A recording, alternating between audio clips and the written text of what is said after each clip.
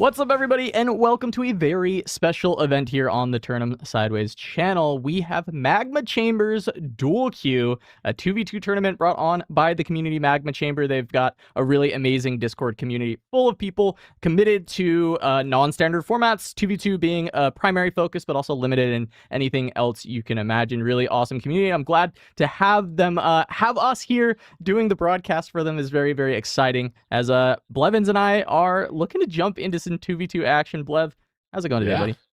It's going great. I'm excited for some 2v2. I have played actually a few 2v2s, including on this very channel. You can go way back in the archives and find one of our early videos of it. I played a lot of multiplayer as well, and it's a format that I was surprised to like as much as I did. I did not think I was going to like multiplayer. I did not really even think about 2v2 at all when I first started playing or was looking to play even before the game came out. And it has been a pleasant surprise to see just how awesome this format is. Yeah, it's really great. And I think even today we're doing something a little bit different. Magma Chamber decided that they wanted to even spice up the rules a little bit more for 2v2, and they are not allowing domain pairs within the same team. So you can't have any of the same domain overlapping across teammates. So no double green 6-5 teams that have been very prevalent in 2v2 historically. It's going to be 4 different domains within each team, which is going to be really fun to watch. But do note at home, that doesn't mean you can't do that. If you go to an RQ and play a 2v2 event, you could potentially have your 6-5s if you wanted to brew a deck like that. But they wanted to try and step away from that a little bit and get a little bit more creativity between the builds, which is a lot of fun. That we're going to get a ton more variation between the legends. And I love our example for the special rule that Master Yi and Yasuo can't be on the same team, because Master Yi can't be anywhere. He is banned in 2v2 nowadays. But yes, they can't. That used to be a very common pairing. And if Master Yi was not banned, you still couldn't do this pairing of having double green. Yeah. Well, I would like to point out that you can still run purple decks with Lucian and run 6 Ride the Wind. So yes, you can. Just saying, it looks like my innovation is still up there for you. But no, I think it's really cool to be able to set the tone. Obviously, this Magma Chambers community very versed in 2v2, and they did by community vote, which is really awesome. So, being able to say, hey, we know that the format looks worse or plays worse or just plays in a way that we don't want to necessarily have for this event. So we're going to change it. And here's a good example of what a meta might look like if the rules may change in the future. I mean, this seems like a pretty reasonable thing to potentially do in the future. Well, and what's really cool about this is, the way that Riot has talked about 2v2 is it's a format that they want to support, but they haven't actually put much thought into. In the state of the game, there was even a thing where it's like, oh, 2v2 is really under-supported. We don't put a ton of thought into it just yet. So here is a community that is dedicated to 2v2 that is deciding, like, hey, this is a rule that might be really good for it. And it's possible, like, watch the tournament. I'm sure, Riot will check in and see that, hey, there is a community 2v2 tournament happening. What's happening there? And if this is a format that the entire 2v2 community and the Riftbound community prefers, there is a world that you can get it changed in the future for officials. But that's not exactly necessarily the goal or anything here. It's just we've got a cool format for it. But it is always just the thing. Be the change you want to see in the world, everybody. But we'll be kicking this thing off in just a second. Remember, 2v2, the other special thing about it is best of 1. If you have not played 2v2 before, this is to 11 instead of to 8 points, but the points are, of course, shared within your team. It is 3 battlefields like any other multiplayer format, and in order to win the game, you either need to secure a hold to get the winning points, or you have to score all 3 battlefields, or, of course, winning with alternative point gaining means, just as in normal Riftbound. Outside of that, the other kind of interesting thing for 2v2 is that you can play essentially slow speed activated abilities and spells on your teammate's turn. They just have to invite you to do so. They just have to say, yes, you may play a spell, and then you can do so, which opens up a lot of very interesting strategy and different dynamics in 2v2. You'll see a lot of people you'll often see a support and a carry deck list, and the support deck list will often kind of hold up all of their energy and their resources until their teammate's turn. And then if they haven't had to react and do a bunch of stuff until they get there, they'll then play maybe some amount of slow speed spells at that point. So it's very, very cool strategy. We'll see how these players can adapt to this format, especially with the new deck building restriction being put in.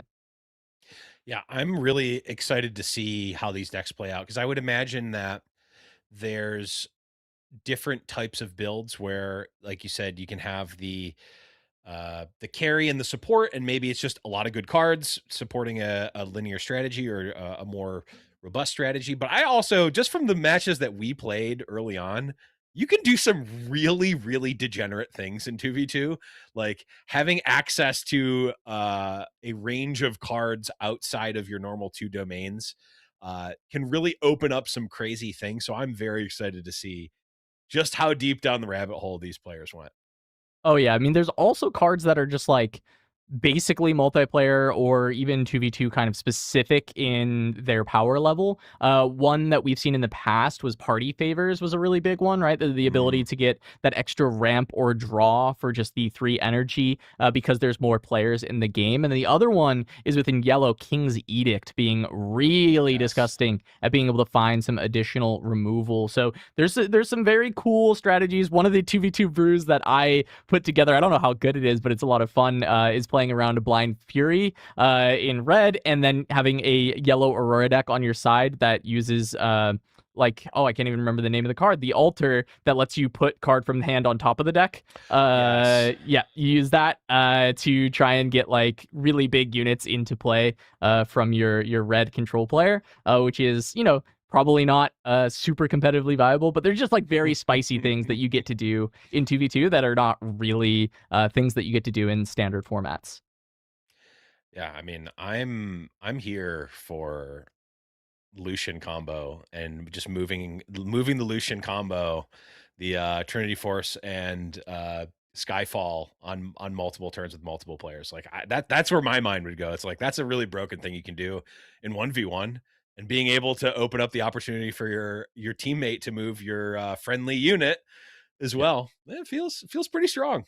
All right, well, we have our first match queued up, ready to start soon enough, but let's go ahead and take a look at some of the deck lists that we're going to have for the first round. We do have Aurelia and Rengar going up against Draven and Leona. So Draven Leona definitely going to be looking to utilize stun to keep Draven having his units on the battlefields and looking to win combats and save a bunch of material. Remember that if they do get a stun and get a no result from the combat, Draven will not draw, but still using the stun and the buffs to basically get very favorable combats for Draven is still going to make a lot of sense. Plus, getting the green domain as support for those counter spells is going to be really strong. I expect to see carry Draven support Leona for that one. Yeah. Meanwhile, Rengar and Aurelia, I'm expecting it must be, you know, carry Rengar, support Aurelia, helping the Rengar move around. And it is going to be dragons that are there. Dragons. Instead, not even Aurora with the dragons. This is just purely dragons trying to set up some big units and then use Aurelia to help move them all around. Use Thrill of the Hunt to do the same. Really cool setup. Yeah, I love the Herald of the Scales. I've played this card in Cube with dragons. It's really awesome. It is deceptively it'll get you some value with the dragons. Of course, the Gentle Gem Dragon as well really enables a lot of the explosive turns with this deck, and of course Cadragon being able to draw really draw you back up, as well as Show of Strength. I mean, I really like this deck in this format. I think this is a type of deck that is on the fringe of playability. It's on the fringe of playability. It's not on the fringe of being good. It's on the fringe of being playable in 1v1, but in the longer games to 11 points in 2v2, you get a little bit of breathing room with a deck like this. And once this gets going, once you have these giant boards, I mean, Elder Dragon still very good in this format. In the full complement of them, I am liking this deck. I mean, even more so than extra time, because some decks are able to score even faster in 2v2. I'd say having that support, right, of having the purple green deck next to you that says, go ahead, tap out, play the Herald of the Scales, tap out, play a big dragon, Yes. and I will protect you from the spells that are going to follow. I wanted to just quickly call out one of the battlefields that's pretty interesting. Remember, between your teammates, you have to have 6 unique battlefields. But for these 3 choices, Dragon Roost, one of the new battlefields being picked up for Rengar, to give even more options of potentially playing a unit directly to battlefield alongside this Rengar Trophy Hunter, getting an Elder Dragon or a Gem Dragon or a Cadragon directly onto a battlefield with that Dragon Roost, going to be able to help this deck be even more explosive. But let's take a look at the Aurelia. Let's see how supportive it is and how much it is doing to protect. As you'll see, a lot of the time from the support decks, they will not run that many units. They'll have some amounts, right? They need to make sure that even if their opponent gets, or their teammate gets locked out, they can still do something. And you're going to see that with Stellacorn Herder. All the units are going to kind of have their role. Stellacorn Herder and Akali Silent are going to be the main, like, additional carries that this deck is going to have access to. And from there, Scuttle Crab just to help draw and to give information for the team. And Tide Turner, of course, just going to be a solid 2-drop as well. That's a little bit more utility focused. And outside of that, though, a big complement of spells to work with. The Charms, the Defiant Dance, the Disciplines, the Starcross. A lot of ways to help the ally out. Yeah, and this is something I never once thought about until right now. When Scuttle Crab dies, you have to choose an opponent. You don't get both. You don't get both. So you have to strategically pick. There's actually a decision to be made with Scuttle Crab, which I really, it's just fun. Really awesome.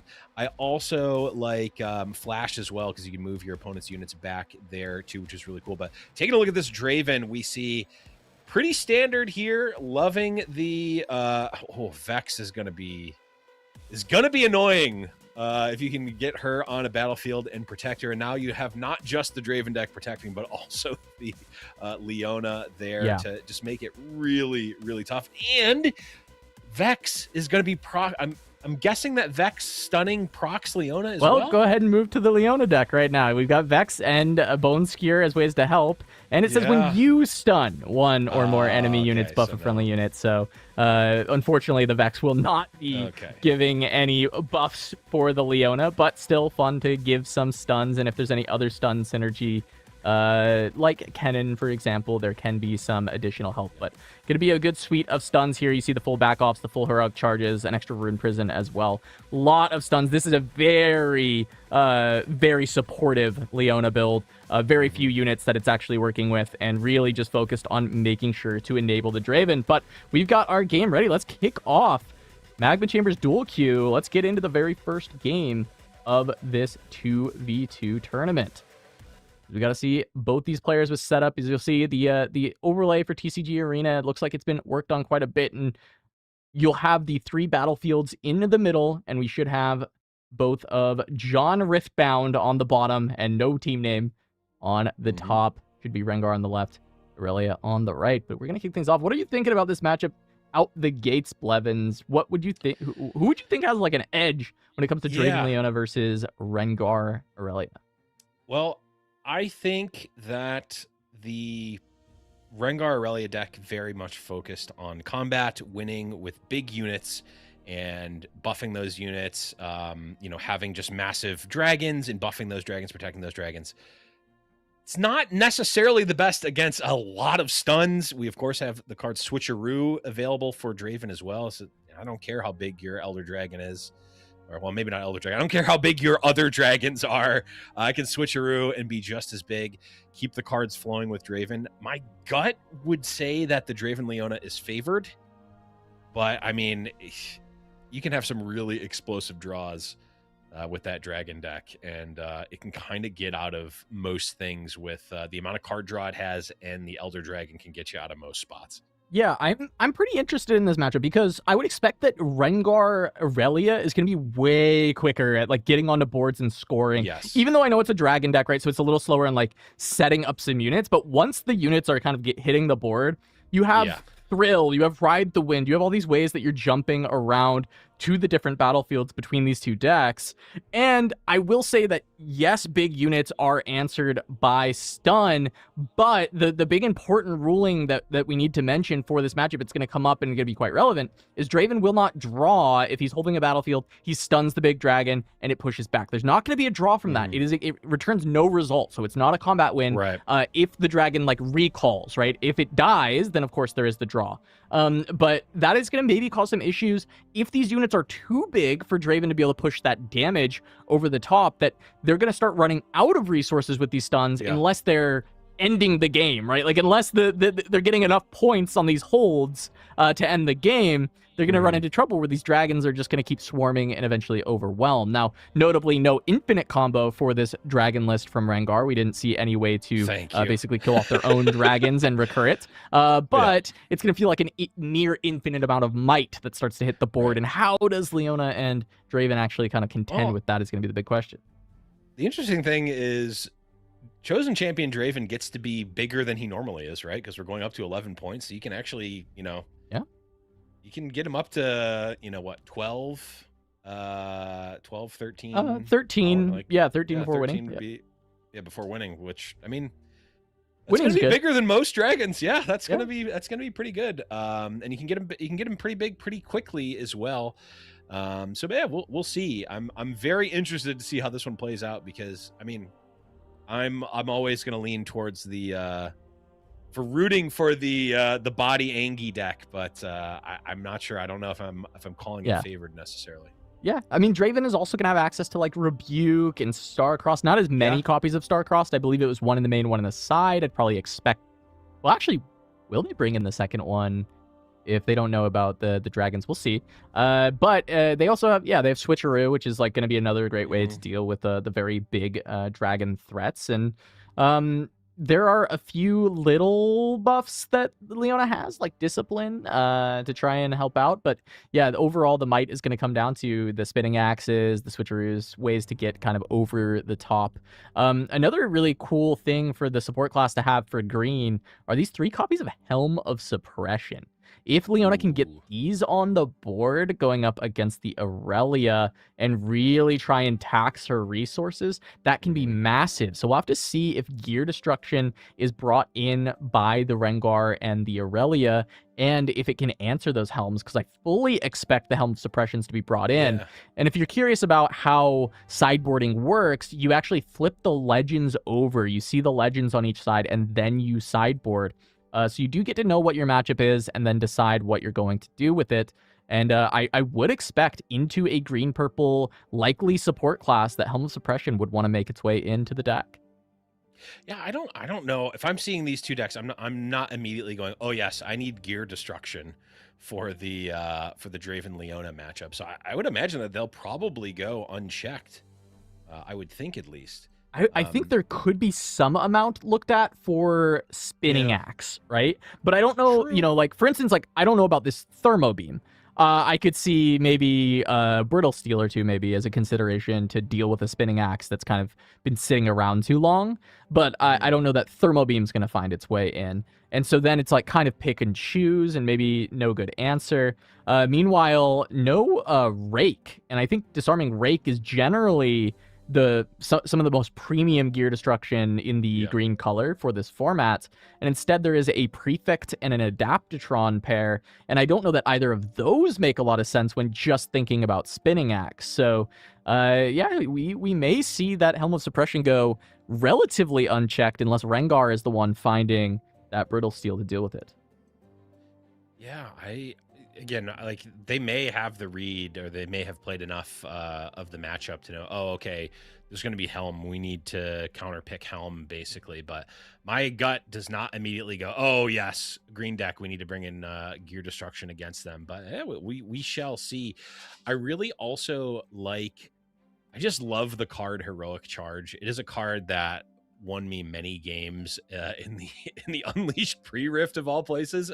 It's just it's a card that does not see necessarily a ton of play in Constructed right now, but it's just such a blowout if you're not expecting it, right? Like, yes, it's only +1, yes, it's just a stun, but the combination of both of those things, you're not generally playing around both of them at that at 3 energy necessarily. So it can be just such a good card to have in the arsenal as an option. Yeah. To like force your opponent to play around the right thing, and when they choose wrong, you can get massive value. Well, and notably with Leona, it is often +2 in stun, right? True. Because you're gonna get that buff, and buff is a friendly unit. So while it is only your stuns, not Draven stuns, the buffs can go to friendly units, and so heroic charge is a really great way to protect your Draven unit that's defending. You stun the enemy unit, you give that +2, and actually Yellow got some very good defensive tools and support tools for 2v2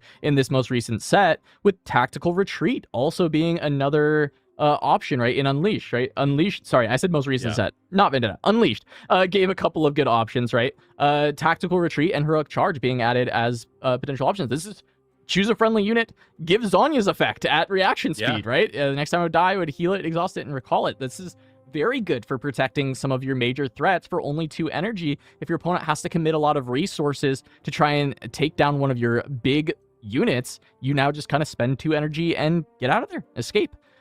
Which is going to be really nice. I also think having, Charm as another really great opportunity to give you more draws for the Draven, get your Draven ally having as many cards as possible. I think that is very important. I also want to call out one more very important card that Leona has as a support tool. If you're curious what reason there would be to play Leona as a support, outside of the buffs for allies, outside of green and yellow, both actually having some decent support tools, I would say Zenith Blade is a very good reason to be playing Leona as your support. It's stun an enemy unit at a battlefield, and you may move a friendly unit to that enemy unit's battlefield. Doesn't have to be your own. It can be your allies. And I think that is an incredibly impactful card that we're going to be watching out for. Yeah, notably normally a bad thing to cost 2 power, well, can't be defied, which is obviously going to be played in a lot of these 2v2 combinations, because both decks can't run defy, but almost certainly one of the decks is going to have access to green as such a good support color. You're going to have defy in a lot of opponents, so being able to bypass that is very good. And yeah, like you said, just one of the best, just one of the most swingy, powerful signature spells. And when you're able to play it in 2v2, very, very strong. Yep. If anyone is wondering, where's the gameplay? Caster, start the game. There's just some issues going on with the TCG AI client.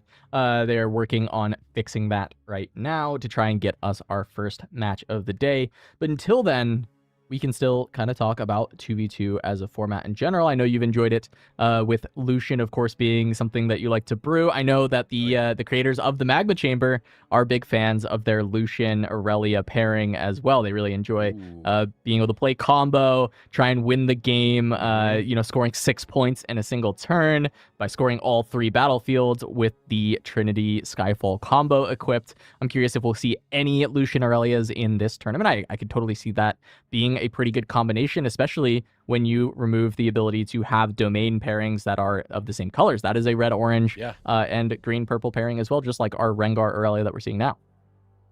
Yeah, I really just like there being other formats. Obviously, standard is the premier right now for organized play, but Riot from the very beginning has talked about wanting to support other formats, wanting them to be, thinking about them more from a design perspective and also a structure perspective. And community events like this are just really great at bringing those to light for other players. You may be watching this for the first time being like, I've never actually played or even seen 2v2 get played. This is a great chance to showcase it, right? Like, this is I think that especially after having played 2v2, it very quickly becomes your favorite format. I mean, not my favorite format. That's going to be draft, as we can see from my mug on the future legacy set here, designed for draft. But very excited for that. But for now, we can rest on 2v2 for this event, because I think there's going to be a lot of people converted to 2v2 after watching this event. Yeah, I hope so. I mean, it is a very, very fun format to play. I think if you go to an RQ, I think that one of the most fun kind of side events that they have is going to be the 2v2 event. The Sunday 2v2 event is huge, but also there's a big Friday one. So if you're somebody who is just going for side events, I'd recommend at least like building the 2v2 deck with your friend and playing one of the events, even if you want to play a lot of like 1v1 constructed. I think, there's a lot of time in the weekend, and the 2v2 ones not only are very fun, but there's really good tickets involved, so you don't feel like you're maybe wasting your time. You actually feel like there's something to strive towards and try and like get really good at this format, which is like a great incentive to learn what is already a very fun format. If fun isn't a good enough incentive for you, like there's there's tickets as well, right? So which is it's nice when they give formats that are different, that kind of attention to maybe make people who wouldn't have tried it try it, and then find out that they actually really love the format, which is really great. But yeah, I mean, I think one of the other big things that we've kind of talked a little bit about, and I want to keep highlighting, is the deck building of 2v2. If you're someone who's never looked at the format before, you may think, oh, we'll just bring like the 2 best constructed decks and surely they'll be good enough. But that often is just not the case with 2v2. And a lot of the time, what people have found who play this format a lot is it's very good to have a basically carry deck and a support deck. And you see this a lot with the green decks often being the support decks because of how good the spell package is, and they can play very few units in their decks and a lot of these supportive spells in order to protect the maybe more powerful units of their ally that they're playing around, or the ally legend may just have like better synergy with their cards overall. And so we see this with actually both of our setups in the first match, where it's both an Aurelia and a Leona as green decks that are the supports. And we'll jump in and we'll see how this kicks off as we do finally have the fixes going through and the game in action. Our battlefields are going to be Targon's Peak, Sunken Temple, and Seat of Power. I don't think we explained this going in, but each player will basically present a battlefield. We will figure out who is going first at random. The player going first will not get their battlefield. Everyone else will. And then the player going first will not draw on the first turn of the game. Then you will kind of alternate, one player from Team A goes, then player from Team B goes, then player from Team A goes, then player from Team B goes. And that order is fixed. It's not like you can pick and choose which player from your team is going to go next, of course, at that point. So to kick things off, we had Rengar going first. It does play that Dragon Soul. Sage out is going to start getting that ramp going. And then it was Draven, then Aurelia, and then finally it was Leona, and that Helm of Suppression is already going to hit the table. Yeah, Helm out immediately, and we'll see. Did the other team bring some gear removal, gear destruction, or not? No play from Rengar here. I mean, of course, they have the ability to leave up Rengar here at 5 runes with the ramp here, and we could see an opening combat come out here now. I was gonna say, like, was this a bait? Did Draven not realize, or does he have an answer? Because this is gonna be a full tap out from no team name, and they have 4 runes available for Draven. Looks like he's gonna go ahead and ship what looks to be a switcheroo, and it is going to be that switcheroo coming out. He is going to deal with the Rengar. Yeah, so expensive way to deal with Rengar, but not as expensive as the Rengar himself, and that is a key piece down for Team No Name. See here, Fan being developed with the Fan being developed, and then Targon's Peak readying 2 runes there. We pass back over to Aurelia. Yeah, but that is a very expensive play that had to come through for the Draven. Now, he does get to draw from winning the combat, of course, off of the switcheroo. Does get the Conquer, but it was a full hard cast switcheroo, -2 runes, no ramp for the turn. And it was only -1 as far as the power cost for Rengar to get that Rengar out. It is a big resource that was utilized, but still possible for them to kind of crack back. And it is going to be Aurelia just saying, I don't want runes either. Going to ship in that Akali Silent. 8 might coming in to the Pouty Poro. And there is not double purple for there to be another switcheroo or a rebuke in this moment. Very likely to just be a stop there, as it is going to be a stack deck cast. Okay, stack deck coming through.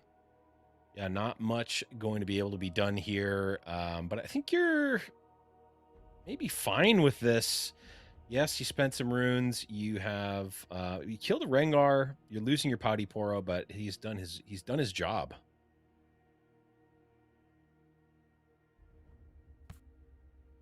Yeah, this is a pretty explosive game so far out of these two teams. Not giving much care for runes or ramping up, just wanting early control around this Targon's Peak, looking for the untaps. Notably, Targon Peak just says untap 2 runes, so we could actually see 1 Aurelia rune, 1 Rengar rune untapped from this. Yeah, technically you can pick your opponent's runes, so you just never would. But that does mean that in 2v2, you actually have the option with Targon's Peak to ready your allies' runes when it is more efficient for your team.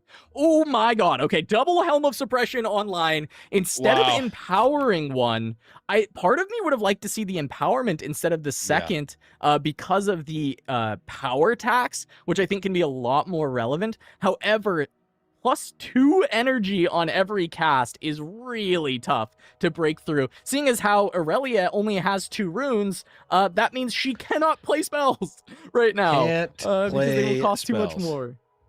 Yeah, that is kind of crazy, actually. It's wild how, like, this card that honestly probably not going to see too much 1v1 play. I mean, it could as a niche sideboard card, but it is not dominating in this game. It very well may dominate this game and completely, at the very least, warp how it is going to be played from this format where a support class is basically built around casting spells to support the team here, and putting a massive tax on that is really going to warp this game. And we do end up seeing Rengar move into the seat of power. Gonna get that draw from having a friendly unit holding at the Targon's Peak, just showing more of these 2v2 specific things. But yeah, not having to play around spells just yet is not making those Helm of Suppressions fully come online, but I think it's going to be a really big problem for Aurelia going forward in this game. As you mentioned, a little bit less play in single player, in the sense that it is like a sideboard card that will be used probably into blue-purple for some green decks that can afford it. However, in 2v2, there is always going to be a support class, or nearly always going to be a support class that is constantly playing around primarily spells in the deck, and so Helm just gets so much more value. That Thermo Beam we saw in the sideboard of Rengar, they better hope that they decided to bring it in for this matchup, but I see it being a little bit unlikely that Thermo was a decision. Yeah, I mean, seeing this now, if this is what you're playing around or playing against most matches, I would say, okay, yeah, you're bringing in gear removal. If you're seeing a green deck, yeah, I'm bringing in gear removal, because it's the helms are going to really hurt my deck. But I mean, even if we have that Thermo Beam, I believe it was a one of, and it's going to be a very expensive Thermo Beam. Yeah, Blev, if these get empowered before the Thermo can come down, that is a 7 energy 4 power Thermo Beam to cast. I don't want to play that card.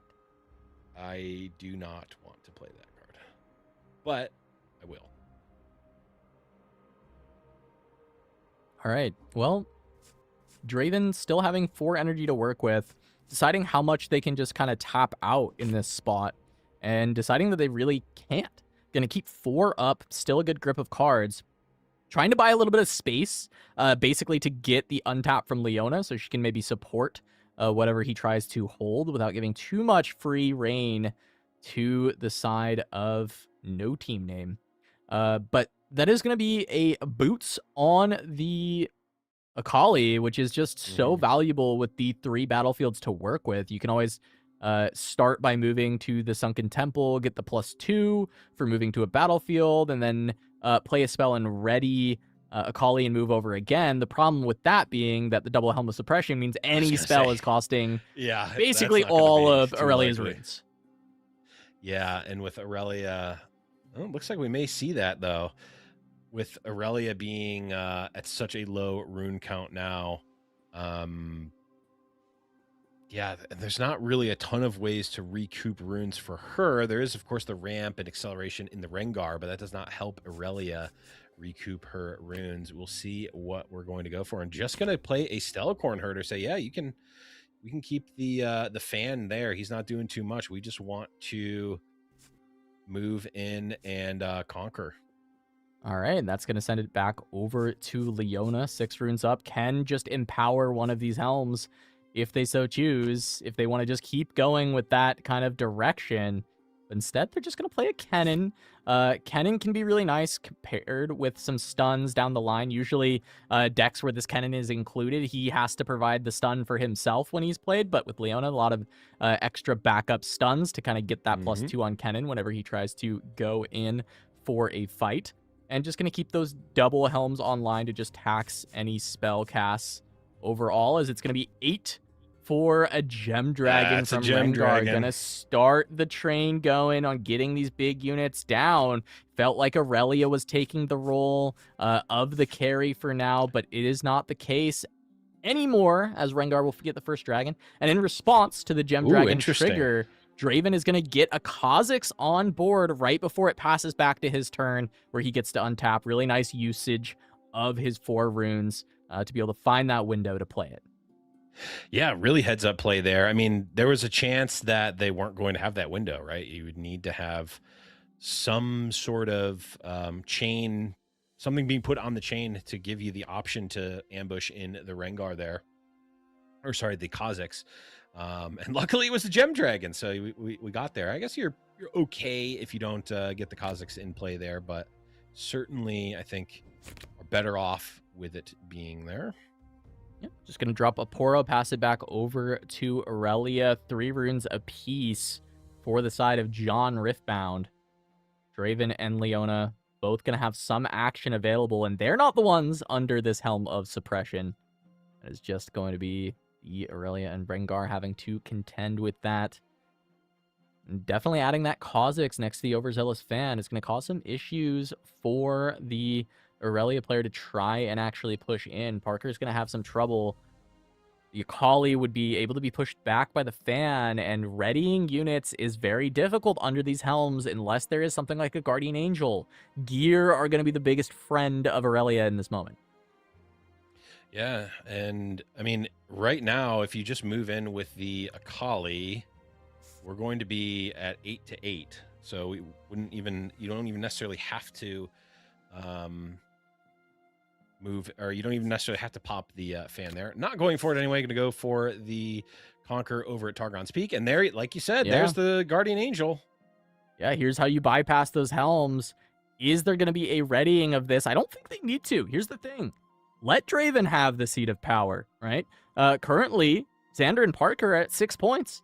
They're going up against Kane and Matthews 3. They're very ahead when it comes to the points in this game. And in theory, they just scale. They have this Gem Dragon online. Rengar's at 8 runes. He's got a full grip of cards. He's going to be able to start storming off, if you will, with the dragons, being able to get onto the board a lot easier. Getting a lot more might onto the board. They don't have to take the fight just yet, especially while there are runes up for the other side. Yeah, and you can just leave the Akali there. That's fine. Another Guardian Angel. Laying it down. You're going to have Akali at now 4, is technically at 7 right now. But yeah, I mean, even if you kill the Akali here, pops back with the Guardian Angel. And that's almost better. It's almost like, you moved my Akali for me. Thank you. Don't even need to... you don't even need to spend the power to move her back and be able to conquer another battlefield later. Funny enough, we've seen the support deck actually become the carry in this stance, or at this juncture of the game, with the Rengar maybe farming a bit more in the backline.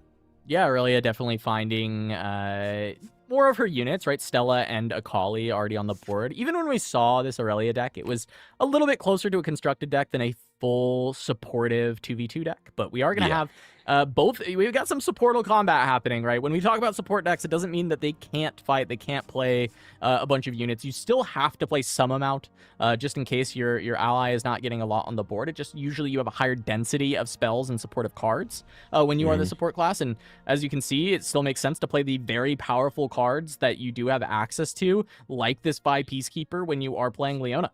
Just because you're a support deck doesn't mean you don't play the best card for your deck, which is going to be this one. And that is going to set up for the Kennen and the Vi to take out that Akali, be able to get rid of a Guardian Angel, and set up for a way for this team to catch up in points a little bit. Yeah, need to take these opportunities. We're not really anywhere close to losing. I mean, it would be minimum 2 turn cycles, right? You could go from 6 to 9 and then up to 11 on the following turn, but you do need to start chipping away. You want to be within a turn of point cadence if you can. We can see the setup. Obviously, the helms are still very taxing, and the board presence is very much there for John Riftbound, but we see the Rengar player, 10 runes, a full grip of cards, a gentle gem dragon is going to allow for, I mean, we could see a lot of might developed on this turn and really swing it here. And there's a Dire Wing right off the bat. Yeah, Direwing comes in ready, is going to ready 2 runes from the Gem Dragon, 5 left. The Helms of Suppression still causing a lot of problems, though, for both of these players, because something like a Sky Splitter would be pretty nice here. However, there's 3 runes up for both of the players on John Riftbound, and that Sky Splitter is still going to have to cost a little bit more, even though there is an 8-my unit on the board. Yeah, still going to be expensive. Even with that cost reduction, the Helm's putting in a lot of work here, and really just lowering, making combat easier on the side of John Riftbound. I mean, that is something that cannot go unsaid. You know, when you have not 1 but 2 opponents that have all of their runes up, a full grip of cards, when you're attacking in, the range of cards you have to play around becomes massive, and when those helms are up, the range goes down dramatically as we see a combat started here. The dragons are coming in looking for some Kennen and Vi meals. Okay, interesting swing from Zander. I think wanting to make sure he's playing around a stun, not just losing something immediately, is going to end up sending both. And Matthew just says, okay, all right, I will take the trade. Lose Vi and Kennen for your Dire Wing. Let the Gem Dragon conquer. I'm curious what the grip is looking like for Leona if this is the case. Oh, maybe not. Maybe not. Okay, we're gonna see. Tactical retreat is gonna be the play. Okay, makes sense. Yep, just making sure that they're going through the right steps. So Vi's gonna come back to base, gonna let the Kennen go down. The really unfair thing here is that Aurelia could have Defy to stop this, but it would cost 3, and the counter Defy for Leona would only cost 1. That is where that is true. Disparity really starts to shine. All right, but that is going to be a point going back for Zander and Parker. I mean, they're at 7. They're 4 points away from victory. Reminder that 2v2 is to 11, so they're not quite knocking on the door just yet, but you know how 6 points is generally that like finishing touch in standard gameplay. 8 points is that for 2v2. Mm-hmm. So we are going to see a spell cast, it looks like, from the Rengar. Did cost a lot there. Not sure which one it is yet. We'll see. Looks like maybe a counter being cast here for, yep, there's a bargain into what looks like a challenge. So a challenge getting bargained. Yep. Probably going for, I would assume this is going for Peacekeeper. Don't want to leave that on the back row for Leona, especially not with access to Green Leona from the champ zone. Yeah, I would think so. the other potential would be the Kazakhs, but I don't know. I mean, Leona is going, yes, the hard bargain on the challenge. It's just wondering where the challenge is targeting. I could see it potentially being cast on the Kazakhs here, but the Vi definitely seems like a higher value target. Yeah, but can't pay through the bargain unless there is a defy for that bargain from the Aurelia, which looks like did not come down. That is just going to get stopped. Looks like they may still be tanking on it, though. I saw some furious clicking and pinging, which is, of course, normal for the online client experience. But yes, the Helm of Suppression doing its best to empower the hard bargain here, make it just a hard counter.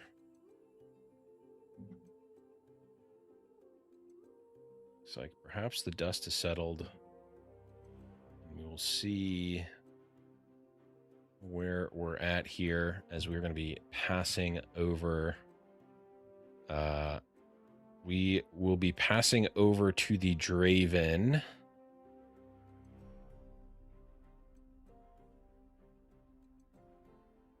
Here, not sure.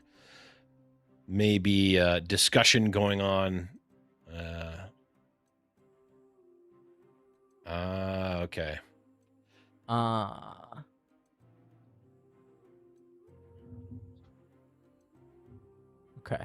Okay, there is just a slight dispute on basically whether or not Aurelia can pay to stop this hard bargain. Aurelia cannot pay the 2. It has to be controller. Controller of the challenge is the Rengar. Mm-hmm. So it is gonna end up just getting countered here unless there's a defy. We'll just wait while the players are able to quickly figure that out. See what happens next. But from there, right, that does mean Zander is going to be on 1 rune left for this Rengar. Not a lot that he can do on 1 rune, because Helm of Suppression is going to lock him out of doing something like a Sky Splitter that would normally be something you could look for. Well, he'll have 3 with the Targans.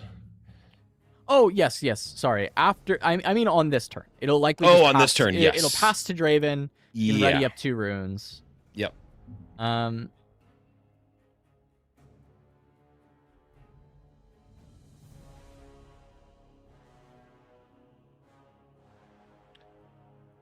Okay. A judge has been called, seeing if Helm affects paying the 2. The 2 can't be paid anyway from the Rengar's side, because he only has 1 rune available.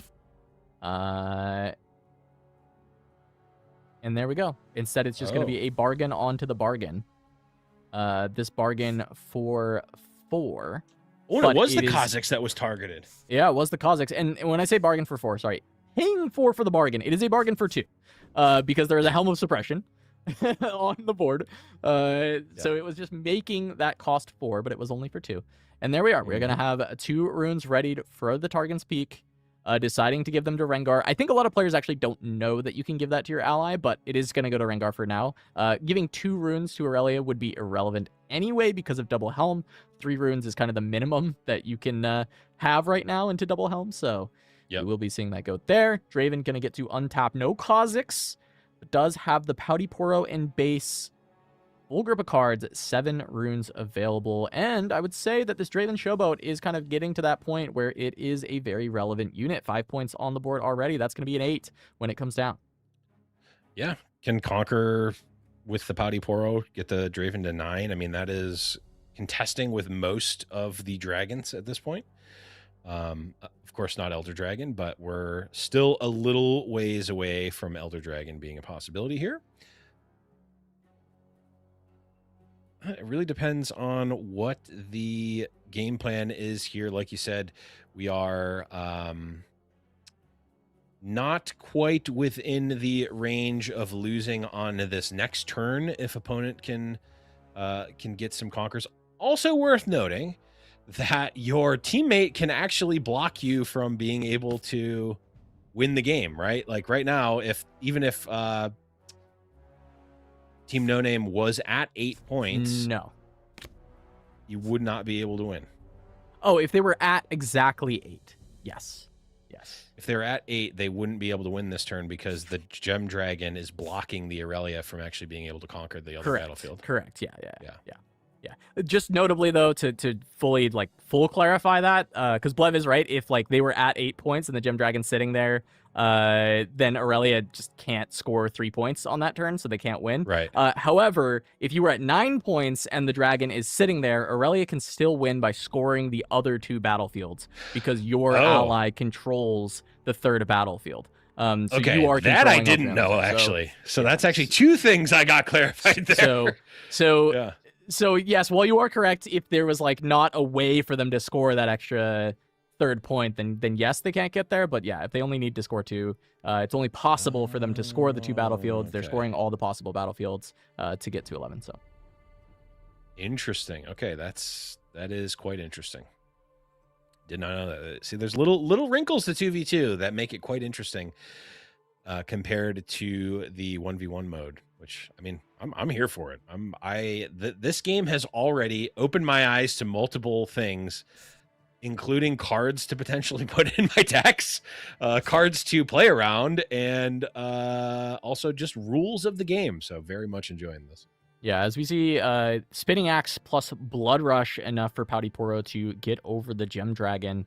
The point gap being clawed back by John Riftbound over these last few turns, and really it's going to come down to the fact that there is this Aurelia with an Akali with boots and a Guardian Angel available to really try and go wild on this turn, get as many points as possible, and just set up No Team Name to try and finish the game straight away.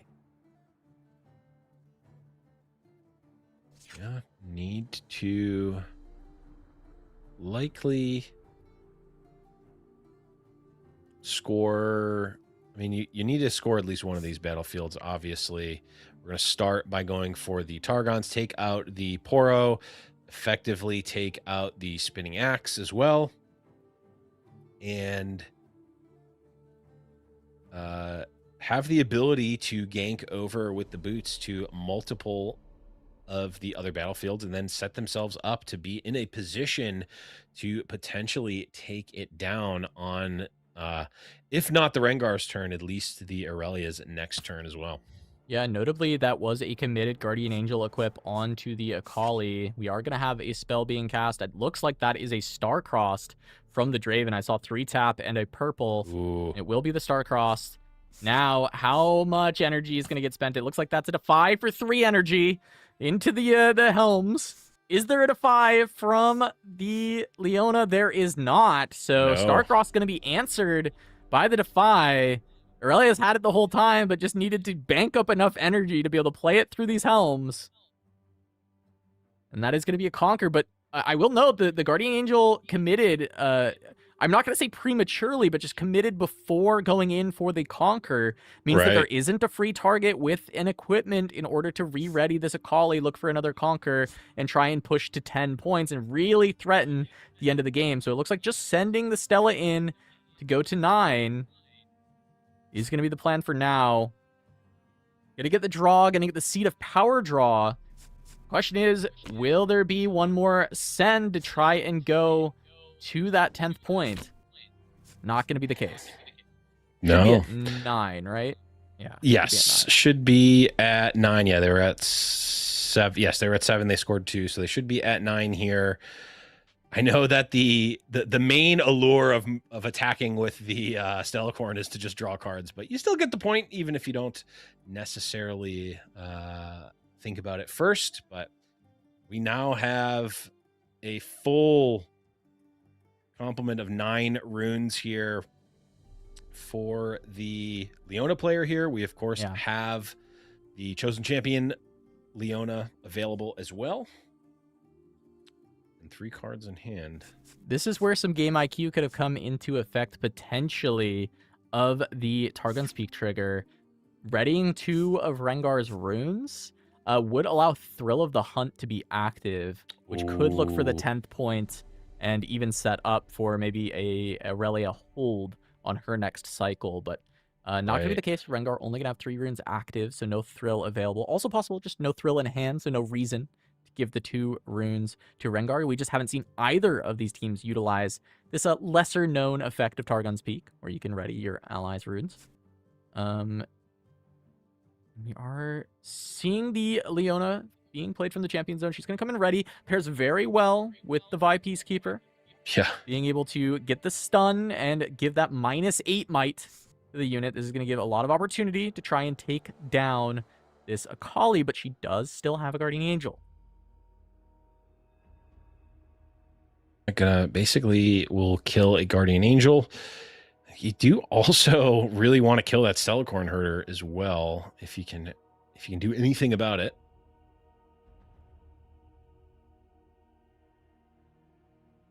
See if anything can be done about it. May just have to wait for the Draven player to potentially do something about the Stellacorn. And actually, just going to move in the Vi to attack the Stellacorn. Yeah, buff going to go on to Leona. There's going to be 5 into 3. Spells very difficult to cast into this setup. Going to get an extra draw from that Seat of Power. Setting up John Riftbound to be at 8 points. Potential threat.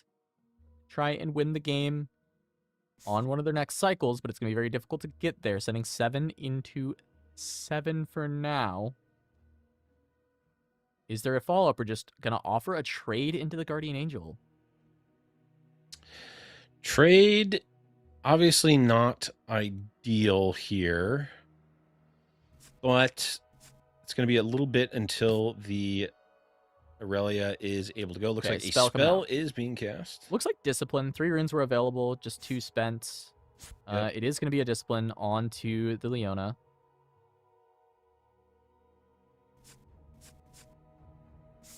It looks like something's coming out here. And yeah, that was... Yep. Using a purple Defiant Dance, and that is a snap off of a Defy. There it is. Okay. It's answered, and these Helms of Suppression paying dividends once more, but is it enough? It's crazy that this game starts with 2 Helms, back-to-back turns, and yet no team name's been able to play through it pretty nicely. Yeah, we could not having them ever empowered, I think, mattered a little bit. Punch first for Rengar, potentially? Yeah, punch for 3, that could have come through. Just gonna let it go. Leona is gonna get to ready 2 runes, but that is gonna be 11 runes for Rengar. What can he get done? All 3 of these battlefields controlled by John Riftbound's Leona. So this is where that kind of blocking can happen, Blev, where Draven can't win the game if it passes to Draven, because they already control the battlefield. Okay. But they must stop Leona from holding these. Right. Yeah, you wouldn't be able to score. Yeah, you wouldn't be able to get up to 11 anyhow. So, yeah, interesting. Yes, you can. Yeah, actually, just would be completely blocked out. You just passed with 11 up. Just said, yeah. Let's see what. So he's got all combat tricks, and it's just about setting up Aurelia to try and go for the triple conquer on the next turn. Yeah. I like it. I mean, Draven's locked out. He can't do anything. Draven can't do anything. If you have a big unit here, unless it's Rengar specifically, or if you have a unit that does not have the ability to get to a battlefield, you might as well just pass, right? At least leave up the trick. And of course, if there is any tricks, you're definitely going to want to cast those over just developing a unit. There's not going to be a next turn for you. And okay, Brittle Steel the boots. Brittle Steel. That's actually very good. Very impactful. Those boots were going to be key in this Aurelia, being able to go all the way around the world and deal with all of the Leona units. Just going to play a 2-drop as well. Maybe just not much in the hand to work with, but still 3 runes available. This can still be a switcheroo. This can still be a Starcross. There's still rebuke opportunities. So still a world that Draven can kind of shift roles with the Leona, play the support from this stage. 9 to 9. 4 cards, a total of 17 runes to work with, but what does Rengar actually have? That is the big question. Into double Helm, needing to keep up this much, if he has something like Punch First and Thrill, even double Thrill Punch First is going to be the best case scenario for Rengar. Okay, we're going to start with the Scuttle Crab, the sacrificial Scuttle Crab. Let's take a look at a hand. Who do you pick here? If you are, if you're Team No Name here, whose hand do you want to see? I guess I'm guessing Leona. They have more cards. Part of me wants to say it has to be Draven, and you have to see what he has. Yeah. Because Draven's spells, while there's less that he's likely to have, they're more impactful at the 3 runes. It's like, how do we play around Starcrossed? How are we playing around Rebuke? Do we need to manage those kind of cards? Switcheroo, right? Whereas Leona, it's like, okay, at worst, it is going to be a Rune Prison at 2, and then outside of that, it's like, okay, what counter spells do they have? And getting to see it, I mean, they are going to see that it is just going to be a Nopify, so you get to safely send in the 6, knowing that there's no initial pump from Leona. The question is what does Draven have? Because nothing is going to answer here right away. Nopify, R.I.P. Runeterra. Oh yeah, not so fast. Love it. Casting online with Blev, and I'm just right back into it, you know, right back into years of Legends of Runeterra. Yep. It's like, give me back Nopify. It's like you're a small mouse who's been transported from one major metropolitan city to another. All right. All right.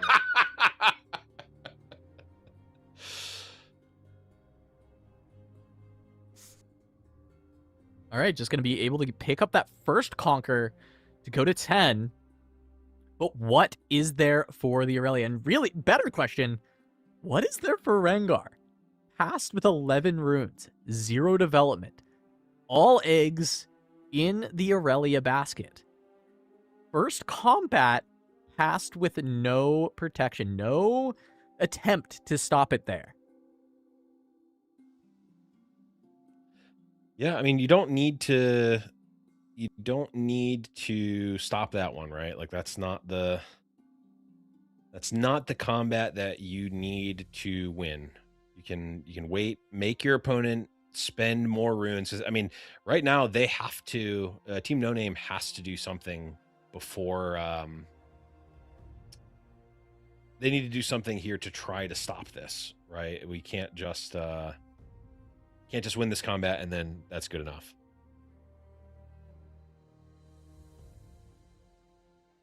All right, well, we'll see what the follow-up is. These helms still causing major issues for the side of No Team Name.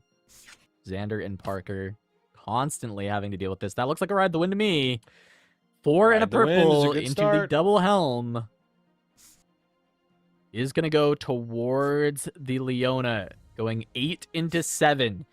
Very good incremental attack, saying, hey, if you have something like a switcheroo, you're going to have to play it for 1 value. And there's a cast from Draven.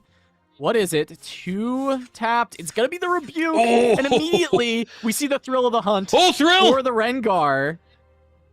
But where does Thrill go? Because this is going to re-summon the unit. It'll only be a 4. It doesn't move. Yeah, it doesn't move, so it actually goes lower than it would normally, but that's okay because you haven't lost the game. Yeah, you haven't lost to that Rebuke. You're going to be able to take down the Lonely Portal. That's going to be another draw for Leona.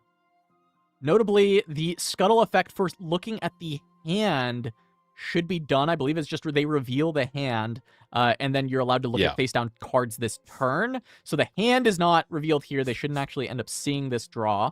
Oh, okay. Nope. There is going to be a Conquer at 10, so Aurelia going to draw another card, but has to pass. 2 runes up.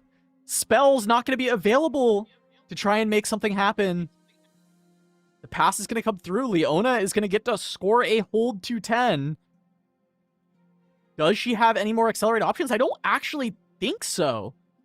I don't think there's a way. I think the only accelerate in this Leona deck was the green Leona from Champ Zone.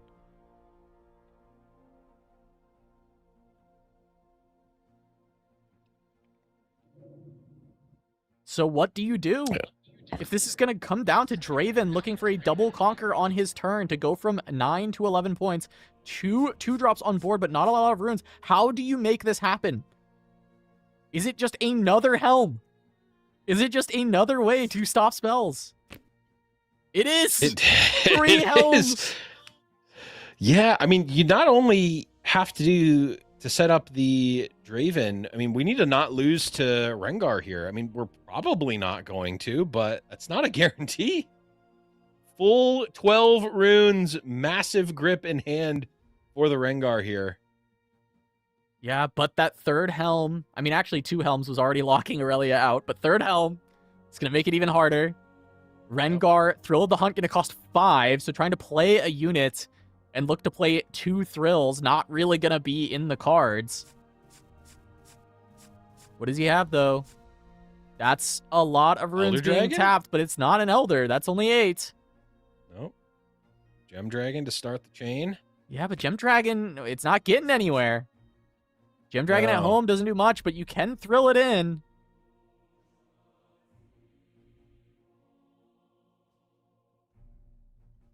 Is it just going to have to be a pass for now, though? Hold on to what I'm assuming has to be another Thrill of the Hunt.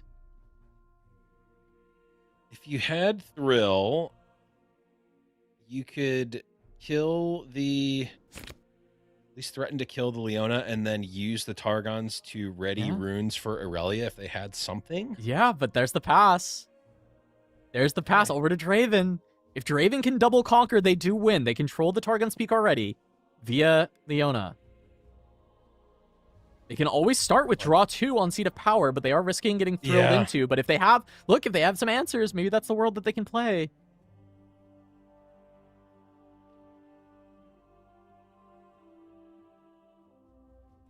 Oh, this is actually a crazy potential ending to this game. We see the fan moving in. It says, what are you going to do? Are you going to let me draw 2 cards here? And the answer looks like yes. Yes, draw 1 from Seat, draw 1 from Conquering when you are already at 10. It all comes down to the Sunken Temple. Can the Draven and Leona punch over this Akali? Can they get there? Or is that a thrill?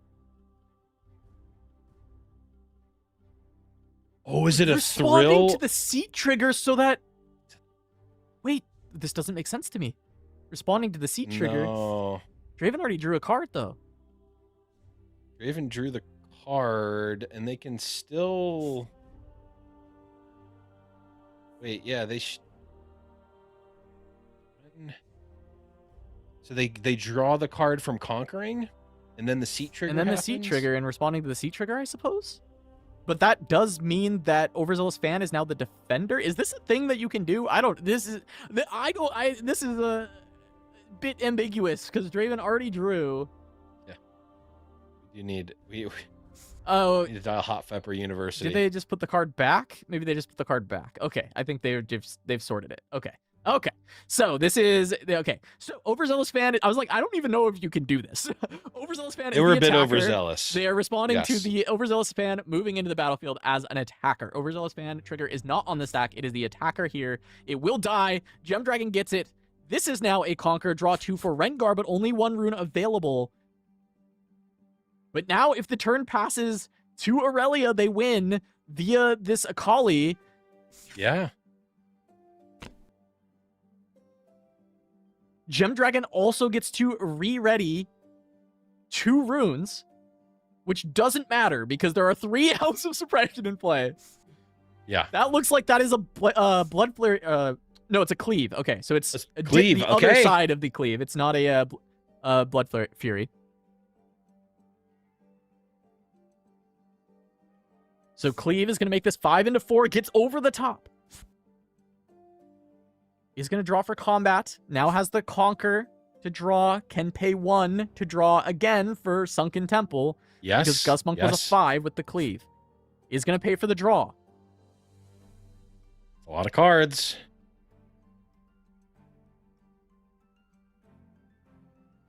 These Helms putting in so much work because even if we still have the Aurelia to play, but You can play the Aurelia and then no spells. Stack deck.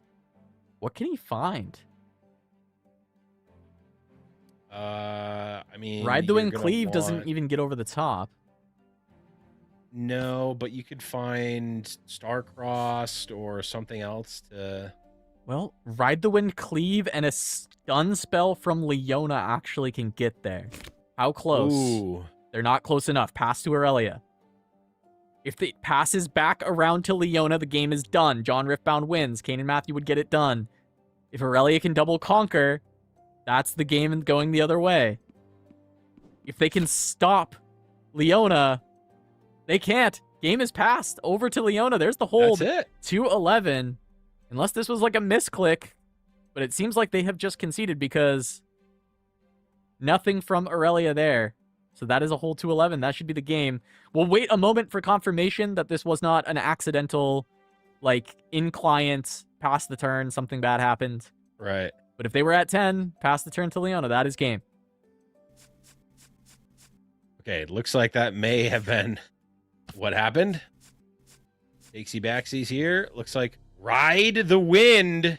All right. Going to start it off. That will at least threaten to not lose. Yep. So the pass seems to have been an accident. Ride the Wind on Gem Dragon over to the Targon's Peak. That is 8 into 7. That would stop Leona. What that would mean from there is that if Rengar can hold, that would be the game. But there is going to be a spell coming out from Draven. It's a rebuke. Another rebuke is there. And there's nothing that can be cast. There are 3 Helms of Suppression. There is no way to counterspell this. Gem Dragon goes back to hand. And now it'll pass over to Leona, and that hold will be confirmed. And that is going to be John Riftbound, the Draven and Leona, taking this first round against Zander and Parker. And I would say heavily on the back of triple Helm of Suppression. We talked about this in the deck view that we were looking at earlier, about how this card could shape the matchup. And what a great tech piece for 2v2. Into all these other green supportive decks. You're always going to have a lot of spells in a 2v2 match, and that's so, so good. Yeah. Remember, that 30 minutes ago when I was like, if I see a green deck, I'm not necessarily thinking I need to bring in board remove or gear removal. Oh, how naive Leffens was. What a fool. Because that was an absolute masterclass of Helm of Suppression. I mean, that was unbelievable just how much that hard counters Aurelia. And even Rengar, right? I mean, we couldn't see the hands, which was fine there, but these cards that are so good, these disciplines, these on guards, these signature spells, these counter spells, these defies are just all bad. They're either bad, they're bad at best and unplayable at worst. In these situations where it really comes down, especially those last turns. I mean, this has been my experience with multiplayer, where it's like every single turn is like, I need to do just enough so that my teammate can survive this next turn, and then hopefully they can do enough just to send it back to me. But it's pressure and pressure and pressure in these last turns, and that really is a great example of why 2v2. Look, and I was questioning not empowering the Helm instead of just playing another, because I was like, wow, you just taxing their power seems so good. But turns out, if you just make it so every card costs 2 to 3 more, I mean, it is just absolutely disgusting. I expect green decks to be heavily indexing into this card more and more in 2v2, especially from the support position. Because even think about how the Leona deck would have gotten screwed by the same thing being on the other side, right? There were so many spells being slung by Matthew on this Leona. It would have been so incredibly impactful. But that incredible first match between the Draven Leona and the Rengar Aurelia, kicking things off, showing people why 2v2 is so great. We'll have plenty more action coming up, but let's go ahead and take a break, and we'll come back when round 2 is ready. Don't go anywhere.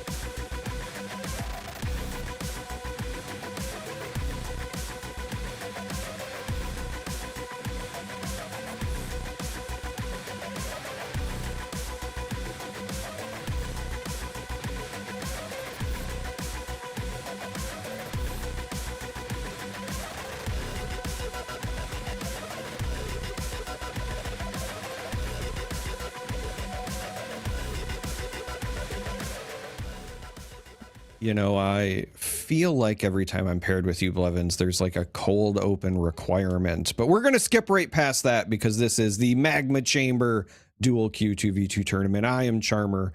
I am now joining Blevins on the desk, and I am very excited to be covering some 2v2 with you, Blevins, and just in general, because if you've ever seen me at any event or you've spoken to me outside of, you know, our general social media interactions, I will just do nothing but preach how 2v2 is my favorite way to play the game. I think that it's the most unique experience in Riftbound. I think that it allows so many different things in the game to shine.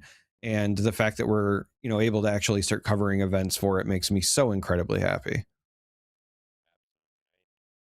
The last game that we just saw, perfect example of that. We saw cards that are maybe not the most playable in 1v1 really shine. We saw really dynamic gameplay and interactions that you literally wouldn't be able to see, like being able to interact with your teammates' stuff. We saw the real tension that builds at the end of these multiplayer games where it's, I'm doing just enough so that the player on the next turn doesn't win on board, and hope that I could set my teammate up enough to get us an extra turn. Like that to me is awesome, and I love that feeling, and I hope we get to see more of it. Yeah, I also really enjoy that it's not just what other games do where it's essentially you're playing two decks but like with one pool. The last game in particular, I was thinking to myself at one point, you know, two-headed giant what? Because we got 3 helms. That's one more helm than the number of heads, even if we were playing that format. But I just really enjoy when Cass was calling out, for example, that with Peak, it's just ready any 2 runes. And so you could divide them if you wanted. All of these little nuances that actually matter and that make the 2v2 format so much fun to me. I'm hoping that we see more innovation as these events continue to pop up, because I think my only critique right now is that it's sometimes an afterthought and there's actual innovation to be done.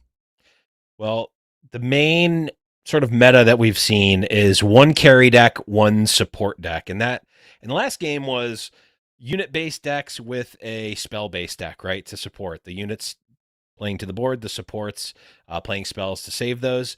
It actually kind of ended up being role reversal in the last game. In this game, we have a setup that may be a little bit different, as we have a Victor and Yasuo, which may be that more traditional, but we have Lux, Lady of Luminosity, and Aurelia there. And the Lux is very much not an AD carry, I will say. No units. Units are not really going to be the win condition, as this is Lux combo. I mean, this is what everyone feared. Here it is. Lux combo in the flesh. Looking roughly standard in terms of the build here. Not really any wrinkles that I can see that jump out for 2v2 specifically. No, I mean, this is the standard. You look at this deck list and your brain goes, wait, that's illegal. But it turns out it's actually not. Now, because of 2v2 kind of pre-sideboarding rules, there will be some decisions to be made about the Renata, Fiora, those sorts of things, if you're just trying to make sure that you're winning immediately.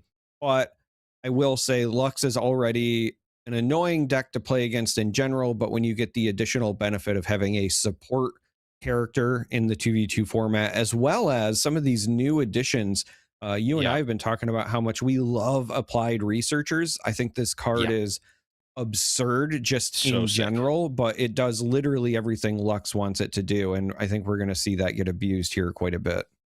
Yeah, and I may have spoken too soon. I thought, oh, there's nothing really here that benefits multiplayer. And then I also was thinking, well, Sumpworks map has kind of fallen out of favor in the new lists. However, it can draw an extra card in this format. When an opponent scores draw 1, it can actually draw more. It can draw so many cards in this format because 2 opponents could technically be scoring before you get to your next turn. And there's also the additional battlefield. Sumpworks map is actually insane in this format and insane for this deck. We've taken a deck that is already probably a little bit too good and potentially is going to be broken, especially with the addition of a support here. As we can see, the Aurelia leaning even more into the support side than the last one we saw, as no Stellacorns, no real units of its own other than the Fizz and the Ezreal, and of course the chosen champion Aurelia. But the Fizz and the Ezreal are really doing the support duty here and setting up to fill up the hand and be able to recast spells to protect what the Lux is doing. Yeah, when I'm looking at what this Aurelia is trying to do, the reality is it's just trying to play control to slow down opponents as much as possible. Though, because you're playing 211, you do have a little bit more cushion, which is also, I think, why Sunporp's map is an even better inclusion again in this format. But also, when I see cards like Not So Fast when you don't have a lot of units, for example, the applied researchers are so good and so important, or even just the Lux unit as well, kind of giving that additional energy. You do want to have a way to protect those. So this Aurelia is just going all in on the kind of protection side, as well as disruption, right? We see the rebukes, we see the star-crossed. This is also why we're seeing cards like Up from the Deep, which, yes, it's not a unit itself, but it creates a couple of units, and you're fine if you give up those tentacles to trigger cards like star-crossed, or to, you know, again, give you more targets with your Fizz if you're just trying to search for things to do kind of proactively, because a lot of the Fizz targets that you would normally want are a bit more reactive here. Maybe Rebuke will matter, maybe Star-Crossed will matter, but outside of that, cards like Gust, the counter spells, etc., you don't really want to be hitting those with Fizz. So Up from the Deep is again another potential target there. This is just a really straightforward list, and it's going to be unfortunate, I think, for our opponents, because this Victor list combined with the Yasuo, I feel like they were going for almost like a Victor swarm with a Yasuo support, and the other decks don't care. No, the other decks really don't. Notably here, the Order region, Order domain rather, has access to a card that is very good against Lux, that being the Fallen Feline. Not in this list. However, this is very much a list that is doing two things and doing them very well. It is scoring very quickly with 3 sprite bursts, 3 sprite fountains, and of course, all of the tokens there that Victor can generate, as well as destroying units. We've got the Imperial Decrees, Bellows Breath, Calls as well, which of course, Call kills a unit for each player, so getting a little bit of extra value as well there. Hidden Blades, of course, too, and Watchers and all of these other units that are very much standard in Victor. Very, very strong there. And there he is, the Unforgiven himself, Yasuo. Honestly, this is almost like a hedge. This does not actually feel as much like a carry and support as some of the other ones here. Feels like this is a bit of 2 decks that can be hybrid, can be the carry or the support, which may be a decent place to be as we jump on in to this round number 2 here. Magma Chamber dual Q 2v2. So as we watch this game, there's one thing that I think we're gonna really want to pay attention to as far as like cards that could have come in from the sideboard. The single greatest like improvement that the Victor and the Yasuo players could make into this matchup would be making sure that Victor slams all 3 of those ashes. The Lux and the Aurelia, because they're so unit light and they're also just trying to protect these units in the backline, will not have a good way to get in and hold. So if you can get some key combo pieces out of the hand at the right time with those ashes, you can actually at least slow down the combo.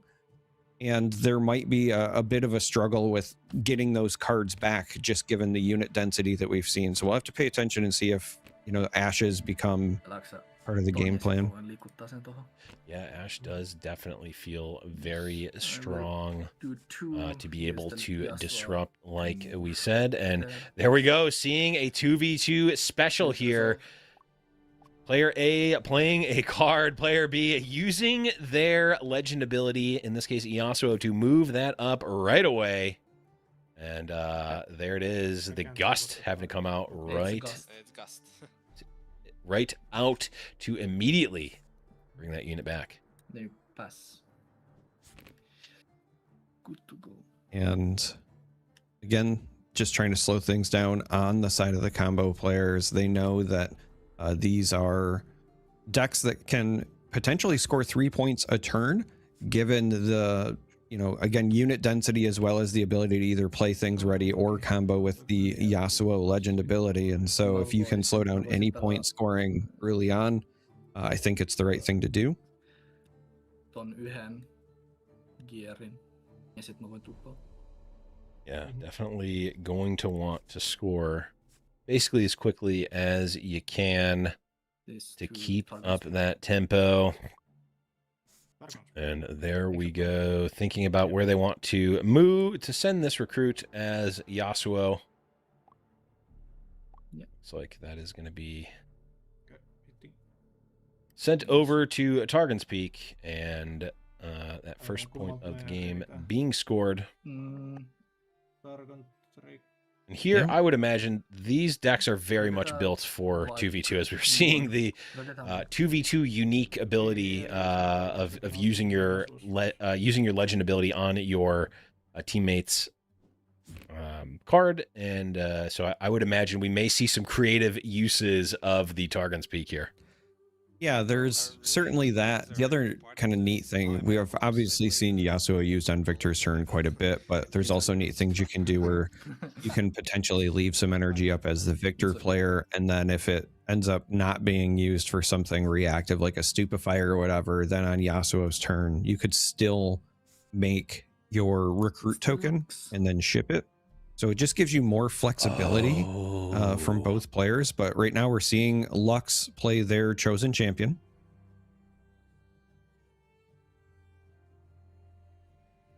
Yep, Lux playing out the chosen champion, which is it's a little unassuming, but it is honestly one of the more, it enables so much. It enables the Lux to really have broken turns earlier on in the game.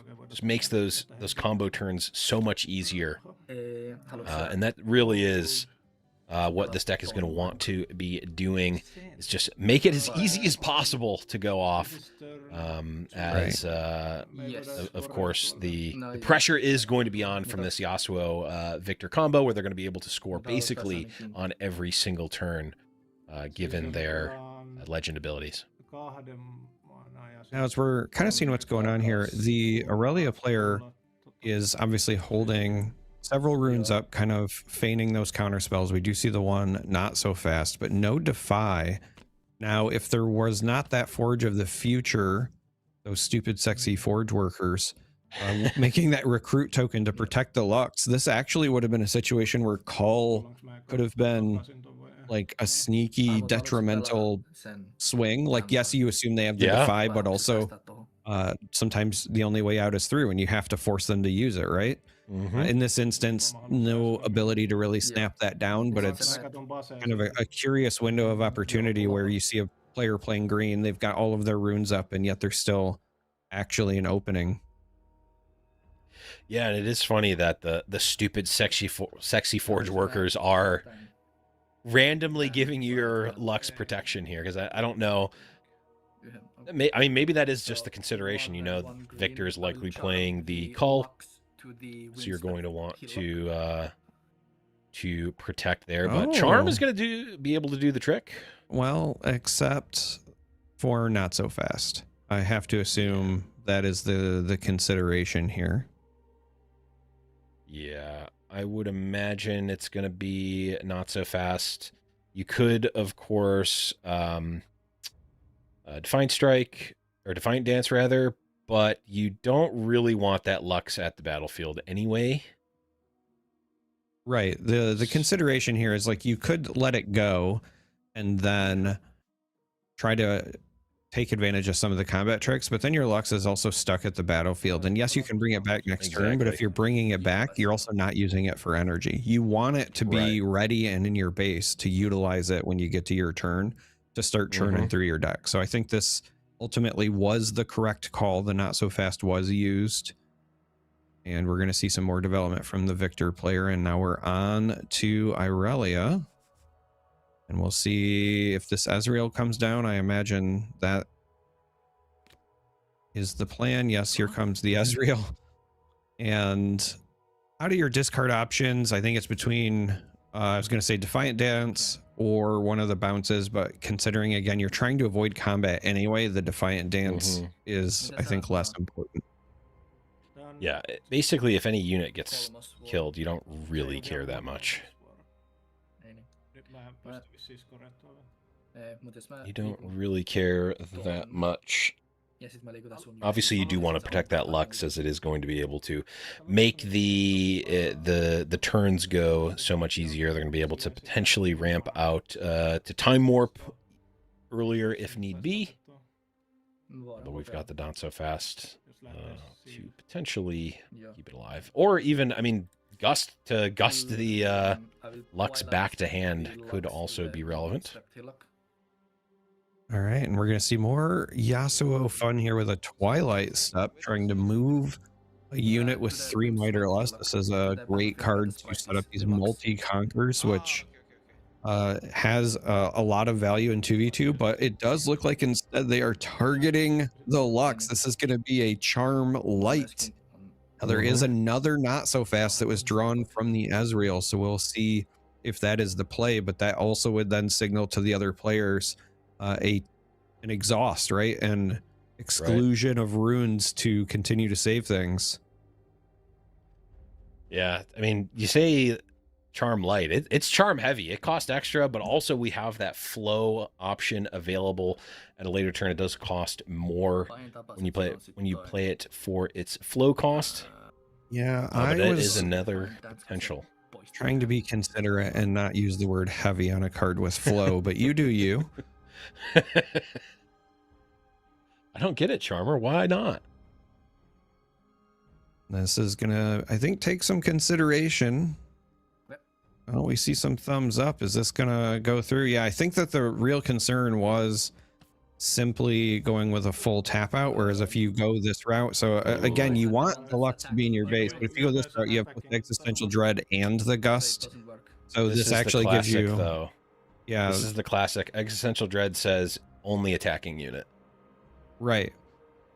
So, and the Lux would be attacking there as the Sprite was defending already, so instead has to use the Gust there to Gust back the Sprite. Now, I do wonder if this Gust should have been targeting the Lux. I was also thinking that.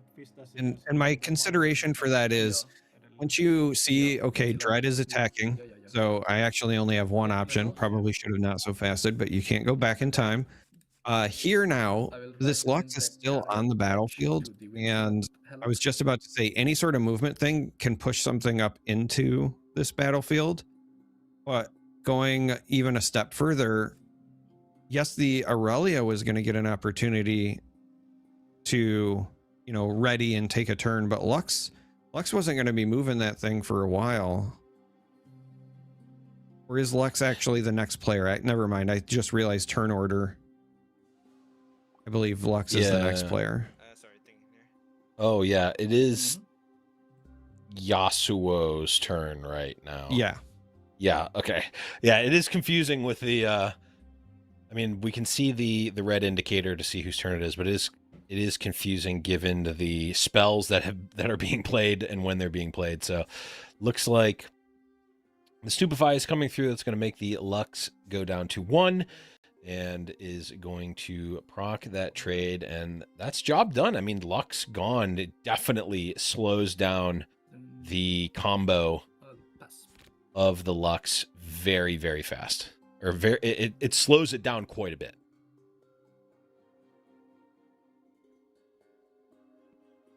So now go into the Lux's turn, and honestly, not much going on. We have some seals that you don't necessarily benefit from playing early. You've got a pair of echoes that you also don't really want to play early. We have a Stupefy that we can cycle right now, technically. That might, as sad as it sounds, just be the consideration here, because it's that or an echo. It does look like it's actually just going to be an echo. Because you have two, I don't necessarily hate this. It does feel slow right now, but you can do a lot like the moment that you find a progress day, for example, right? So if you can progress day and you have an echo that is available to sacrifice himself for the greater good and then allow you to progress day into another progress into whatever, I think just kind of doing this preparation is fine. But this is definitely giving the opposing team a lot of runway to kind of ramp up the points. It definitely is doing that. It is also, I mean, playing an echo out, just a raw echo, is a sign of weakness to me. It also says, okay, you definitely don't have a sacrifice, or else you would probably cash that in now. I just don't. I think just playing out the echo and hoping. I could see a reason for not just playing the sacrifice, though, because in this situation, for example, you know that you're kind of already behind and your hand is clunky, but if I was the Lux player and had a sacrifice, I might wait and see if I could bait them into using more resources on the echo, because I can then sacrifice in response. Yeah, but then you're using your sacrifice on a turn that you're not going to use the echo energy. That's my biggest thing. Like, you weren't going to use the echo energy here anyway, though. Yeah. I mean, unless you top deck something amazing, but I just I'm a beaten puppy, and I know that I'm not top decking what I need, so I don't even try. See, I'm a beaten puppy in that I have played the Lux deck, and I was like, oh, well, I don't have anything else to do. I'll just play my echo, and it never worked out. But maybe that's just a small sample size. You just needed needed it to be in 2v2 where you play to 11. Speaking of which, Super Hot Crew is already up to 6. We're halfway there. Yeah, they are at 6. But the Lux deck really makes it so that unless you are winning, it does not matter what our points are at. So the fact that. But the relevancy, I mean, you're not wrong, but the relevancy here is unless this Echo and Ezreal can also, go in and start cleaning up some of these other units, you're really on a 2-turn clock. And even if you do that, I think that there is still plenty of room for the Victor and the Yasuo decks to kind of crack back, but you are forcing the combo decks to start thinking outside of just speed running the combo. So with that in mind, we do see the Ezreal at least go into the windswept hillock that will defeat the bird. Team A will score a point, which is kind of irrelevant. This is really more so about just denying free hold points. But it is because you're at that halfway point, but because there's also 3 battlefields, this is really, a 2-turn clock, and it's going to make them have to be a bit more considerate. One thing that I can't believe I didn't notice until right now is that Yasuo is running purple Yasuo as chosen champion. So we can actually break the point cadence technically, although in this case, it's not necessarily going to speed it up at all. But if we can, get to a scenario where we're able to get to 10 points, for instance, and, on a opponent's turn be able to move the Yasuo multiple times, we could actually see a surprise win. You can already move it multiple times between the Legend ability and the Siren. What it really means is that the purple Yasuo's presence represents winning without a triple conquer or a hold. So as the combo decks, you can try to slow things down and say, okay, well, they can't hold, so we'll buy another turn. Or, hey, if we just stack a bunch of stuff on this one battlefield, then they won't be able to triple conquer and we can buy ourselves a turn. But that purple Yasuo really gums up the works in terms of prevention. Because as you pointed out, if you can get to 10, if you control even just one battlefield, you can just run them back and forth to the same battlefield and still get that 11th point. Very true. And Echo survives a turn cycle.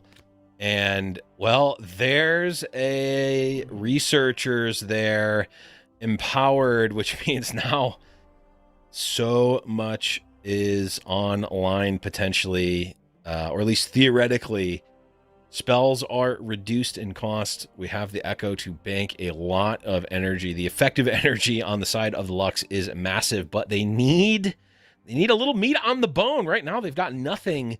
They have the Time Warp, of course, and a Stupefy that can cash in a card, but we need a Progress Day. We need something. Really, even a Dredge Up would be great. They really need the opponents to play a bigger unit. If they had a way to send this Echo to his demise, you could even see situations, now that the researchers are online, you could see situations where they just start preemptively playing Time Warps to chain into better options. You know, you've got the researchers and the two sigil or seals, excuse me, not sigils, the two seals. So you're not really losing a whole lot of power over there if you decide to just like play Time Warp, rinse, repeat. Yeah, you're not losing any. In fact, you're actually going up one because it normally costs 4. You've got 2 covered from the seals. You got 1 covered from the researchers, which means you're +1 on the exchange there. So I would imagine we may even see next turn be the turn that we start to go off, or at least test the waters here. See if we can take. Oh, I love this. Because of the misread earlier, they know that the Irelia player has at least 1 bounce option. But by shipping in all 3, you're basically saying you have to have 2. Because I'm going to assume that there's some sort of additional combat trick or something in the hand of the victor here, or it could even be the Yasuo. Yasuo does still also have 1 rune available. Yeah, I mean the problem is that does the Ezreal player even care about this? Just say okay.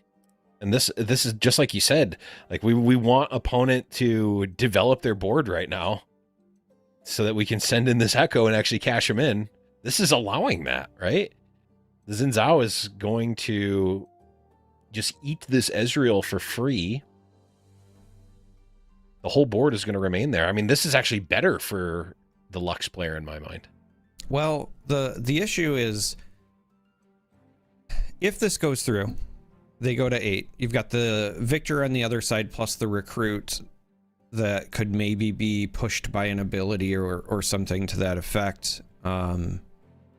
So but even allowing them to go to 8 is already problematic, because now they're within striking distance, and again, because of the presence of purple Yasuo over there, it does not have to be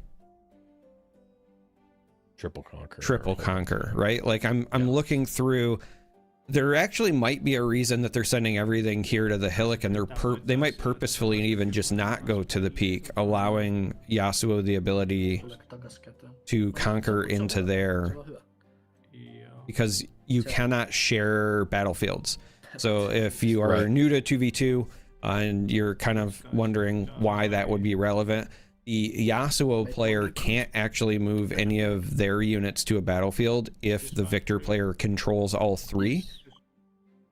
So there is actually some strategic viability to purposefully leaving 1 battlefield open, but we do see the return to hand there on the Xin Zhao, but it does create 2 more tokens because of the Death Knell effect, as well as the victor over there, and now Yasuo, or excuse me, Xin Zhao will enter ready and go right back. I am very perplexed by this, because we could have done this. Oh, we bounced we not only, I think this victor going to the peak.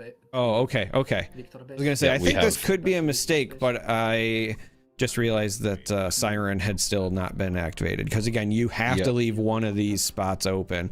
Granted, you could also just, when Yasuo readies, have used Siren and or the ability, but you really want to have both of those at your disposal to potentially play purple Yasuo, go in, and then that gets you to 10 if you successfully hit Targon's Peak, and then if you finish the 3 movements, you just win. So they are at least threatening now, and this is kind of what I was saying is like, yeah, the combo players don't really care, but the clock is so much faster now that literally when it goes to Yasuo's turn, they're at least presenting the possibility.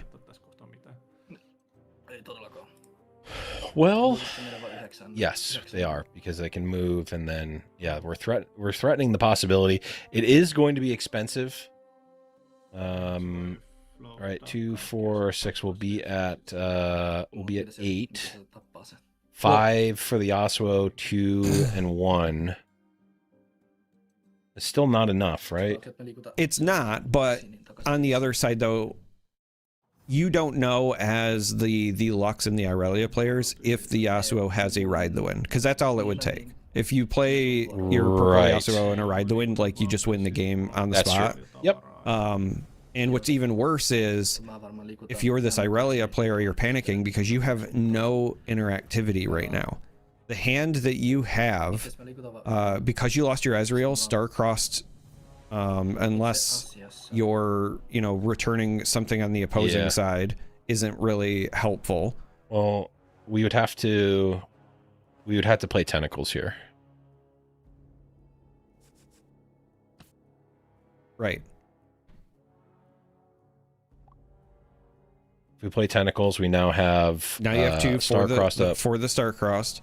But the biggest issue is that now, because you did it this way, it's star-crossed, or you have discipline plus not so fast, because you're only on 4 total runes, and that's just not where you want to be as the kind of control player, because really, we've been talking about how you have a carry and a support.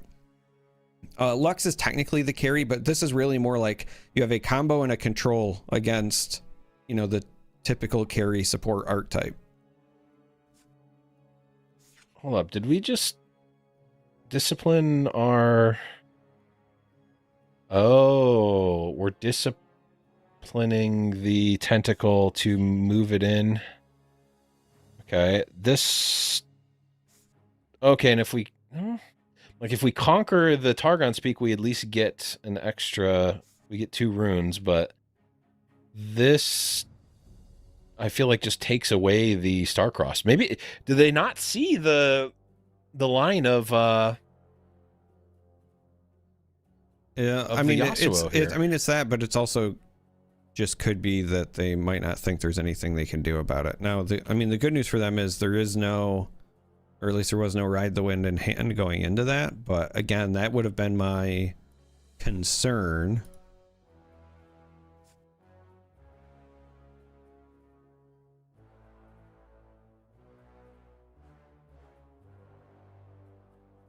Yeah, I mean, we have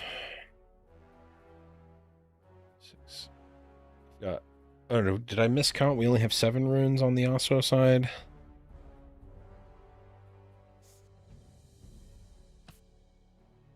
I am a little puzzled.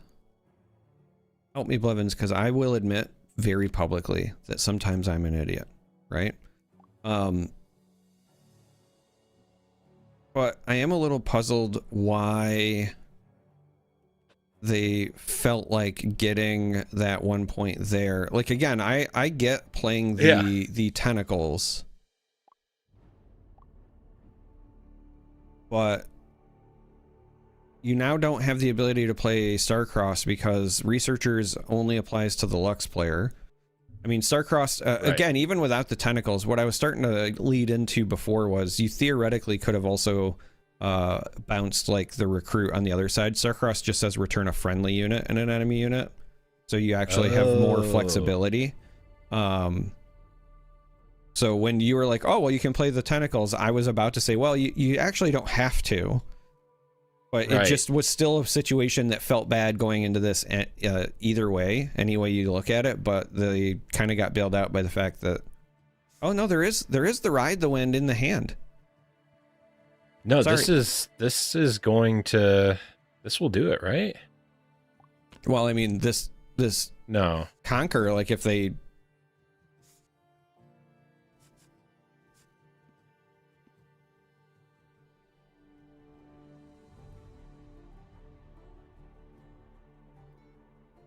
Like this they're This just gonna, wins normally.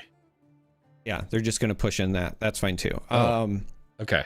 I mean, again, like that's one fine way to do it, I guess. The reason you would want to do it this way is because you don't lose to Defy, right? So theoretically, you could play Purple Yasuo, or could have taken that route before, and then you could have tried to do the Ride the Wind thing. But if you have a green player with 2 runes up, that's fine. But this path is the safer path and still saves the Ride the Wind thing for the future.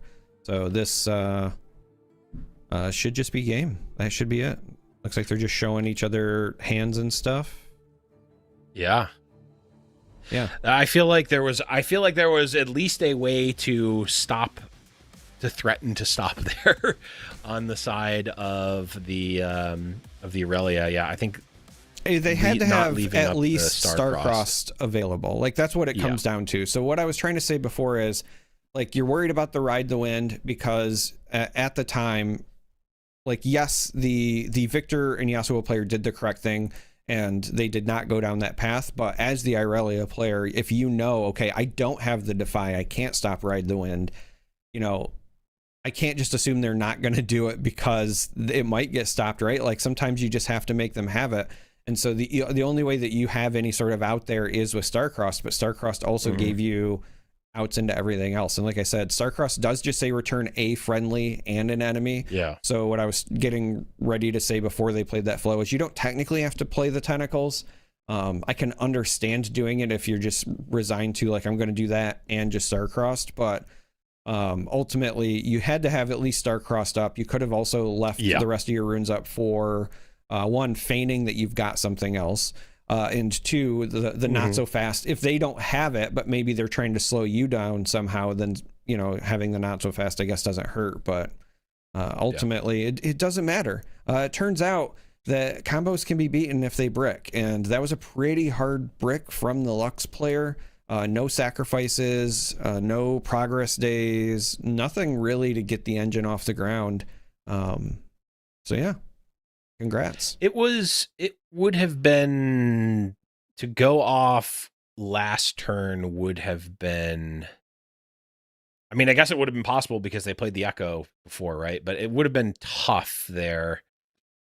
I guess actually if you had a way to kill the Echo and you had the researchers, honestly, maybe, I don't know. That with a researchers and an Echo, it is pretty much anything is possible. But let's take a look at the Lux deck again. Very standard combo Lux deck there. The Sumpworks map, of course, being super broken. Didn't see any of those either. Notably, that would have drawn a lot of cards in this matchup for sure. But yeah, not able to get the combo off. Yes, like you said, the combo deck can brick, and that is an unfortunate reality if you're the Lux player. I think for everyone else, that is a great little resignation of this insanely broken combo deck. Yeah, it's interesting that they opted to have Irelia be the partner of all of the choices. Now, I do know that obviously because of the no sharing domains thing, it does make things a little bit quirky. You can't run any of the order things that have self-sacrifice, so it's not like you can run Lux and then somebody else running Call the Weeks or something to maybe trigger Echo on your turn. You can't run like Lux and Ari, because that would give you access to counter spells, and then maybe something like Malzahar. So the domain bit is there, but I do still feel like that the presence of Irelia and Defiant Dance. So like when I'm thinking about things that I would want to pair with Lux, to me it just comes down to are the legend and or signature spell going to be worth it? And I just don't think that Irelia brings as much as honestly even like a Yasuo, or because at that point, like, you're not doing anything with the signature spell, but at least the legend ability I think ends up being slightly more relevant with the Yasuo. You can maybe go and score points and then bring your stuff back safely if you're just trying to like get people off from holding. It's not great, but like Irelia just seems awkward. I will say whichever list is paired with it, whether it's Irelia or even if you wanted to go something like a Draven or, you know, something purple-esque. I wanted to see a deck personally that was trying to take advantage of Heedless Resurrection. There's this really neat thing with Lux, and this is why I love 2v2, right? There's this really neat thing with Lux where she wants the echo stuff to happen, and you can still play things like on her turn, but you can still do things yourself. So if you have a situation where you play Heedless Resurrection on their echo to sacrifice it, then you as the player playing it also get to play your unit, and then they get the bonus. So Heedless Resurrection on echo in a 2v2 situation does some really cool stuff, and I just want to see somebody do it. That is actually kind of crazy. And you could do it while, like I said, like while playing Aurelia or even somebody like Pike. And it turns out those would be great choices if you like our playmats, because we have amazing playmats that we have commissioned artists to do work for us. And that includes a Pike playmat. That includes an Aurelia playmat. And even this beautiful LeBlanc playmat that you see here from Nips. Yeah, and my boy Victor, the playmat I've been rocking since the very beginning, also still around, as well as a new one that's coming out soon. I don't know how much we have to say about that one yet, but that there's things a brewing here. Things the embers are burning, if you will, for the new playmat that's coming out, and it's pretty sweet, I will say. But yeah, I think, you know, the level 1, I think level 0 for 2v2 is take 2 constructed decks and play them. And by level 0, I mean what a lot of people do at an RQ because they didn't bring a 2v2 deck, but they want to play in the event. Level 1 is, I think, the carry and support, which we're seeing quite a bit. Level 2 is maybe the like counter to that. And then there's also the like maybe level 1.5 or separate like level B, where it's like similar but sideways, is this like combo carry, or maybe it's more like AD carry and support, and Lux is like an AP carry, where it's like she's doing the spell damage thing, right? Sure. Like, you know, it's not an AD carry, it's this combo thing, which is really cool. And like even just being able to think about the game in a way like that completely blows my mind in a great way, because you don't really get to do this in other card games, or at least not that I've seen, where you're really, I mean, maybe Flesh and Blood is kind of like that, where like, yeah, arcane damage does feel very much like spells versus the AD carry thing, but it feels very different and very interesting to be able to deck build and actually see the games play out in this like very different way. It's not just 4 players playing 1v1 matches. It is a different game using the same cards and the same-ish rules.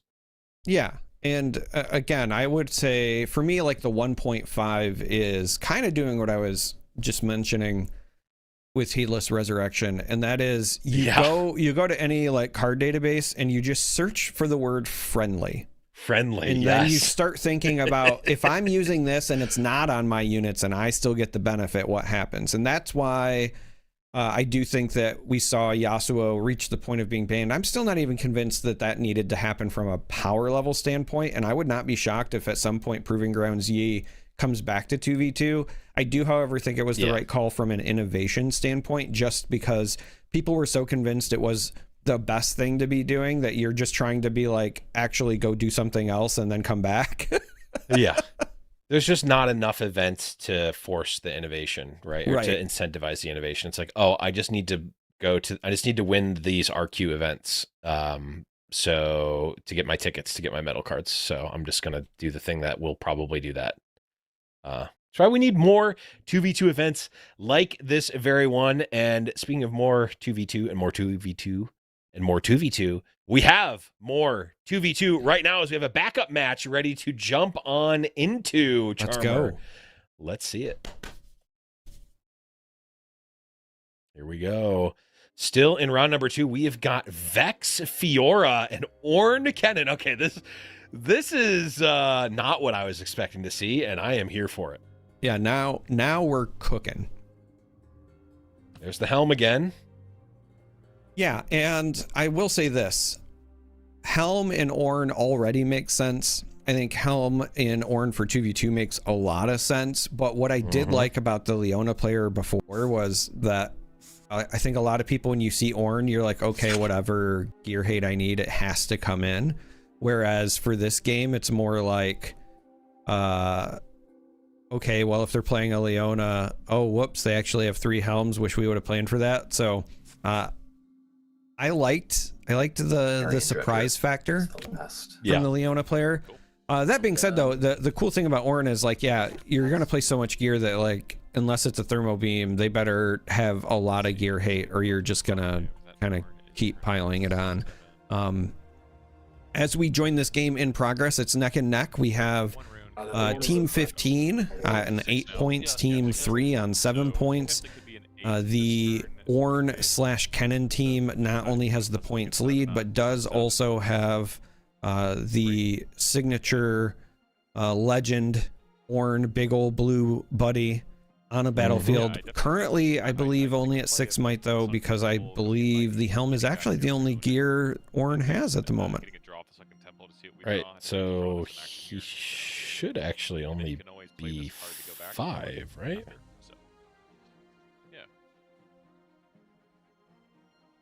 He only gets +1 per gear. He starts at 4, so he should actually only be at 5. You just call that you're doing it.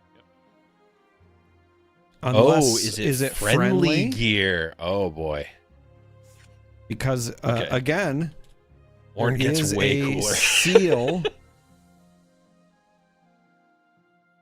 Yeah, it is in fact friendly. Judge confirming. Yeah, it is in fact friendly. So do you remember earlier when I said, like, 1.5, level 1.5 when you're playing for 2v2 is just go to anything and search for the word friendly? This is another payoff of that. Yeah, I mean, it really starts to... I'm back. Yeah, for each friendly gear, that's awesome.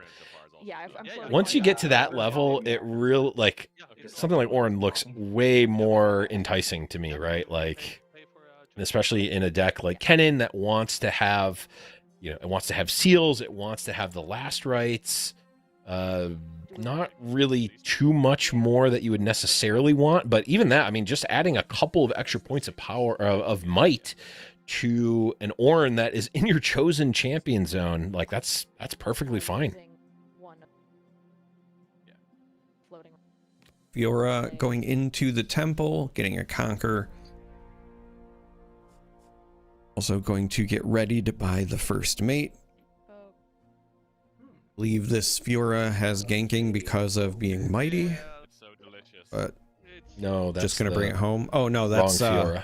Yep, that's Fiora worthy. This Correct. is Fiora worthy. Fiora victorious. Okay, so Is first the other thing, one? Ari, I don't know if you're aware.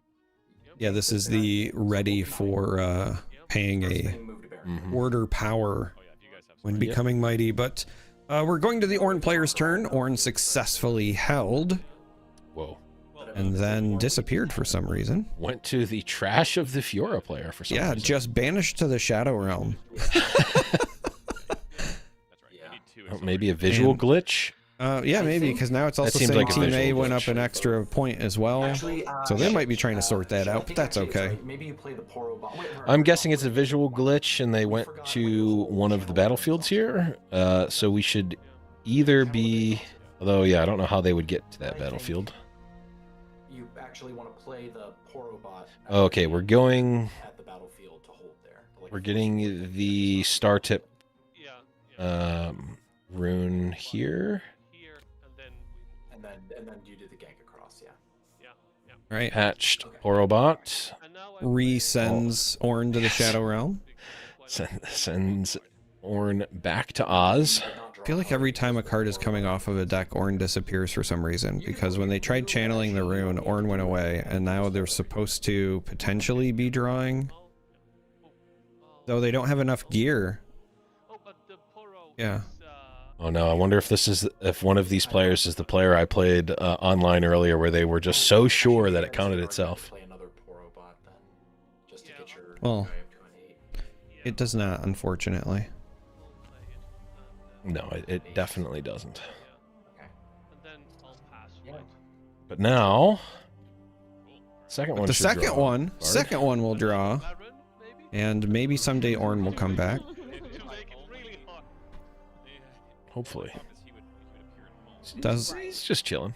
I think it's just got to be a visual glitch of some sort. Yeah, I would wager that it's probably been moved to the base. I'm also still unsure about the 10 points because I thought that they were at 8 and would have been holding to 9, but Right. I also don't know why the patched Porobot would be at the battlefield as well. It doesn't. well, I think guess it that the sequence was supposed to be, yeah, a reinforce and then maybe pull Ornn back. Yeah. Good game. Yeah, but I don't know why he would want to put the Poro. I know he can put the Poro there. I don't know why he would want it there. Sure. They're watching on stream. Well, 'cause we'll just wrap the game up, and then that way you they're not in our chat room or whatever. just don't care about the Poros, I guess. I don't know. I guess you can, like, bait opponent into attacking. Wow. You know, so we were so worried about. So we had the Imperial Decree in hand, and we're texting to each other. That Like, is okay, maybe I hope 11 that- points. That would be game, repost. So we're terrified because even if they were at 9, that would be 10, 11. So visual glitches aside, we jumped in. We got to see Ornn and Kane, it appears, win this game, get the victory. I will say, you know, I tend to be pretty up on most things that are like considered friendly effects, but Yeah. I forgot that Ornn, big old blue Ornn, says friendly gear, and that has now opened my eyes. Now the one downside, you know, again, for this tournament, for this format, it is unique domains across both legends. But when you go to these events at RQs where that's not necessarily the case, I will say that this makes me really consider what something like an Ornn plus Azir deck could do. Oh. I mean, even Ornn Yasuo.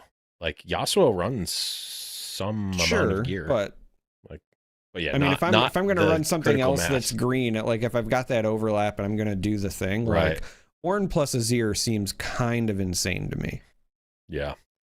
Well, and we see an interesting package here. We've got the Hextech formula and the questionable tome, I believe, as the only empowerable. Oh no, I guess obviously the Helm of Suppression also empowered too. And then when you're running that empowered package, you get access to Shock Blast, which is a pretty efficient removal piece. Yeah. So The other really interesting thing to consider here as well is like the Hextech formula, it can empower the Helm, which is great. It can empower the Tome, that's great. But also, as far as like Shock Blast is considered, Hextech formula allows you to empower gear that don't even care about whether or not they're empowered. Like theoretically, you could empower a Rabadon's Death Crown and then still count as having something empowered. You can empower a Sprite Fountain or a patched Porobot. Like, I know that you're chuckling, but this is something that, as somebody who, like, I've played more Akali than anything since Vendetta came out, but Mel is my second most played deck. And using Hextech formula to, like, empower a Porobot to turn on your Mel is something that's a super common play line, and it works just as well when you're trying to turn on Shock Blast here. Yeah, that. Wow. Yeah, no, I mean, I did not even think about that at all. That's actually kind of yeah, you can empower crazy. things that do not care whether or not they're empowered if an ability lets you. It's kind of a neat get around for getting some of those empowered payoffs. It's like a hidden mode almost, but I like it. Here we go. We've got the Kennen, and the gears that we would have expected in it are in it. Of course, the Discord, Seal of Discords, and the Last Rites. So not a ton of extra gear for Ornn to take advantage of, but a pretty standard, Kennen, what would be considered miracle, I guess, but not fully. No Nocturnes, just running the Rasas, and of course running Vex as a good catch-all. So in place of what I would consider Nocturne potentially being, Because you could also argue maybe Nocturne instead of Up from the Deep, maybe. But the big thing that jumps out to me here is Treasure Hunter. Treasure Hunter making gold tokens for the Kennen player also makes Ornn bigger. Oh, that's a good point. That is a good point. Yeah, a ton of potential treasures there for gold, or for old Ornn to get some gold.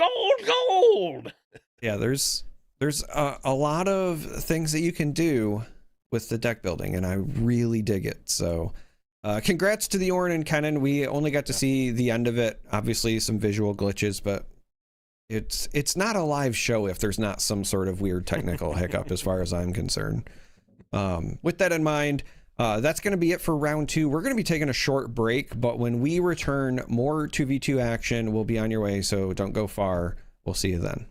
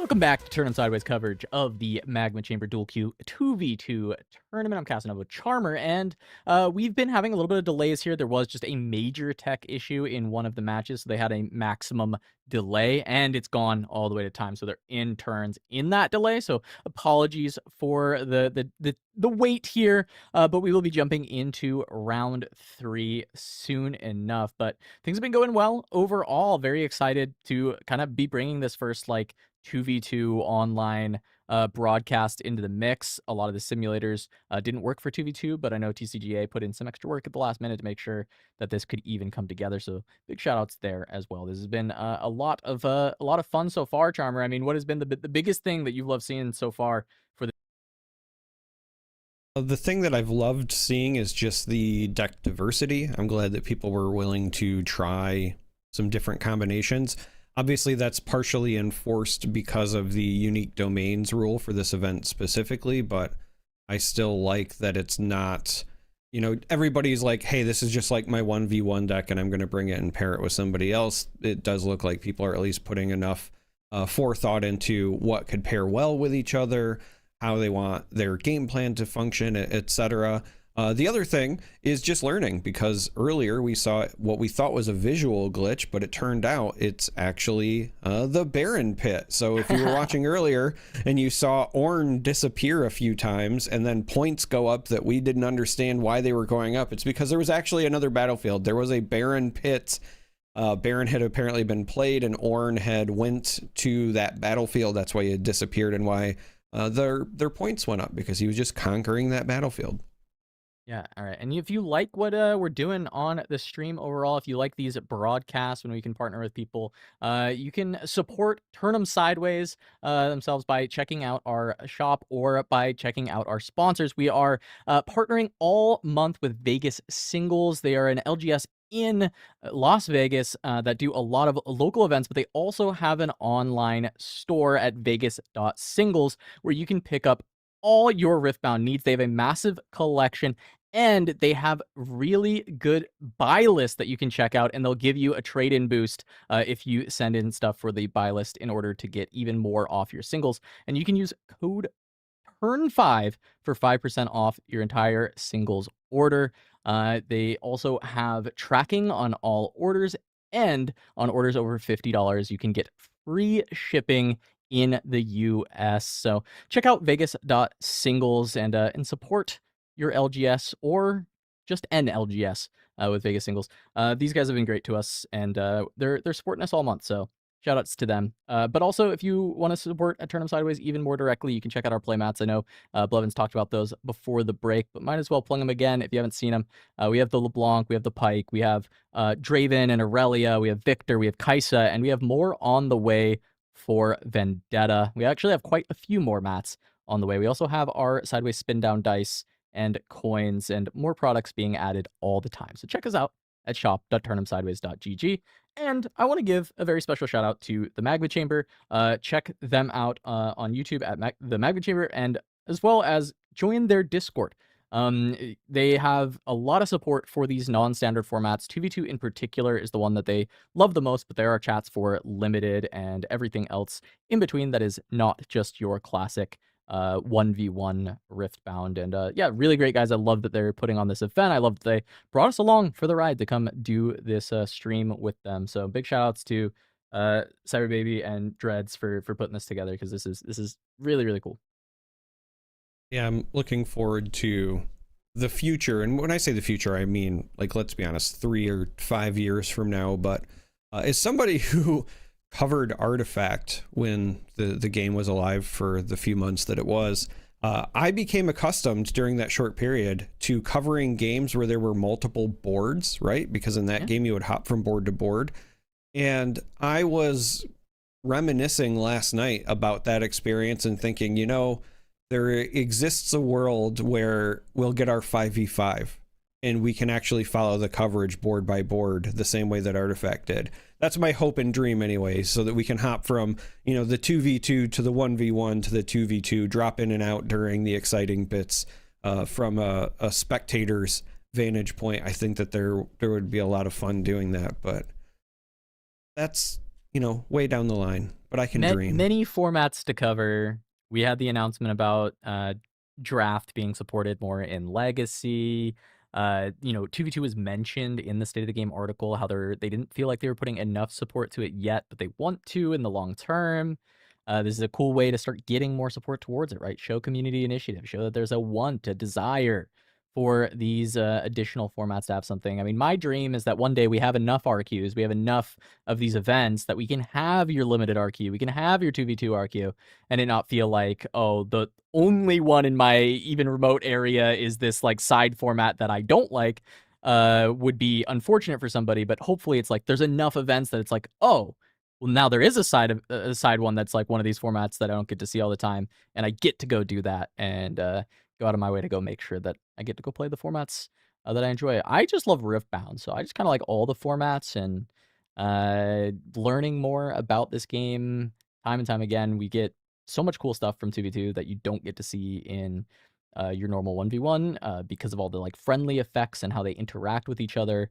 And it's just like how limited with the third color that you get to add, getting so many different effects, which is really, really fun. So it's really nice that Riftbound's formats feel distinct. I think that's something that you often don't get to see out of extra formats in games, where it just feels like an extension of the 1v1 format in some way, whereas in Riftbound, it truly is like a different game that you get to play outside of the very core fundamentals of it. But even then, we have a few more rounds up as soon as this delay gets through. It looks like they're just working their way through the last turns of time.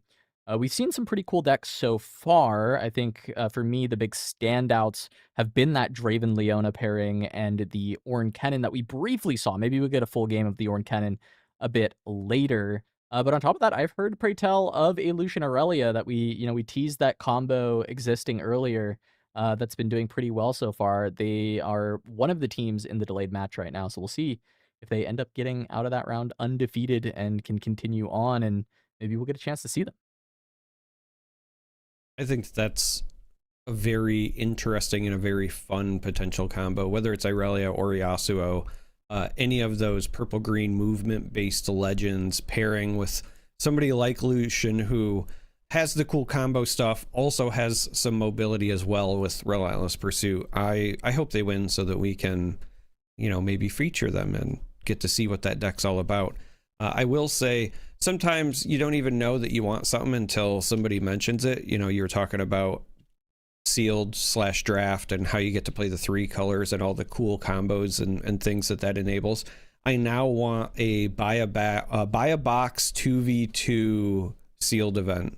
Look, so you buy a box. I pitched this format in Origins. I said full box sealed 2v2 sounds like the sickest format ever. Yeah. This is exactly, full box sealed 2v2. It's hype. Man. You can either do it with just 4 people. You just buy a box and everybody takes their split and you play 2v2. Or full box between a pair and then you enter a tournament with people who have also gotten their box. Both ways work really nicely.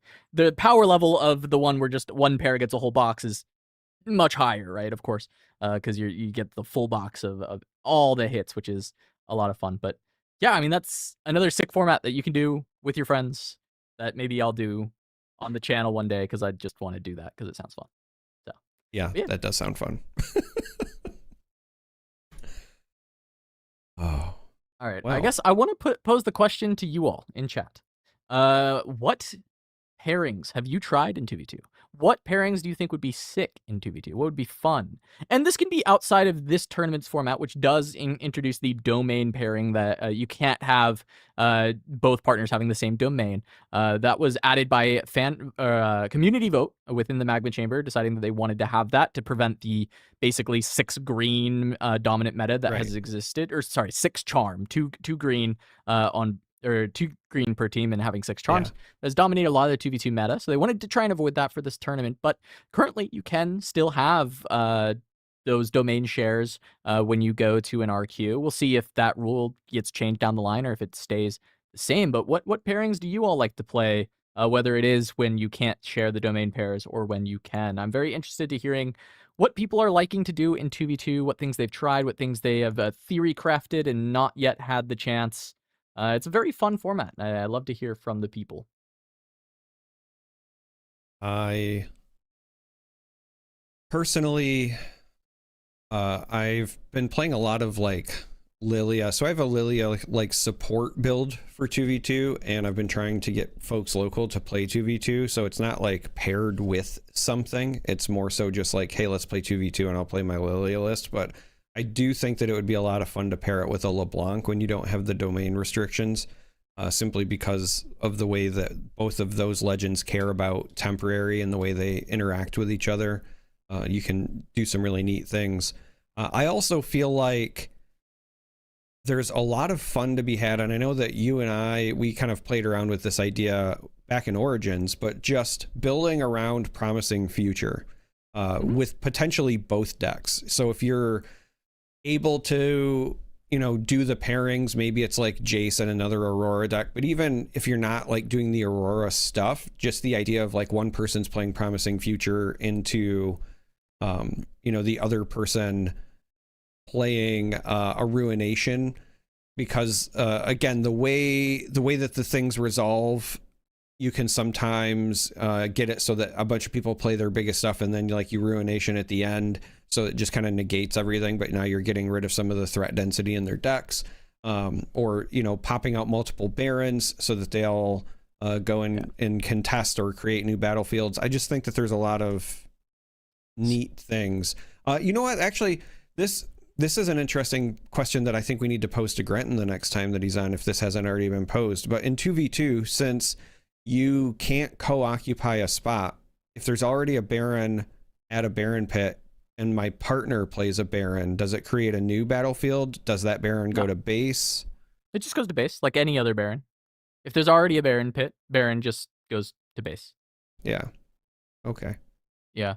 But unless you brush the other one, because that's the other thing. Anything that pairs Yes. Ivern with brush it. decks that can play Baron, I'm all in. Yeah.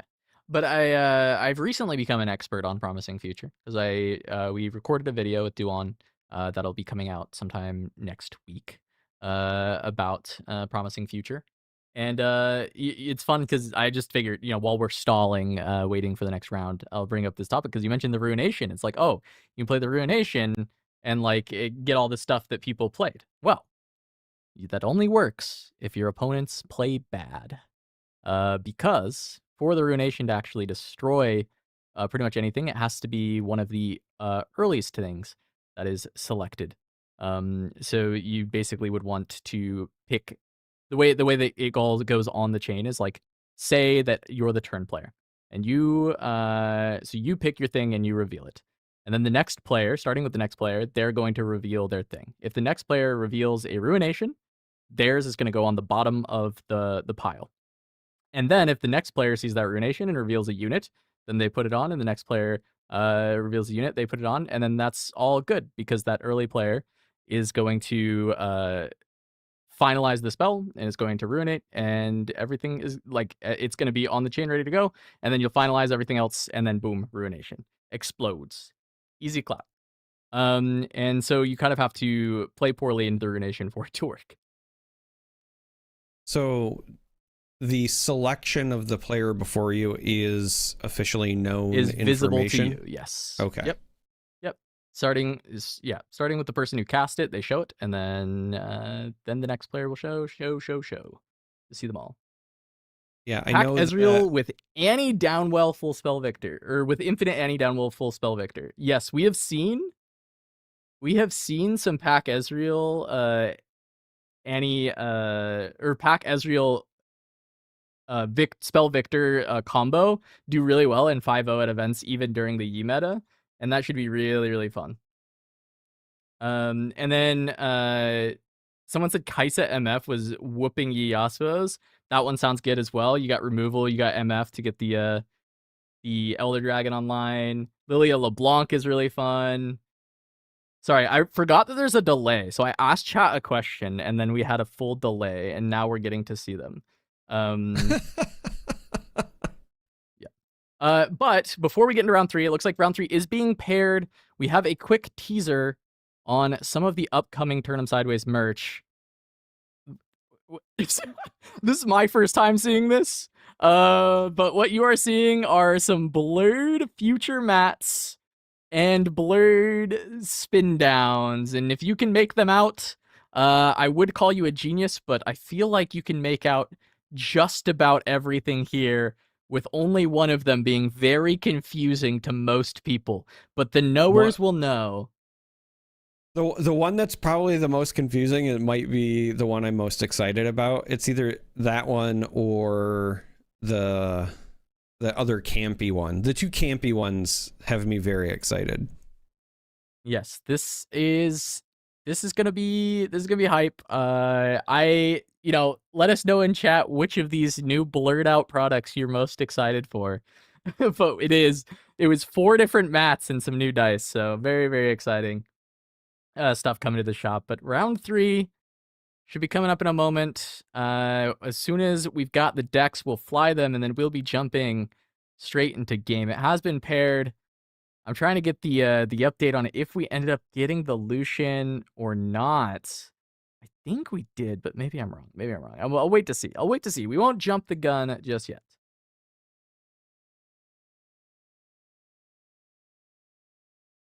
Or will we? No guns have been jumped. Not a single one.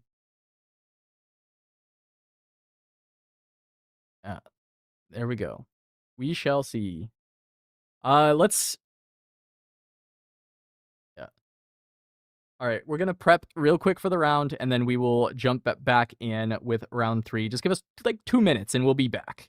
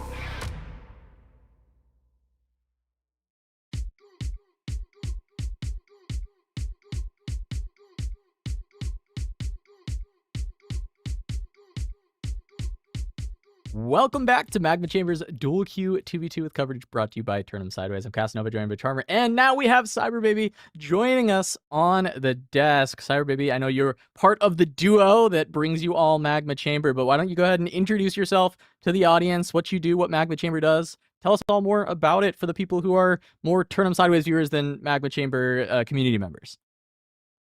Absolutely. And first, I want to say thank you so much for having us. We're really excited to be here, and this coverage has been a real treat so far.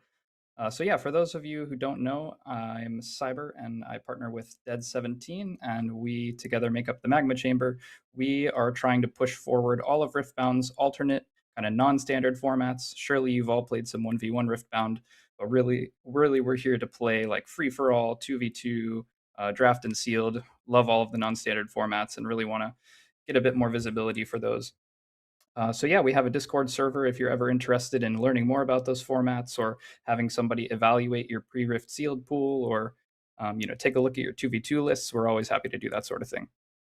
All right. Yeah, no, it's awesome. We love the support for these formats. These are formats that are near and dear to our hearts here at Turn 'em Sideways, even though, yes, we primarily do competitive coverage. Us as players are all very big limited heads, and I've actually just found a lot of joy in 2v2 personally, so I had a lot of fun about it. I know we had tweeted back and forth. I have my heated opinions about Master Yi and lots of other things in the formats, but I always love it. So it's really nice to have you on the desk with us. We're gonna have a nice little TriCast for this round 3. We'll have Cyberbaby here as our kind of expert analysis, somebody who does a lot of work on the 2v2 format, and especially because we've got a treat for this next round. We did end up grabbing that Lucian that we were talking about, Lucian Aurelia, which is a deck that you and Deads have worked on quite a bit.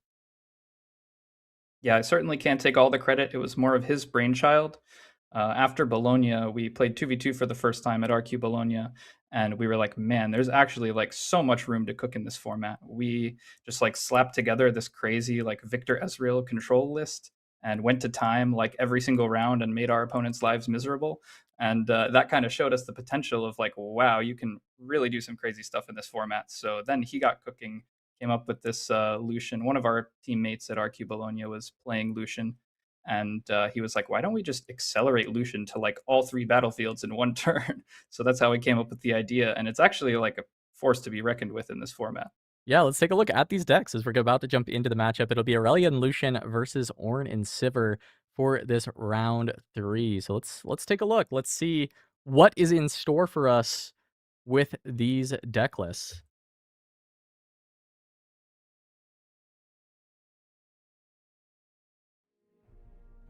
And there is the Aurelia list first. And Cyberbaby, because these are kind of part of your cook, why don't you take me through the Aurelia Lucian pairing, and then Charmer and I will try and dissect that Ornn Sivert afterwards. Yeah. Yeah, absolutely. This looks pretty close to the list that's in our Metafy guide. Akali being a very powerful, notable addition to a lot of Aurelia decks in this format. Can't be targeted when she's not in combat. Like, what more do you need? Can't get Starcross from your base, can't be interacted with, can't be charmed. Love to see it. 2 boots, 3 defiant dance, pretty standard stuff. So the interesting thing about the 2v2 format is you're never really actually playing like a 39 card deck and then a 10 card sideboard. It's really just kind of like a 50 card deck that ebbs and flows depending on who you're playing.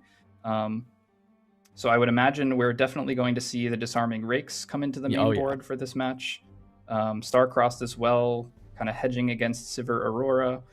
Guardian Angel could also be in there. So yeah, I mean, this looks like almost identical to the one that we are running in our Metafy guide. I think we may have shaved the Zanyas a bit, because I think like really, it's interesting because you want Aurelia to still play units, still be able to score some points here and there, because this Aurelia Lucian combo is really just trying to get to like the break point. If you do have the combo pieces, the goal is basically score to 5 points and then score the remaining 6 with Lucian. Just go conquer, conquer, conquer, 2 points each time with the Lucian combo. So she still needs to be able to score some points early game, but I think it's mainly kind of trying to support the Lucian. So Ride the Wind is like just an exceptionally broken card in this format where you have 3 battlefields on the board, especially if you end up hitting the Windswept Hillock, where you can just ride to Hillock and then just conquer all 3 in one turn. So yeah, just a lot of movement tech to support moving Lucian's units around, such as the Siren, which you can also use with Aurelia's ability to Ready Lucian's units.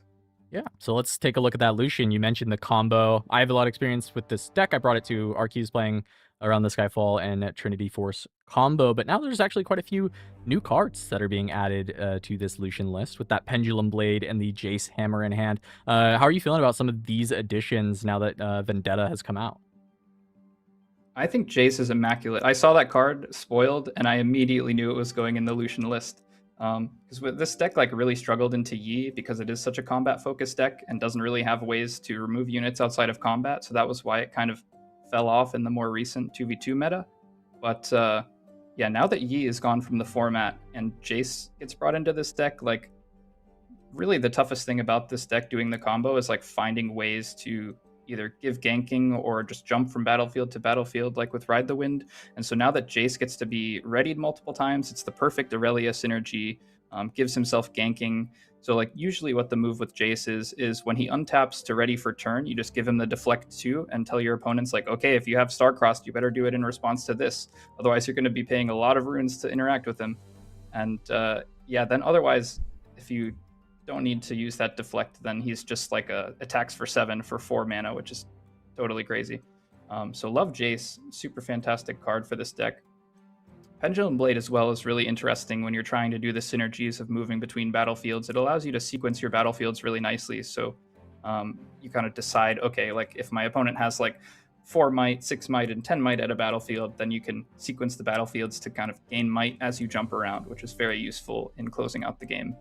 Oh yeah, looks really good. Pendulum Blade, I think even not in 2v2 is actually a pretty reasonable, like both of these cards are very reasonable Lucian cards that get just accentuated by the extra readiness you're able to give with a partner pairing. It takes cards that were good from Vendetta for this deck and makes them insane. But looking on the other end, it will be Sivert and Ornn. And Charmer, we just saw an Ornn cannon get some value out of the extra gear.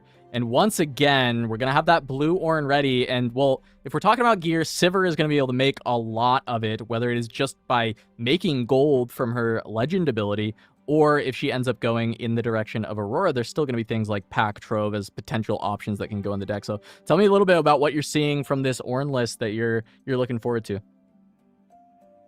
What's interesting to me is this seems to be about making a single unit huge, and we expect that with Ornn, right? But I'm going a step further and I'm seeing 3 copies of Svelsonger.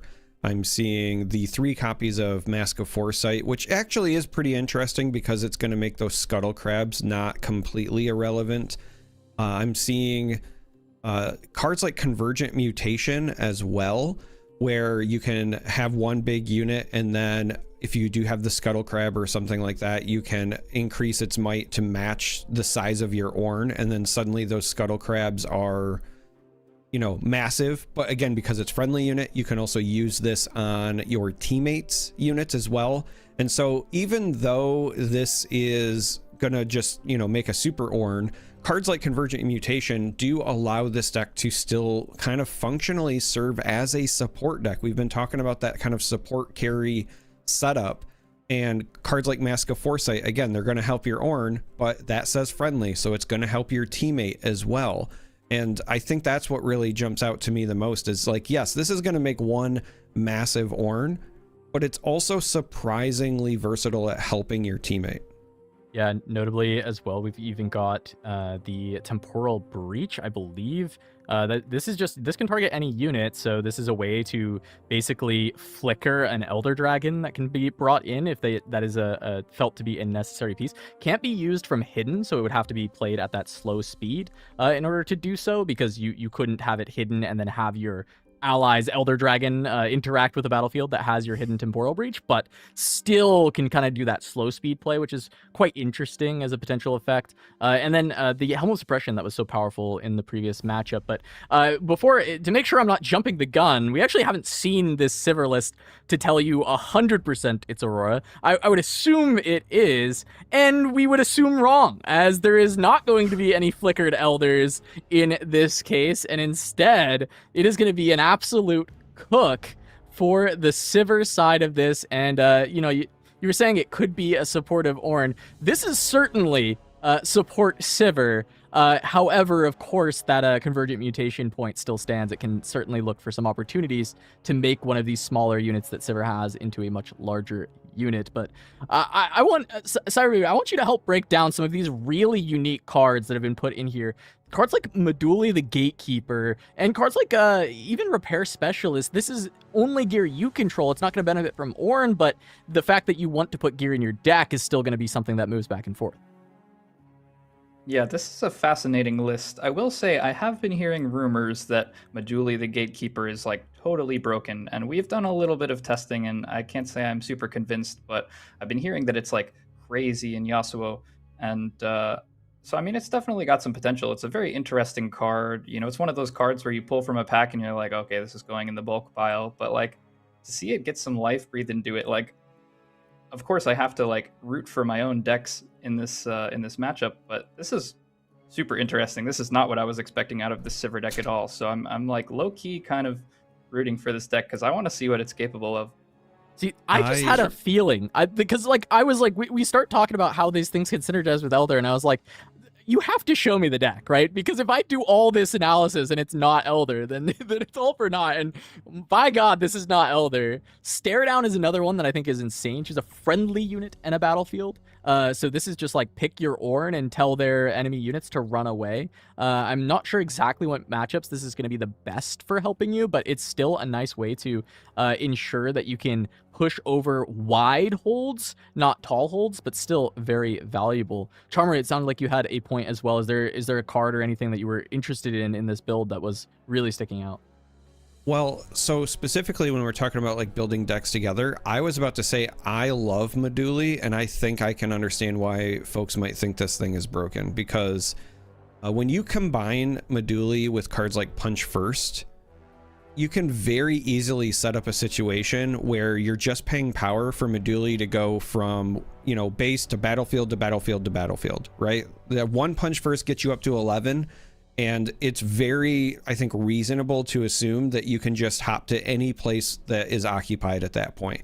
That's not even counting what we saw from the Ornn deck with the mutations, right? Like if you have a super Ornn and then you make Meduli match the size of Ornn, and then Meduli just runs amok across all of the battlefields, it's like an instant clear every time.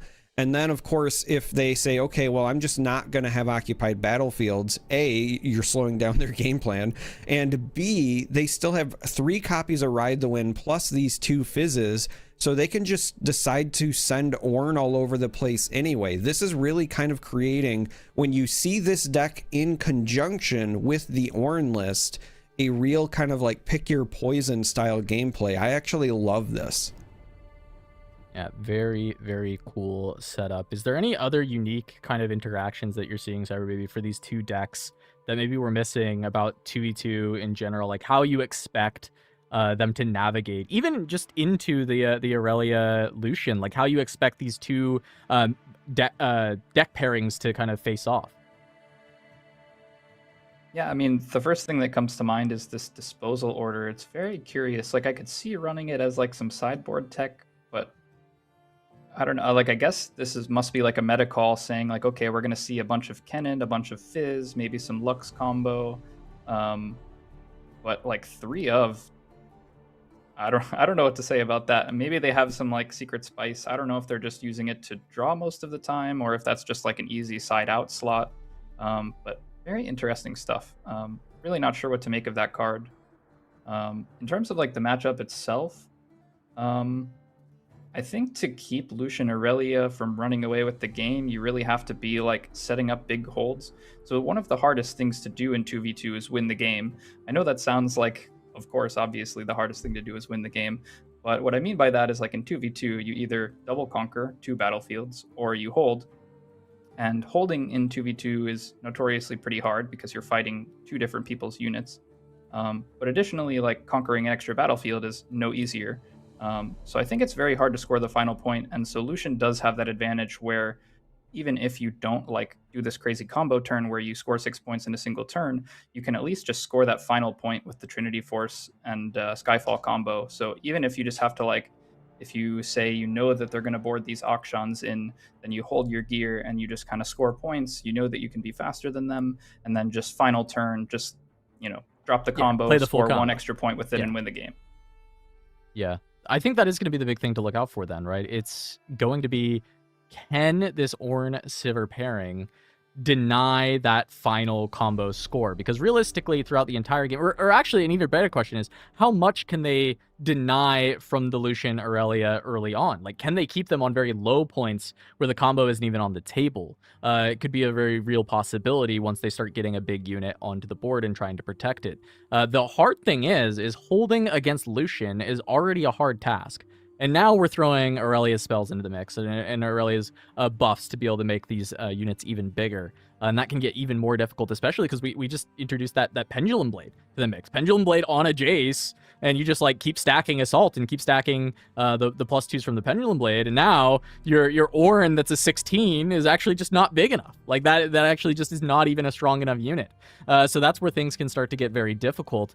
And even from there, I mean, the holds on the side of the Lucian Aurelia, though, that's where there's going to be opportunity to bounce back in for the Ornn-Sivert side, and it just becomes a question of how much can the Aurelia side protect the Lucian units, how much can they keep them out of harm's way while still managing to rack up those points. It feels like there should be a slight edge to the team that has this way to break the rules of the game for scoring that final point if they can find that combo, but that is always a question in and of itself, because Lucian is historically not the best deck at drawing cards. That's not something that he gets to do all the time, so you do actually have to find each of those pieces. We do just have a couple of tech issues that are still being resolved. It just is what it is with trying to run 2v2 online. This is a good first foray into making this 2v2 event happen, and there's not the best tools available for 2v2. TCG Arena did some work to try and help make good and make it so that this could happen, and so that's big. And, you know, funny enough, Rift Atlas this morning has actually updated theirs so that there's 2v2 available. So in the future, there will be options to pick from, a bunch of different ways to try, but it's just great that these platforms are actually supporting the format. And I think a lot of that is actually thanks to you and Deads for being like, hey, we want to put together this tournament. Can you guys like find ways to support us? And I think that's where we're getting now more opportunities for people to play 2v2 online. Yeah, absolutely. This has been so far, it's been a great learning experience for us. You know, this is hopefully going to be the first tournament of many. We're looking forward to hosting more of these events. So I guess just some background, because we did get a little bit of pushback from like the tournament format itself. People were like, why aren't you going by Riot's official rules?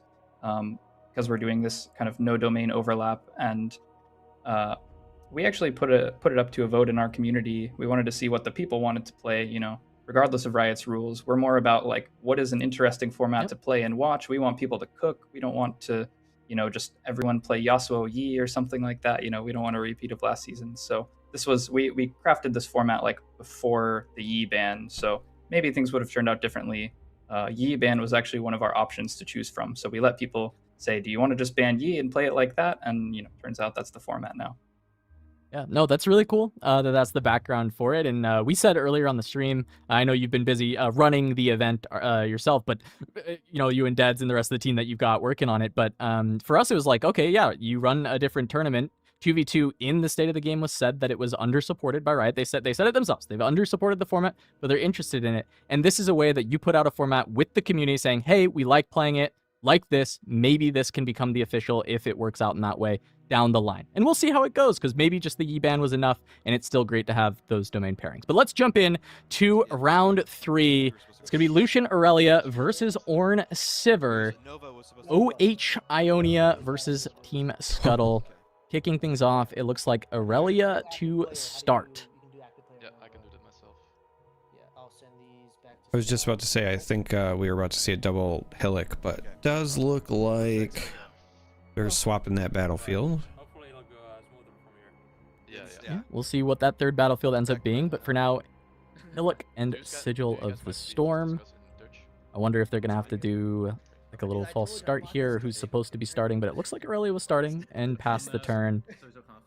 But we'll see once we have that third battlefield, because that will kind of confirm if things are all going in proper order. Looks like they're playing, so I don't Yeah. know where this third battlefield is going, but we'll start things out. I will say Aurelia started the game, they passed, and we have a mask already for Ornn, and surely the third battlefield will sort itself at some point during this game, and we'll be able to know what's there. Yeah, or it's secretly a Baron pit again. Who knows? But Mask is obviously a solid start for Ornn because it's already doing what Ornn wants to do as far as the game plan goes. But again, if Sivert does end up developing units. Now, it did look like Sivert was kind of all in on the Meduli game plan, but we did see a couple of other early game units that could maybe take advantage of Mask.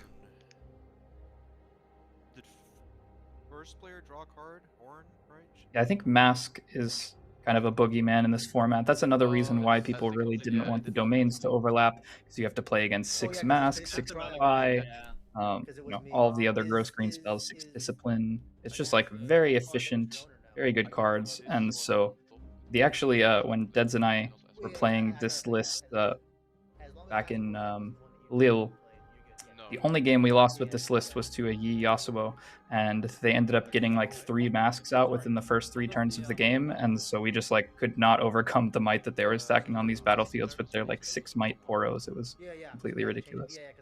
Yeah, that makes sense. It's crazy though for Lucian to not be able to push over the top, but when you get to a certain point, you know, the assault you're getting from your weapons is not counteracting all of the additional bonuses. We need to see what the next thing here is, though, just out of curiosity, because we saw a pass, and it looks like it passed back over to the Aurelia, so it seems like there's some tech that's still being sorted out in this game, and hopefully we'll be back in it in just a moment.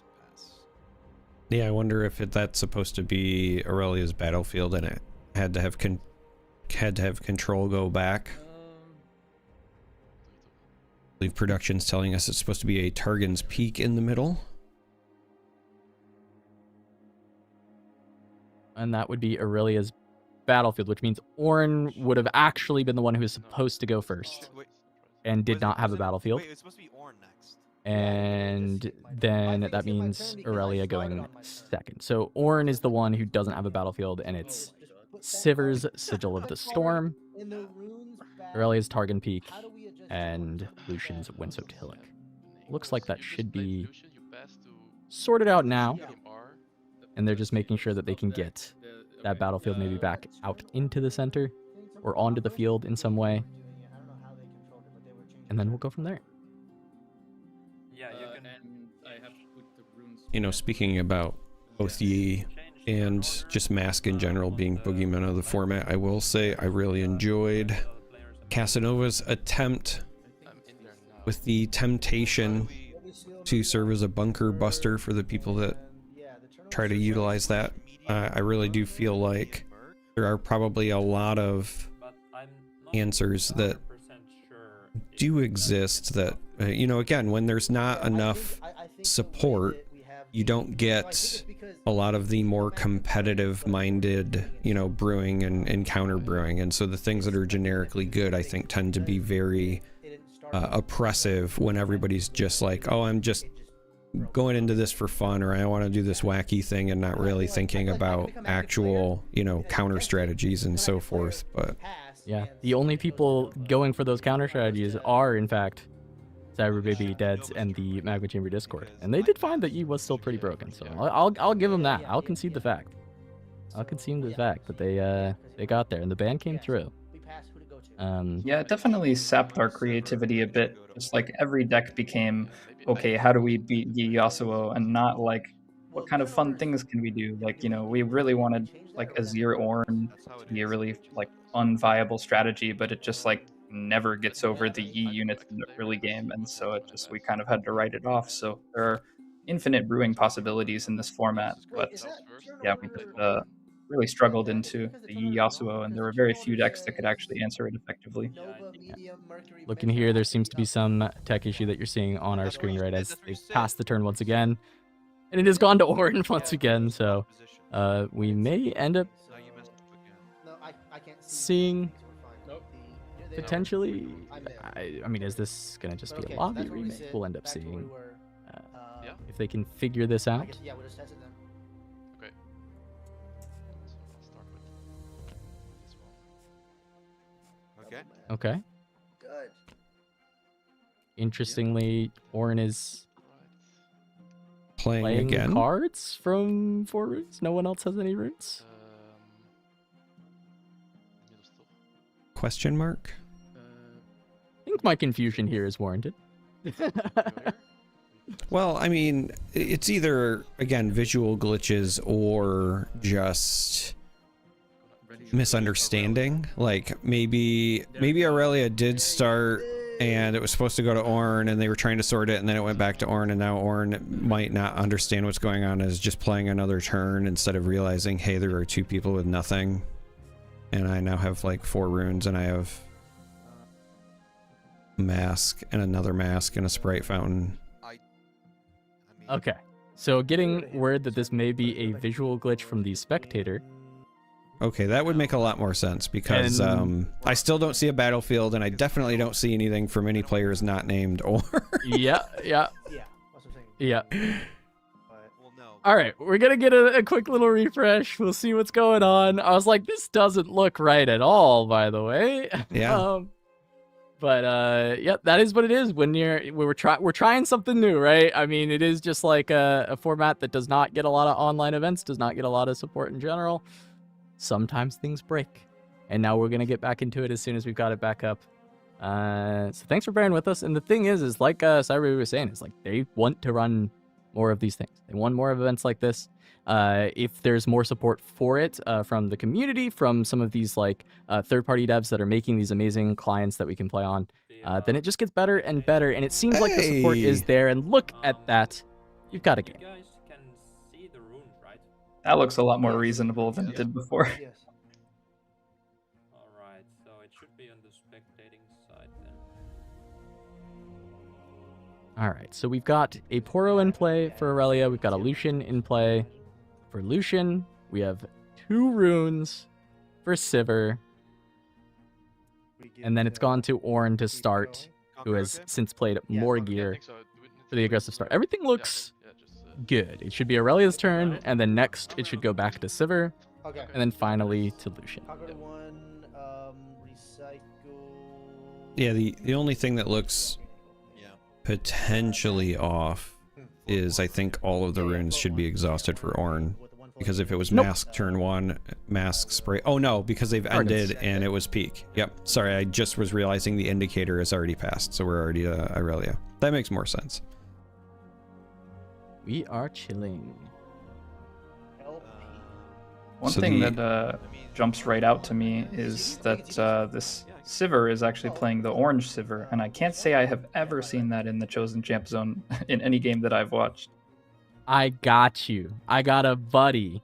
His name's Vero. And he used to play this in Aurora Sivert in certain matchups because it helped kill backline, because it doesn't have to be her damage. Let me like read the card and make sure I get this 100% right. There's this very weird thing with the Sivert. Okay, so when I conquer after an attack, if you assign 5 or more excess damage to enemy units, you may deal that much damage to an enemy unit.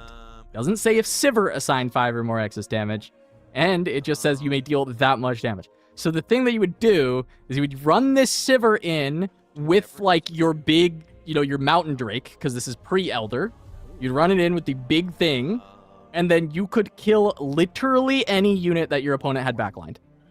So he would run this card in like mirror matches and things like that, because then you can go in and conquer and then just like slam something big. Or not, maybe not even mirror matches, but it could be against like anything that runs some big units that they might be keeping in the back line and looking to poke in for points. And then he just goes boom, hit you with like 40 damage, and then sends 40 damage at your guy. That definitely sounds like something Vero would do, but some very interesting tech. So the interesting thing about the Aurelia player's turn is they have to be careful not to overextend. The ability to play cards even at slow speed on your opponent's turn means that if the Aurelia doesn't leave counter spell magic available, right? If Defy or Not So Fast or whatever is shown to not be available and they pass to the Sivert, then the Lucian could be gobbled up by this sprite, assuming that the Ornn had a charm. A lot of assumptions there, but I think that always playing around charm is probably correct, especially in 2v2 where it's a menace. He goes to him next. We're gonna do it on the 2 Does it matter? I guess it doesn't matter. Yeah, it looks like they are figuring out turn order. We can hear a little bit of the comms of the players, and they're talking about turn order a little bit. Laten we doorgaan? Ja. But it should pass Yep. to Sivert Okay. next. And then go back over to Lucian. Because we've got our established turn order, right? It's Yeah. Ornn, then Aurelia, then Okay. Sivert, and Lucian. That is my understanding as well. What do you think? Why challenge now? Yeah. I heard them talking about a challenge. The challenge. So it seems like it's... Is it still... I mean, it looks like it's been passed over to Yeah. Aurelia. So either he means I want to challenge them at the Targon Speak, or that was the Sivert player saying I would like to challenge the Lucian Okay, potentially. Looks like turn order's fixed. Uh, That's nice. What it just looks like we happened? may still be having some visual bug issues because the Ornn just untapped. Voor de andere opties. Yeah. So Looks like production's working on it, trying to get this. This is unfortunate because the first 2 rounds went pretty smooth when it came to the actual thing. You know, Cyber Baby's a little cursed, I guess. Shows up in the broadcast. I don't think it's Cyber Baby. I'm gonna be honest. The last event that I worked with Poor Sam, our producer, every time it was me, there were massive technical issues. Everyone else was fine.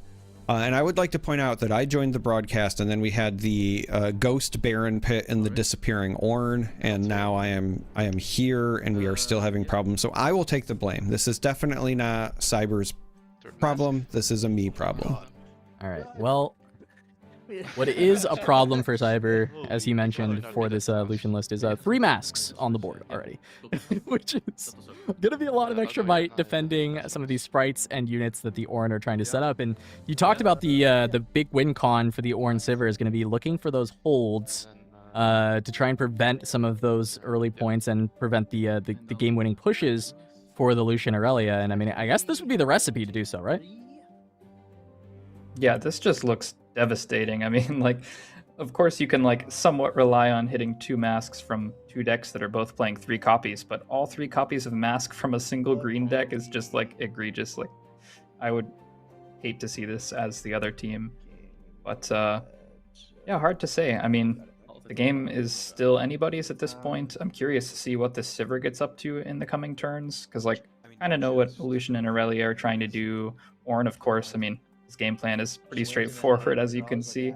I think next turn he'll probably try to put the Scuttle onto a battlefield and then maybe even like drop Ornn on there for a hold. Because the Ornn is going to be holding for quite a lot of might with these gears on board.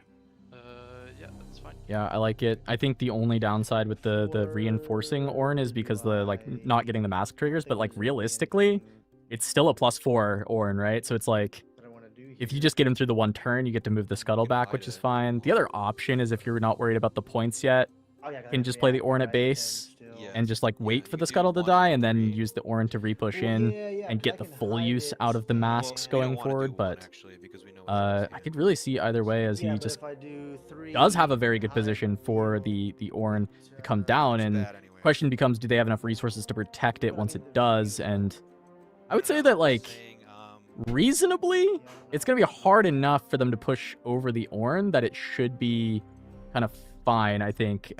Even if he doesn't have any counter spells in hand, he's going to have 8 runes up, 2 to mess with, and the Ornn to come down. We are just still getting those fixes. It seems like the Spectre Icon is like somewhat broken on this game, and so we're just having to get some refreshes coming through to try and just keep the board state updated.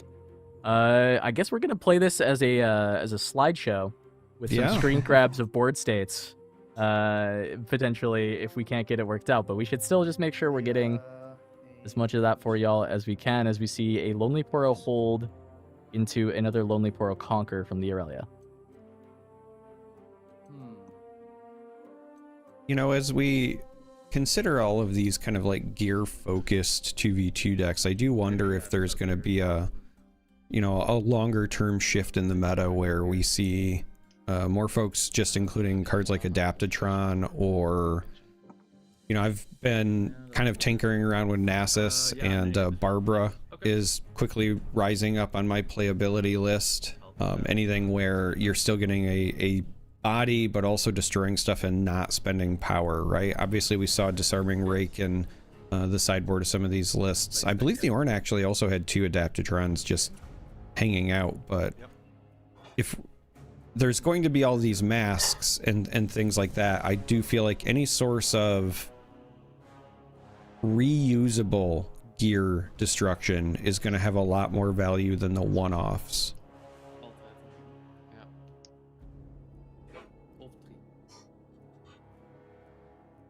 Yeah, I think that can make a lot of sense. The repeated gear destruction is very good against these wide gear decks like the Ornn.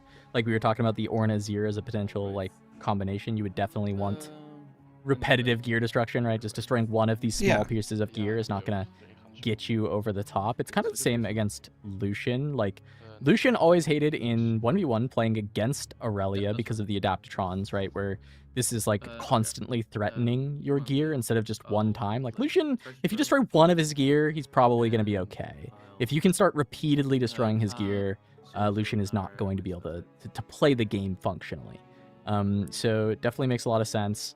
Getting an update from production that the Spectate client has just kind of like fully scuffed on us. So we're going to keep trying to refresh. We're going to see what is going on, see what we can get as you kind of see that flash forward into the future here, as that is a refresh coming through. So we do have a Fizz on board and an Aurelia, but we're just going to try and work our way through it and see what other fixes we can find as we get through this round. But thanks for bearing with us at home, and we will keep trying to essentially give you these snapshot analysis moments. So speaking of, as we kind of get to this next stage, we have Aurelia on board for Aurelia. We have Lucian and Kaisa. We have the double Lonely Poro current hold, and it is Siver's turn with a Fizz stack deck, I believe, being what is getting resolved as I look at what is available. And then alongside that, Ornn has the triple mask. So with this board state, Sever Baby, how are we feeling about the early setup? With the Lucian team being able to score some early points, however, the Ornn being in a pretty set-up spot with these masks.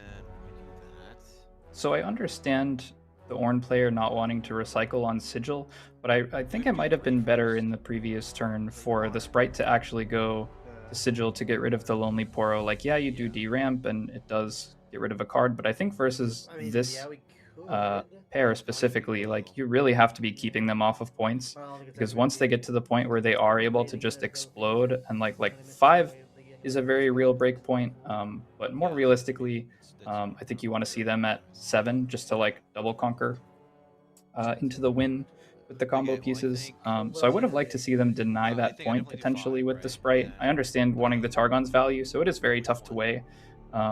But I think like right now there's not a super convincing way to actually remove the Aurelia or this Kaisa. The Sivert is representing potentially punch first. And I don't really know what the Ornn has for 3. I know he was running like the wind walls in the main, but I don't know what other interaction the Ornn actually has. Perhaps Discipline and Defy. So Ornn's running like a bit low on cards. I think it's like still very much anyone's game. Kind of interesting, like these masks are really doing a ton of work because it forces, you know, you're not getting the Kaisa value unless you like really commit at least like a piece of equipment or something to get over one of these battlefields, and then you can even still end up behind if you get hit with a punch first or a discipline or something of that nature. So I think Lucian just needs to find a way to start breaking in and force the other players to spend their resources before they can like really get a foothold on the board. Yeah, it's a good call out. I think some of the availability that Ornn has is going to be the Defies, like Emperor's Divide, but that's useless on a Sprite, right? It can be used to protect Siver's unit, but can't be used there. Convergent Mutation, which isn't ready yet. You need to have the Ornn on the board for that to be like a combat trick that is actually relevant. So there's actually not that much scary stuff in the Ornn list when it comes to just trying to like get a big number over theirs, because notably No discipline in the Ornn, so no just like +2 available outside of cloth armor. To be fair, there is a +2 on defense available that Ornn could go for. As I'm looking just back through the list. Yeah, we'll see if the Lucian player is just thinking here, or if we're gonna get an update as things move along. Repair specialist also goes to 6. Yep. Masks. So if you're the Lucian player and you're taking this much time, is this a consideration where you are looking to play some gear, maybe play one gear and do something like a pursuit? What would be the considerations No. at this stage? Lucian. Oh yeah, Lucian gives assault. Oh, yeah, That's correct. 11. I think in general, Yeah, you weren't- my thought process would be trying to draw with Kaisa as much as possible. So the one thing that I wasn't really like a huge fan of, I mean, obviously we can't see the Aurelia player's hand, but I think in this case, I would like to be trying to find a way to like draw multiple cards with Kaisa and then come home. So if we can like play the Kaisa, like have her attack into the Windswept Hillock and then use a Defiant Dance to ready her and then have her gank over to Targons or something like that. Like I would be looking for plays like that. Like really what Lucian is trying to do is just dig for those combo pieces as fast as possible. So Kaisa is just there to like draw as many cards as you can, find those combo pieces and find a way to close out the game. So that would be my kind of game plan here. So I don't love that Aurelia just tapped out and committed all the runes, because that basically lets the other players know, like, okay, we don't have a way to gain a bunch of value with this Kaisa this turn, and I feel like you really just need to be like seeing those cards early, scoring those points as fast as possible, especially against these types of decks that are like ramping into something that eventually you kind of can't deal with. Like Ornn will be very hard to deal with once he hits the board, and that's likely happening next turn. Yeah, and we see instead this swing being taken for Lucian, playing around Punch first, notably because this is a 6 might unit from the additional masks. It goes from 3 to 6, and then Punch goes to 11. And Lucian sent in exactly 11 for this swing, right? With the Pendulum Blade, Lucian becomes a 7, gets 1 from the equipment, 1 from Assault from Purifier, plus 2 from entering the battlefield, so it becomes a 7 plus the 4 from Kaisa is 11. So ends up just like kind of offering a trade into Punch. And I think for the Sivert side, I actually like, I'm happy to trade Punch first in my unit for your Lucian and Kaisa, right? Like this seems like a winning direction for the Sivert Ornn duo. Do you have it? Okay. And ruilen we dan Kaisa? Yeah, I tend to agree. I would like, as a Lucian, I would love to see like a longsword here. If you say like, okay, we see your Punch, but I can still get the Conquer. Like conquering with either Lucian or Kaisa would be very strong here, because the Lucian obviously can ready himself and then either try to conquer over the Sprite or just come home, depending on, you know, how much risk you're willing to take. And then Kaisa, of course, draws you a card. So it would be really nice to see some kind of longsword here, but not sure. Yeah, if it's What's gonna available for happen? Lucian, it's gotta be a longsword, and you expect it does come down, so it is gonna be on There we to go. the Kaisa. I like splitting the equipment. It does make the decision a little bit harder in general. However, I do think there's merit to just plopping it on the Lucian. You want to make that the more attractive kill, so you can get your card draw from the Kaisa. Realistically, I think the Kaisa with the longsword is always going to be the one that you're selecting from Sivert to take down here. In the trade, and we'll see as we do just have the visual update for the Ornn side, but the cleanup has not been visually updated yet. We'll get an update to see which was taken down in just a moment. A very weird spectator bug where he gives us the Ornn and the Aurelia, and it hates us everywhere else. But I actually don't mind the longsword equipped to Kaisa, just because like runes can be very, very hard to maintain in the Lucian deck, and so I think like guaranteeing that something stays equipped is a pretty nice thing to have. yeah, makes sense. Sowieso naar Target. It's just going to be Ornn Guardian Angel for Ornn. As anticipated, getting that developed, does end up utilizing the Crab, and just going to try and go in and poke in for some more points, potentially even get 2 runes readied from the Targon's Peak. They're going to go to 4, so is going to be able to get that done. So Ornn established. The question will be, is it too late for the side of Ornn Sivert? Is the combo going to be able to come online? Has too many points happened? Which sounds crazy to say so early in the game, but as you pointed out, the combo can just kind of materialize these points out of nowhere. You can go from 5 to 11 if you have the whole thing. Now, with Lucian's current runes, that's not going to happen, but still, you start to get into the danger zone when this point total starts to climb. I mean, Yeah, I will say, if Lucian wants to start threatening the combo, future turns are probably going to require far less power being spent, and I know that's difficult to do when you're also equipping things, but I can't imagine, unless your other turns are where you're just developing some of the combo pieces in passing, which doesn't necessarily feel great either. I can't imagine a world where the opposing teams feel very threatened by the combo if you're kind of staying in this 4 to 6 rune range.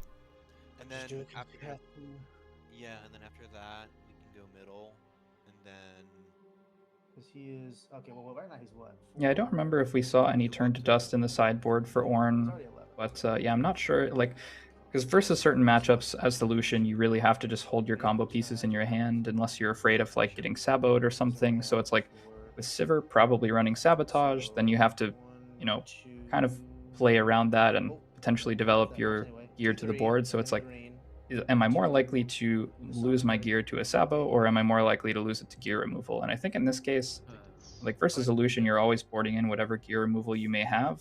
But Ornn, I don't remember if I saw any turn to dust in the sideboard, so I think I would err on just playing it and developing it early rather than holding them in hand. Yeah, he's got 2 Adaptatron and a Rig. He does not say, have any turn to dust. It was not the dust, it was the Adaptatrons, yeah.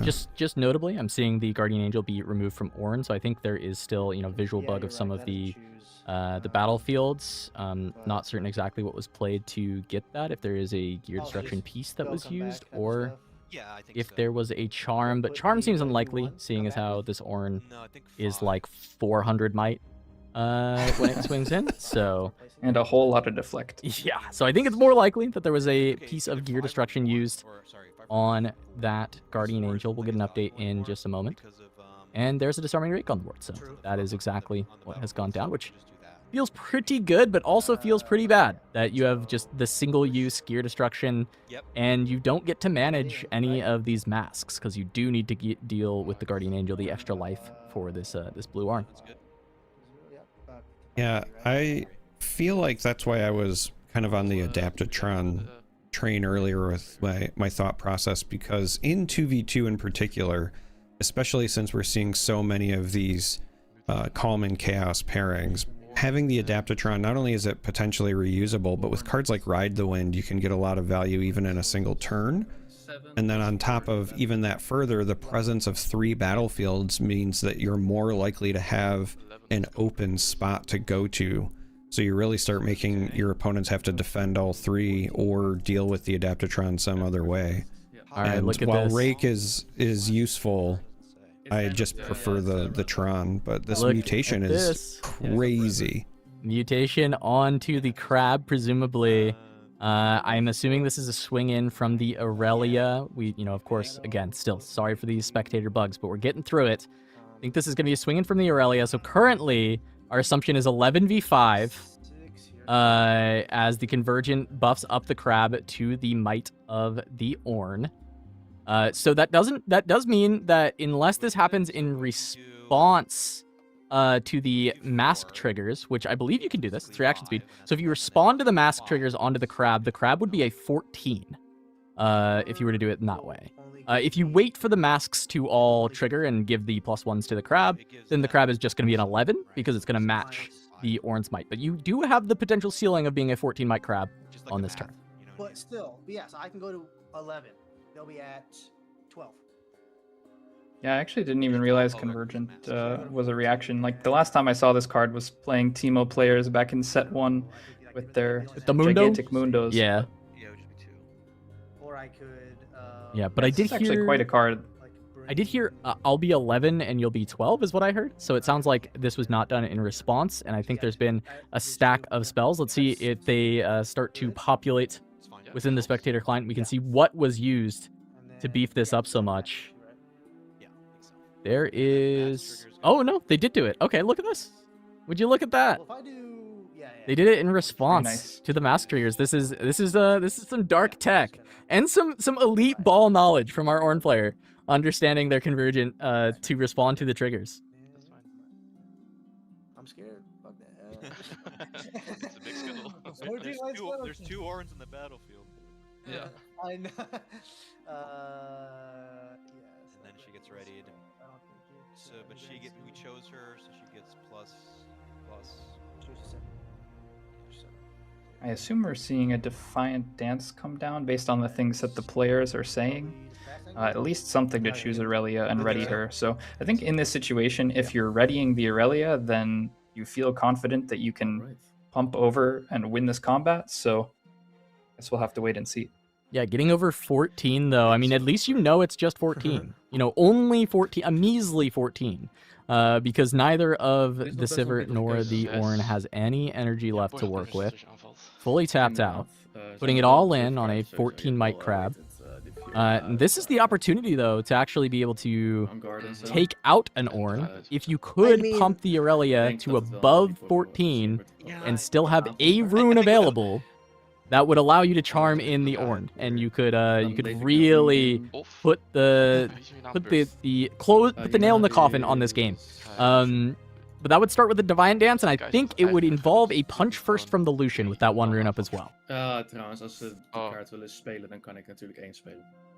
Yeah, so Lucian would kind of be playing from behind for the rest of the game, but I think that that's a worthy trade-off if you get rid of the kind of key central piece to your opponent's strategy.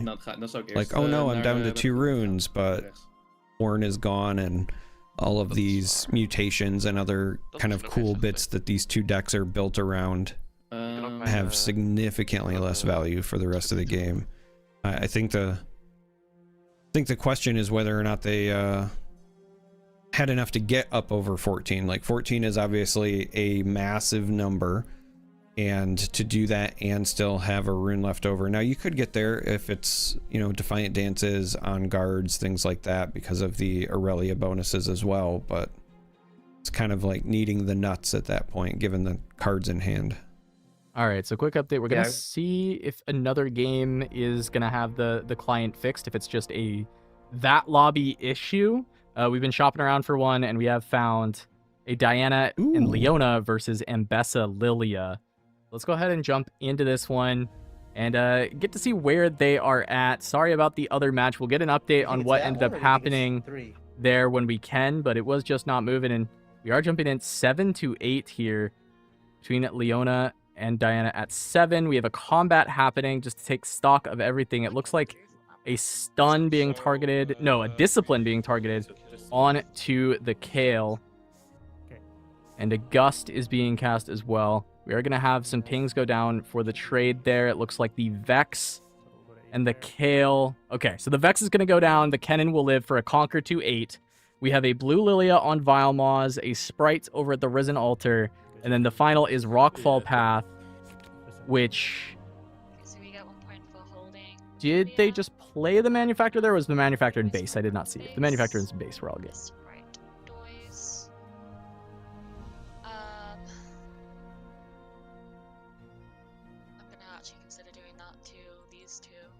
Yeah, good shot. 1, 2, 3, 4, 5, 6. Let's be a Singu. Yeah.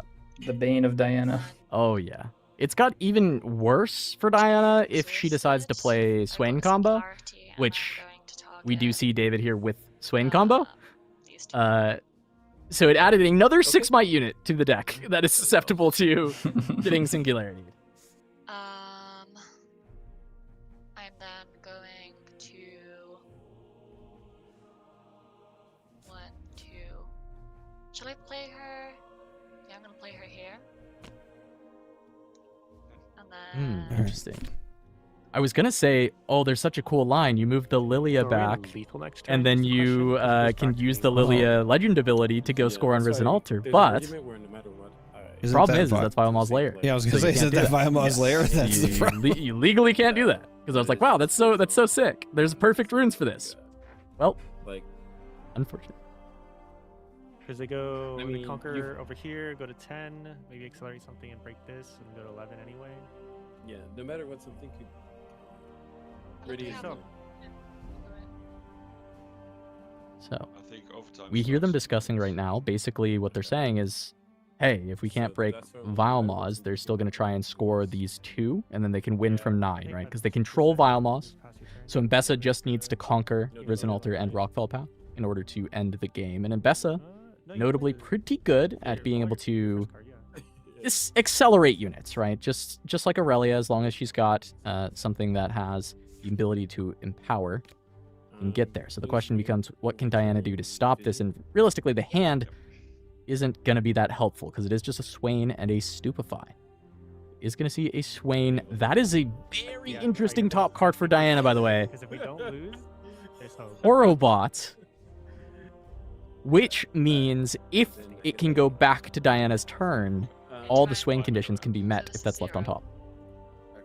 Yeah, that's crazy because it's also such a minor like energy investment as well, right? Like it's just the Stupefy and the bot. Yeah. Stupefy draws you a card. Does not look like we're going to get there. Looking at this hand from Mbessa, 12 runes available, Guttural Roar available. Yeah, I mean, it must just be Empower, ready, send it in, and we'll likely win the game.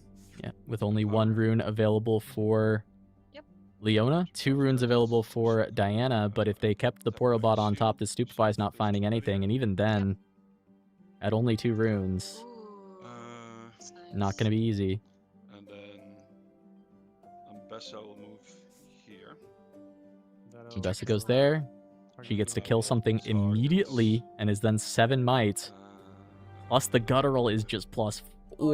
So unless there's some way to stun, and I don't think there is. Even if they have something, it's not even just the Guttural, you also have Rengar. So like Knife Cat. Yeah, I mean, nope. Not on the Rockfall. Not on the Rockfall path. Got him. Oh yeah, that's what that is. I see the yeah. There's one top deck. Can't play units there. It's like hee hee. Yeah, that's good. So I got 6. I've been really loving the Rockfall Temporal Breach tech because if you just play Rockfall game 1 and then have 3 Breach in the main, it's just like a fantastic removal spell on one of the battlefields that can basically kill anything.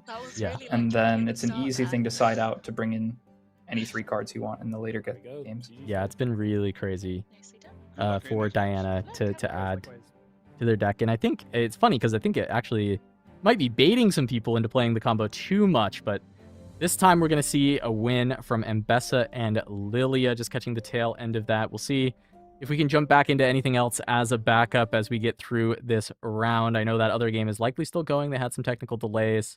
I'll work our ways towards it. But Mbessa Lilia, that's kind of a cool combination. I'm trying to think about what the synergy is. It seems more like we were talking about the different ways you can build 2v2 decks, in that you can have your, support in your carry. You can have, even a combo and some kind of support. And you could even just build something where both decks kind of do a similar strategy. So it's just like doing that strategy even better. And I think Mbessa Lilia kind of fits that bill, where it's like both of these decks are very good at kind of accelerating out their units and conquering.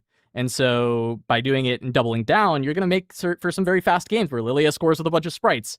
And then your opponent retakes a lot of the battlefields, and then Mbessa sends everything in and retakes. And kind of this back and forth, very volatile game plan, but cool to see it working out.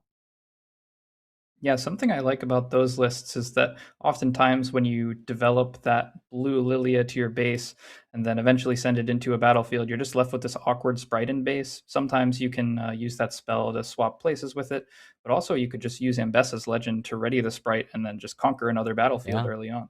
That is really cool. That's a nice synergy between the two that just is very natural with the Chosen Champion. One of the other cool ways that we've seen use out of that are hook decks in combination with Lilia, because she's making all those sprites, and then you play a hook and you can hook your allies' sprites and pull out a 4-might unit, which is a very powerful thing to be doing. And even then, you talked about Mbessa and being able to ready it. There's also a really powerful empower card that doesn't always get to be played, which is the Greyback, which is the 3 that empowers by killing a unit. Often that's not the easiest one to make work, but it's really powerful if you can just kill a sprite and just get that empowerment so easily without having to pay any extra resources.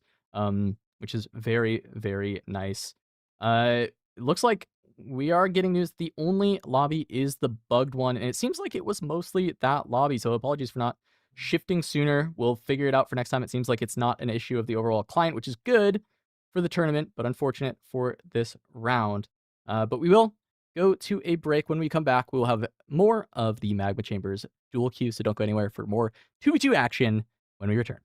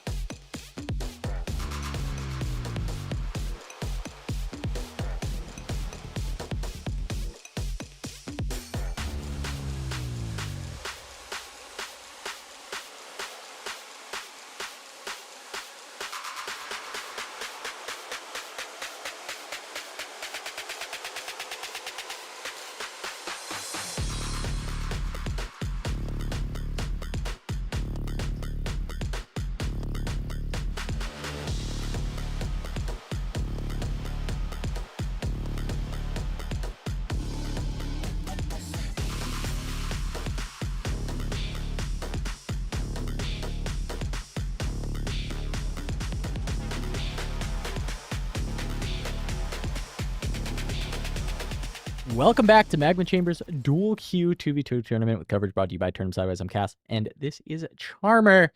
We've got round 4 coming up for you. We've got a treat. We've seen these decks, kind of glimpses of them on stream already. It is going to be Victor Yasuo.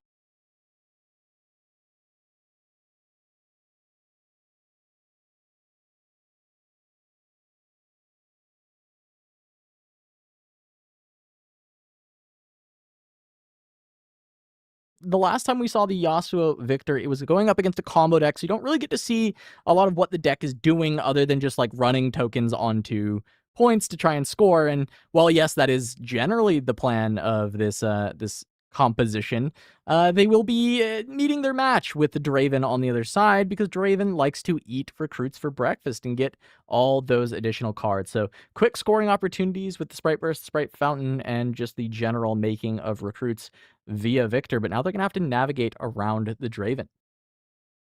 Yeah, it's going to be interesting to see how this deck performs against a deck that isn't just trying to do a singular thing and isn't, you know, avoiding the board the way that Lux combo deck was before. Obviously, the tokens allowed this Victor Yasuo list to kind of swarm the battlefields, but also there was an interesting situation. It ended up not mattering, but because the chosen champion is the purple Yasuo, this is a list that is capable of winning from outside of the normal range, and or, you know, earlier we had Cyber Baby talking about the fact that the hardest thing to do in 2v2 is win the game. And yes, that seems obvious, but he was emphasizing that holding is difficult already, and then in 2v2 it's infinitely harder.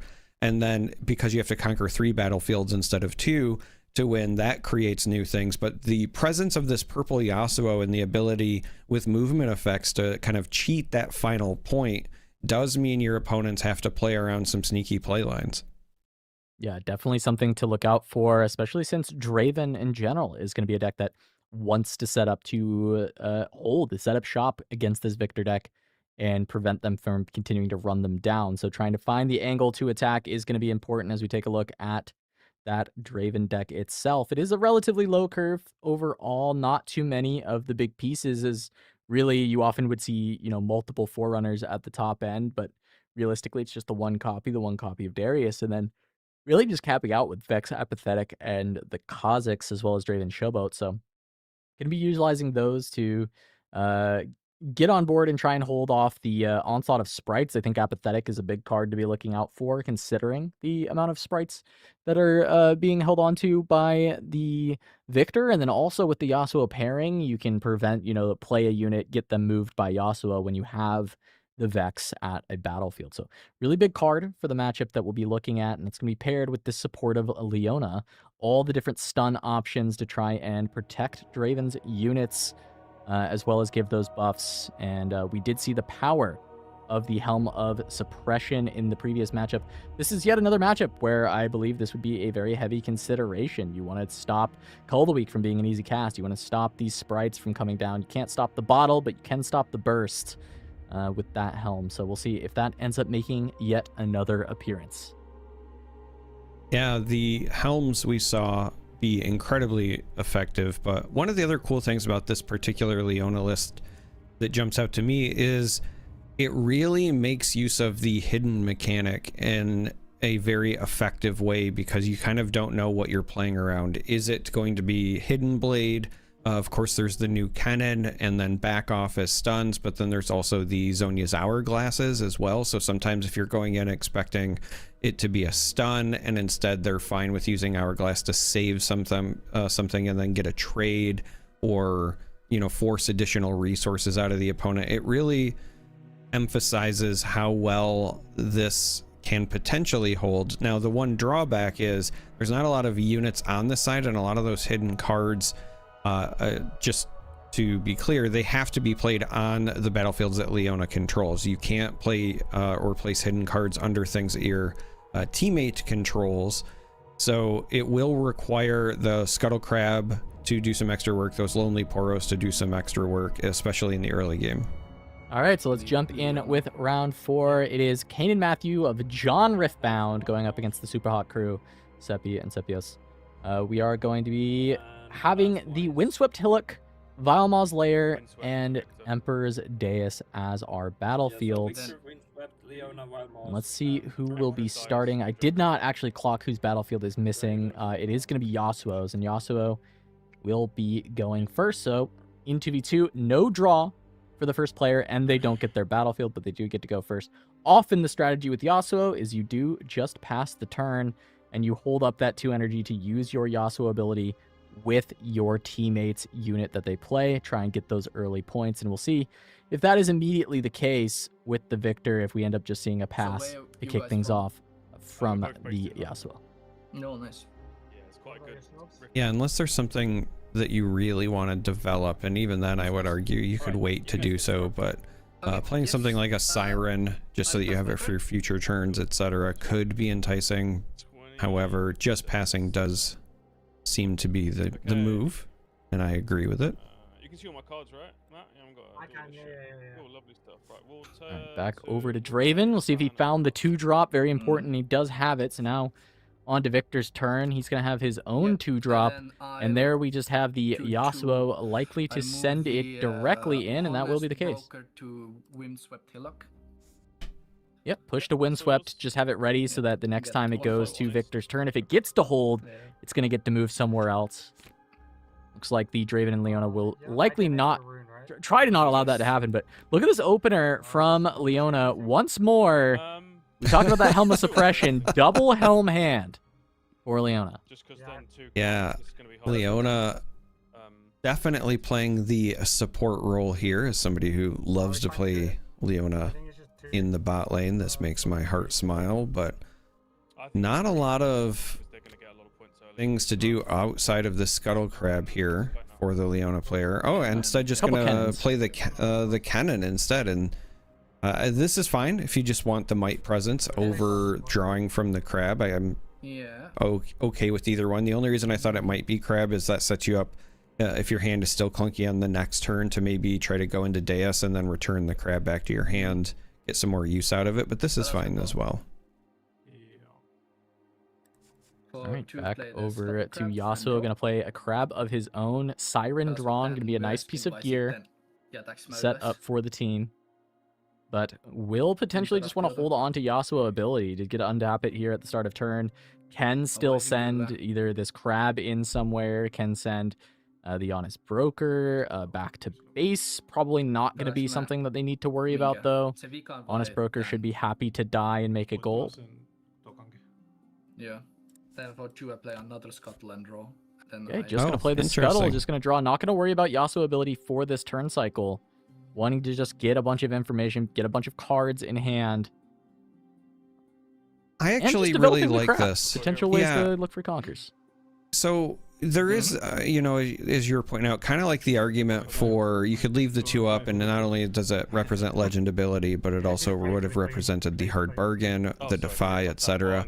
But when you were looking at the board state, the Honest Broker, I think they were okay with that just perishing anyway, and the Sprite Bottle, if developed by Victor, isn't going to need something to be pushed anyway. So why not just develop the extra crab now, get the information, because you're not committed to saving anything on the board. I think that was the right call.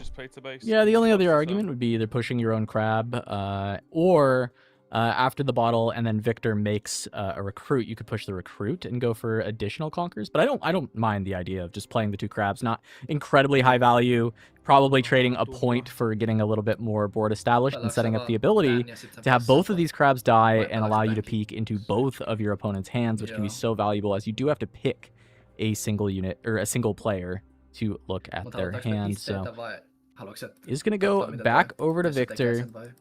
Has the ability to bottle and run in, but Fan can just blow up in response and just deny the point, which is pretty valuable and does mean that the Yasuo would not even be there to push it back in somewhere else. So there is a good chance that they just have to leave the Fan if they want to go for point equity. There is another playline where you could bottle and then you also could bellows plus stupefy. Yeah, it starts to cost a lot of power. Well, not a lot. I mean, you know, you have the gold. It costs the 1. Just gonna go presumably for bottle and just try and get some points. I think the point trade is gonna make a good amount of sense. Results? Yep. So we got Yeah, I think this is the safe conservative route. There's not really any potential for this to backfire on you. You know, again, we could have seen a situation where if you wanted to deal with the fan, then Sepi could have, like I said, paired something with the Bellows. But also, Bellows is one of those cards that, especially in 2v2, as the game goes on, starts to get even more and more value because the boards get a little bit wider. You're dealing with, you know, 2 players' bases as well. So even if there's just one battlefield and one base, and then you can do the other base with the repeat. And then there's the obvious, you know, pairing it with Thousand Tail Watcher whenever that comes up. But Leona gonna play a crab now. Everybody's scooting. Okay, that's nice. I'll move Cannon in. I'll activate his attack effects. All right, so it plays a crab. Gonna send this in. Where's the buff for the cannon? I will buff. Do you want me to buff overzealous? It's not a bad shout because then at least they need to use another spell to get over it with Fountain, and then Discipline wouldn't trade from Yasuo. So I don't hate giving it to Zealous to make it 3. It makes it a little bit awkward for them. So I say. Oh, it's the pay 2 from the cannon to stun. I forget that this cannon has a when I attack as well as when I'm played trigger. Yeah, again, I think it's at least they have to trade up, right? The only thing that's going to kill it at the moment on board is going to be. So the Sprite, 2, so there's they no have to trade pump up needed with, because pay 2 for the cannon stun. That's where the extra 2 came from. So So 2 for the Scuttle Crab, 2 for the when I attack cannon trigger. When he attacks, you may pay 2 to stun, and then when there's a stunned enemy unit there, he gets the +1. So now, the idea is, do you want to bounce the cannon? And the answer is yes. Just gonna bounce the cannon and get the Sand Soldier at the dais. Yeah, and that works out because you still have presence at the dais, but it does also, if you want, give you the opportunity to hide the cannon or just hide a card.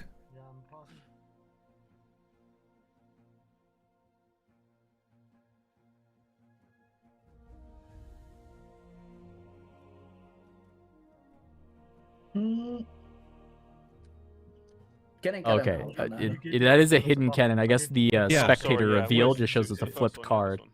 I was just wondering. I was like, well, you don't get to play it face up, but maybe it's a spectator thing. So spectator, we're just seeing that cannon face up. That is a hidden cannon at the Emperor's dais.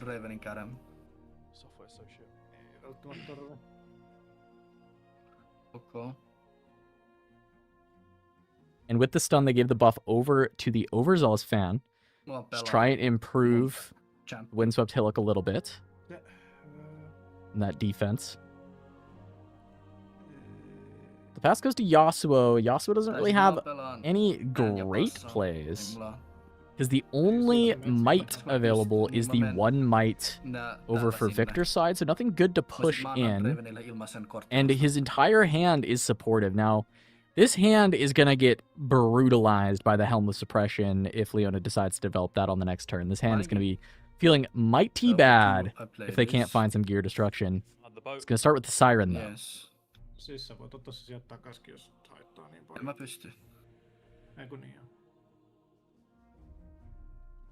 So depending on how they want to approach this, you have the layer.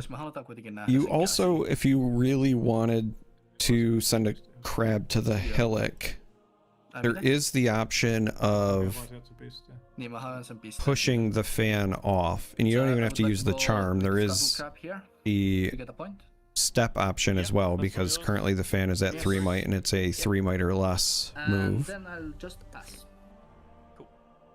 Yeah, I think holding up a bunch of resources for Victor's turn does make sense.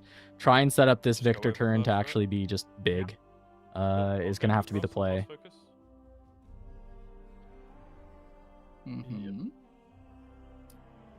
Just going to have to let this go. Not really any reason to do anything here, so that's going to be... And then you get the point, then this happens, then I want to see your hand. I will see also whose hand is he picking? Draven hand, alright. Draven hand, good to know. No, I think that makes sense. There's just more cards in the Draven hand. Tiny arrow. Yes. Okay, so Baron, Stack Deck, Switcheroo, Gem Jammer, Noxus, and Forerunner. Okay. You heard Baron was the draw, so that's going to have to be something to look out for, right? This game can be won from 7 with a Baron Jam at 10 energy.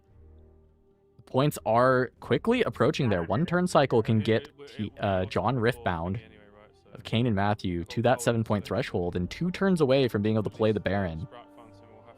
Can look to end the game very quickly. Yeah. I don't like tapping out, but I think this is the best chance we're going to get to use this. Yeah, I think the Draven player was just saying, not a big fan of exhausting everything, but really wants to get this Forerunner developed. Yeah, not playing it to a battlefield is a bit interesting to me as a whole, because generally that's where you want to be putting the Forerunner. Because you don't mind if they kill the Forerunner. It's more, you know, you just want to be creating a lot of pressure, forcing your opponent into awkward situations, but going to play it at base. And that does increase the timeline for when Baron can come down. You're going to take 3 turns for Draven to be able to cast that Baron Nasher. With only 5 runes now. I think the thought process for putting it in base was that they didn't want it stranded on the Vile Maw, and they wanted to have the flexibility of getting that Forerunner onto the Hillock in a future turn. And I think Super Hot Crew here, if I was hearing the player comms, was just talking about potentially pulling the Forerunner to the lair and just stranding it there. Could be consideration. They also have the ability to dragon form this 1 might bird? Not bird. Robot. Okay. So gonna use the Yasuo move on the sprite that's ready onto the Windswept Hillock to get the Conquer, and then allow it to gank from there. Yeah. Nice combination, because Yasuo must be from base to battlefield or battlefield to base. Yeah, that's all good. Yep, and also the fan cannot push the sprite back because you're at Vile Maw. I think I'll say no in this episode. I appreciate the offer there. Yeah. And then from there, what's next? Dragon Form still a good option to try and deal with the Emperor's Dais. Go to 6 points, conquer all 3. Keep pushing the pressure.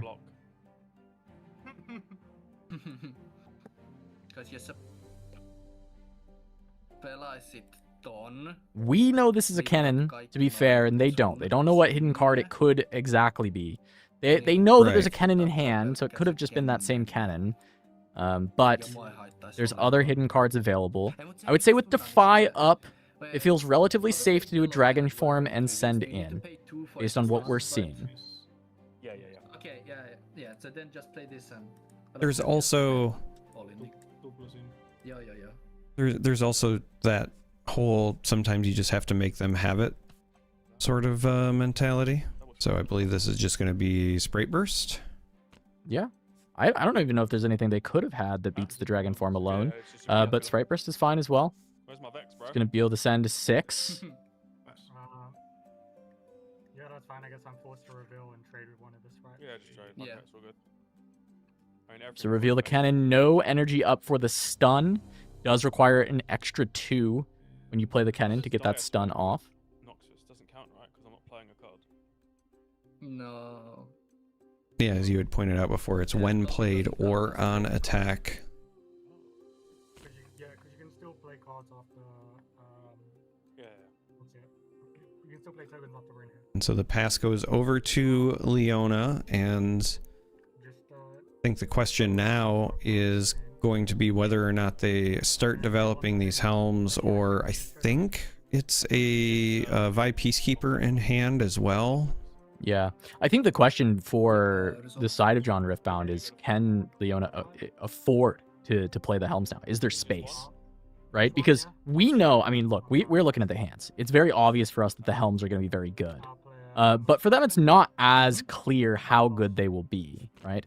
And so you have to decide, like, is there too much pressure from the Yasuo and from the Victor that you can't afford to play this helm out? But they decide that they can, and it will be the first helm of suppression. That's going to start to tax this Yasuo a little bit, but just 1 isn't going to stop this hand from still doing a lot of work.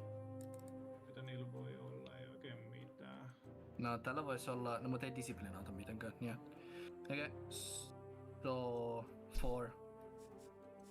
All right, thinking about Then for 2, how the Yasuo can still get value. It is worth noting that the increase from Helm is just for spells. So the Legend ability and the Siren are also still going to be a standard traditional value. Now, there is a ton of spells in Yasuo's hand, so it's kind of a tax on everything. Yeah, this is where, with this Scuttle Crab, if they pick Yasuo, which makes the most sense, he has the most cards, Matthew's going to see, hey, this hand gets kind of exploded from orbit by these helms coming down. for 1, I use the Siren to move the Stella. As you said, though, of course, Yasuo can function with just the Yasuo ability and the Siren, but by playing the helms, you can force that to be the case. The question really just remains, though, is like, is it too late to get these helms out? Are they too slow?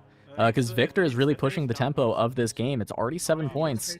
The sprites are going to die. It's going to open up the opportunity for these Conkers to come back through once Victor goes, and it's going to be the onus on Draven to actually push over the sprites in this spot. Yeah, and it kind of hurts that the Draven has already developed that Ferris Forerunner, right? When I'm thinking about, okay, if I'm going the Helm game plan and I also see that my opponent is about to have like a clunky hand, one of the ways that you can make it more difficult for them to win, especially since they're on this kind of token slash sprite game plan, is you could play the Baron so that the win through Conquer is kind of either off the table or significantly harder. The problem is by developing that Forerunner the turn before, you are delayed getting there, as you had pointed out, by an additional turn. And so by the time that the Baron is coming down, the opposing team should already be threatening the ability to win. Yeah, they are 2 turn cycles away, right? At 7 points. At least when it comes to natural means. They can't go from 7 to 11 on a single turn outside of the bounds of the purple Yasuo. So Victor's not going to be able to do it on his own. He does have this Watcher in hand, which is great, going to 8 runes, the ability to potentially just like push through these holds. Going to be very nice. But that's where Draven has the opportunity to hold up some resources. He's got a big grip of cards. He has the stack deck to look for more interaction. We know about a switcheroo.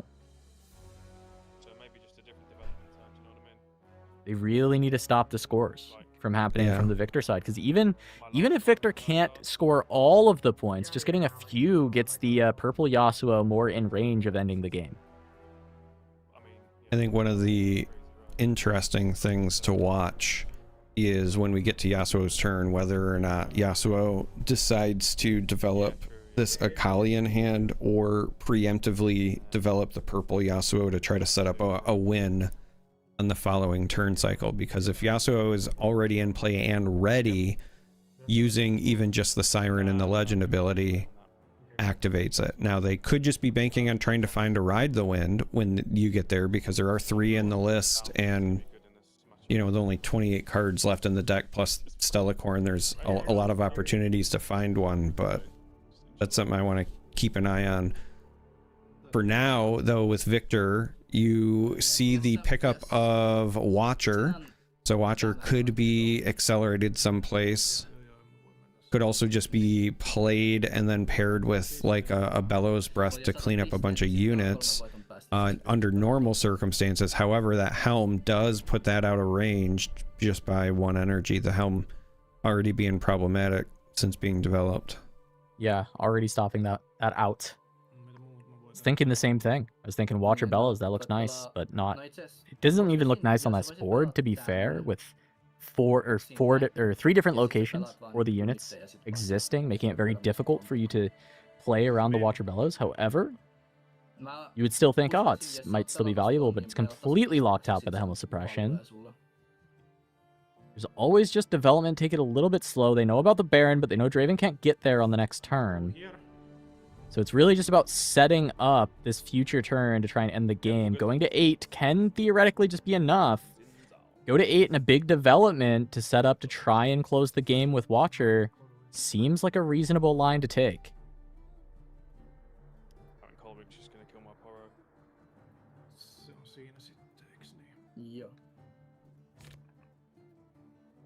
Decides to pass it, can always just utilize Victor on Yasuo's turn to make that last recruit. Honestly, I think so. As stupid as it might sound. Yeah. Another helm, I'm supposed. I was gonna say another helm. Yep, another helm. Yeah. I'm curious about empowerment of the helm as well. That would require... Oh no, don't even have enough. No. It's cost 4 and a power to do it again.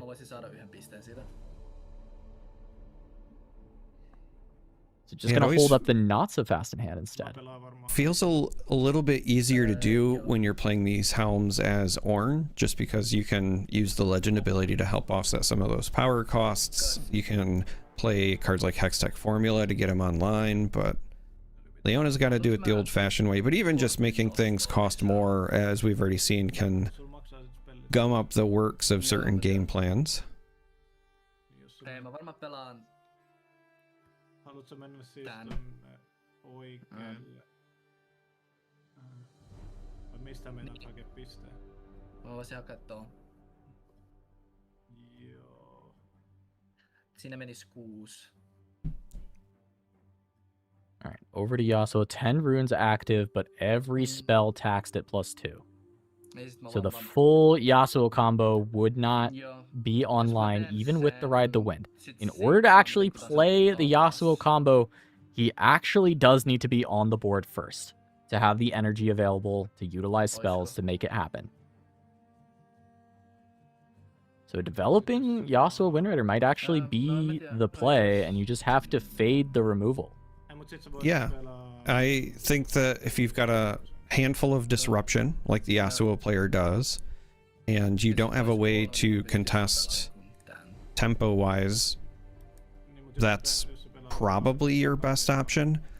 I mean, there is an argument to be made. Obviously, you've got the Stellacorn Herder that could trigger some draws. You could discipline it and then try to go over the Hopeful and then leave up some of these counter options for whatever comes your way, but that's like your entire turn. And you're going to, you know, you'll get 1 point and essentially draw, you know, 2 or 3 cards out of that. I don't know that that gets you into a better position to win going forward. That feels like a very short-term gains situation, because the, you know, the Draven on the other side still has that Hopeful and the Poro waiting in base. If you're playing against red-purple, you have to assume that they're going to have some sort of way to get those bigger or go over the top. You still don't have a good answer for this Forerunner, which, as the game goes longer, is, you know, more relevant, because yes, it's stranded on Vilma, but it's also threatening those hold points and threatening a win, because you absolutely can still win through holding, so you're going to have to deal with it at some point. Mutta tietenkin se riippuu siitä, mutta tän on 3 auki tuon. Vai kuinka paljon mä haluttaa... 3 runes up, what can it be? Counter spells available. In green yellow. Could be Zenith Blade is a really scary one. Extra points coming through. But it could just be any stun. Any back off, any heroic charge. Right? A lot of stun options available that Leona could have up that they're worried about when it comes to taking any swings. Especially with just going in Stella plus Discipline. And the thing is, Discipline for 4 is not, I mean, that's not feeling very good, but trying to find that extra point, get even closer to the Yasuo win con is maybe just the condition that they're looking for. Well, the biggest issue, I think, right now for the Yasuo player is it's not even just the Leona. The Draven also has 3 runes up. And so if you're trying to play around whatever Leona has plus something like a Rebuke, I don't know that you can feel confident going in to that location, because like I said, it's going to require at least a Discipline to make it bigger. And then... All right, looks like they're gonna... Yeah, even Spinning Axe is just going to be brutal here, right? They can push in the Akali, take it to 6, but Spinning Axe takes the Hopeful to 7, and then you're forced into this 4 energy Discipline to just push over the top of that.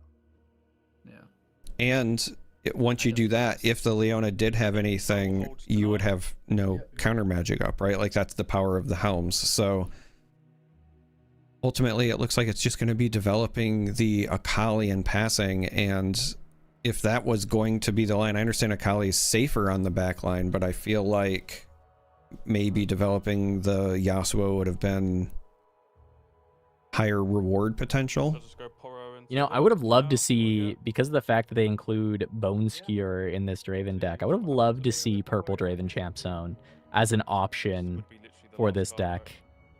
Purple Draven here with like the potential of Bone Skewering one side, looking to end the game from earlier point totals. Cyber Baby telling us how important it is to be able to end the game, how hard it is to end the game, and having that other way to get an additional point would be very cool, but not going to have it available, and the Baron is a turn away for Draven.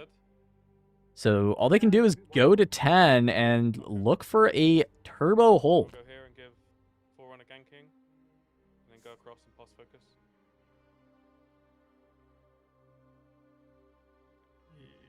Leva passataan, eikö niin? Yeah, that's okay. I get a bird and a I think perhaps one of the considerations that the Draven player is making here is how to navigate this turn, but still ensure that Baron is an option next turn.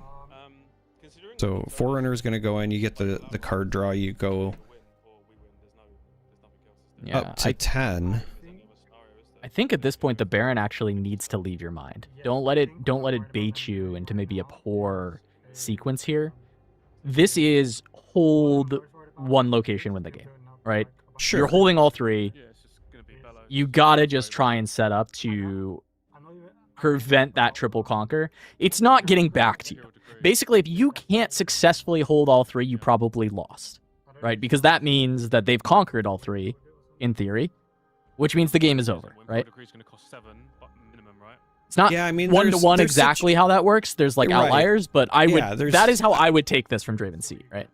I was just thinking from like, there's probably situations where they deny the hold through trades, things like that, and so you might want to just try to navigate this in a way where you can still try to defend as best as possible, but without going down too many runes.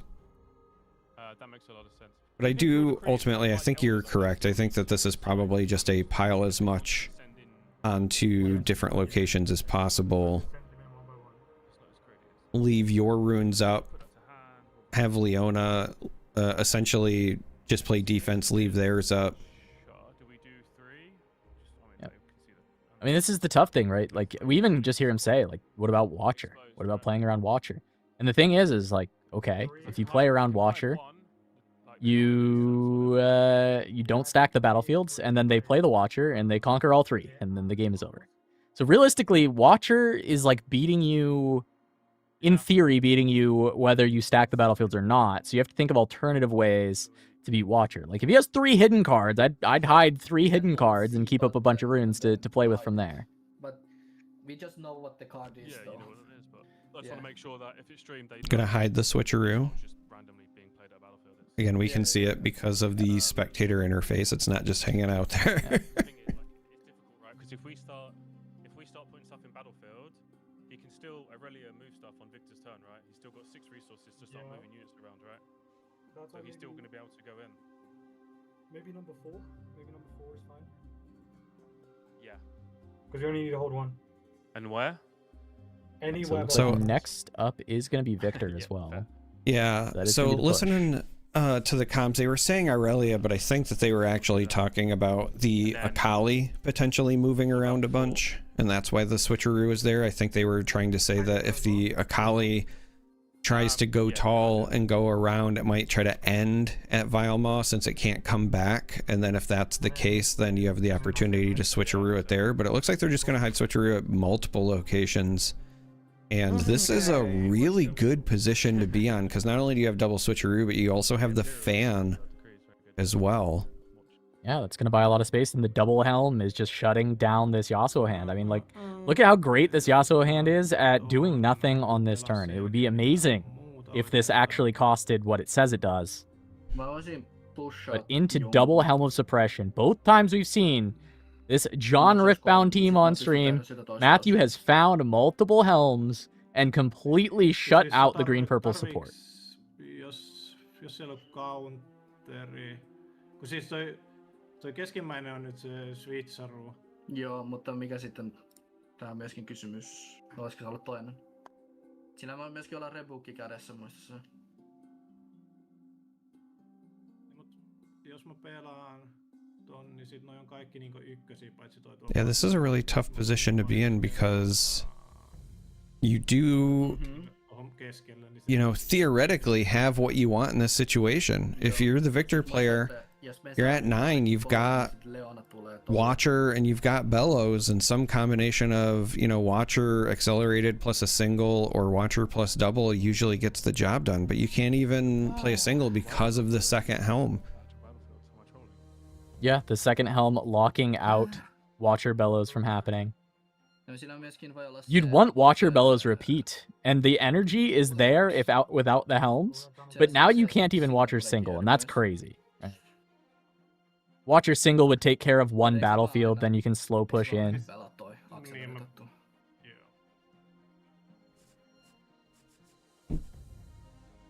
It is just going to be Watcher accelerate. This happens every time, so everyone has -3.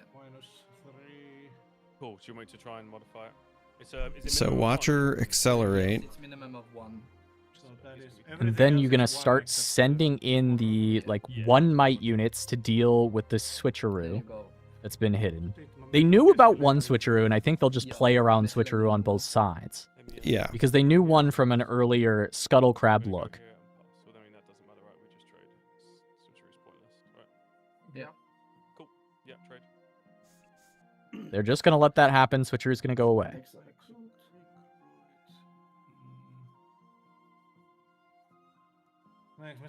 And now they have to, I think, just continue chaining. Yeah, I was going to say, continue chaining them over there as well. And then save this Watcher to try to get rid of the Forerunner. Yeah. The 2 might over there. Offer for a trigger from the fan.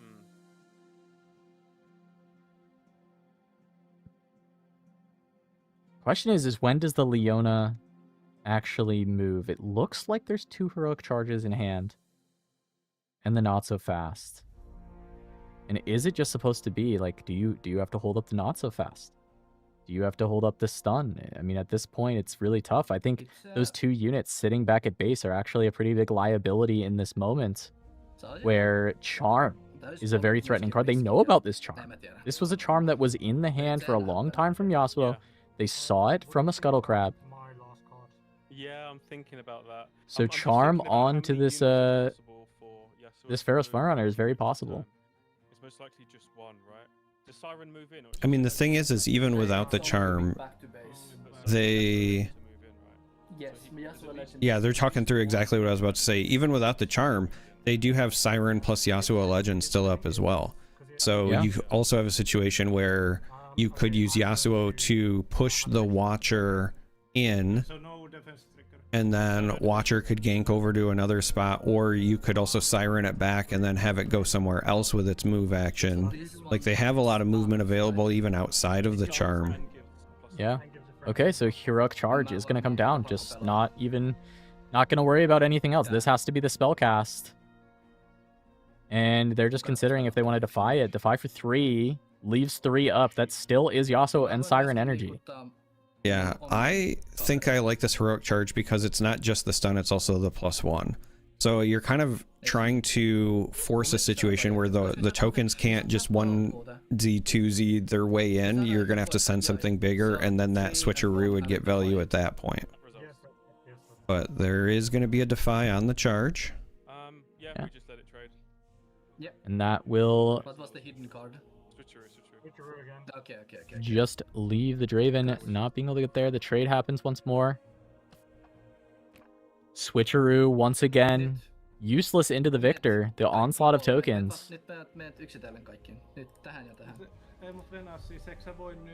But even at 1 might, these 2 backline units actually could have made a difference here with some of the 1 might recruits. Is it enough to have made a difference on the entire play? I'm not sure.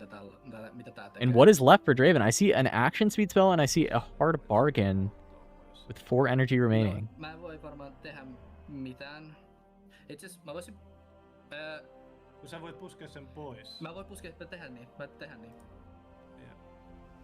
And 3 and 1, I will charm the Forerunner back to base. Yep, charming the Forerunner to so here base. This comes makes the sense. That's charm. going to force the bargain. You've got 3 units. You're just going to try and triple score. Yeah. Yeah, you have to bargain here. Unless you completely tapping out, right? Yes, me completely tap out. I just hard bargain that. Okay, yeah, sure. Yep. Results? Has to stop it. Okay, Silon Rebu. Problem is I think that this is still just game, though, right? It depends what that last card is. I can't imagine that last card is going to stop this Watcher going over the Forerunner, though, right? Because it's Watcher there, Victor to one spot, and Recruit to one spot. That's true. And even if it's Ride the Wind, by doing the Watcher first means that Victor can chase it down. Well, I guess they do have 2 runes up technically, right? So yeah. Yeah, if but I that think was that a rebuke, it's a common. I think it's Ride the Wind, and Ride the Wind would only work if the Recruit was the first thing sent. But by sending the Watcher first, Yeah, but Ride the Wind doesn't matter because Victor gets to walk over it. Yeah. Oh, it's a rebuke. It's not It a Ride is the a Wind, it's a rebuke. Rebuke is actually defensible to stop the game from ending right away.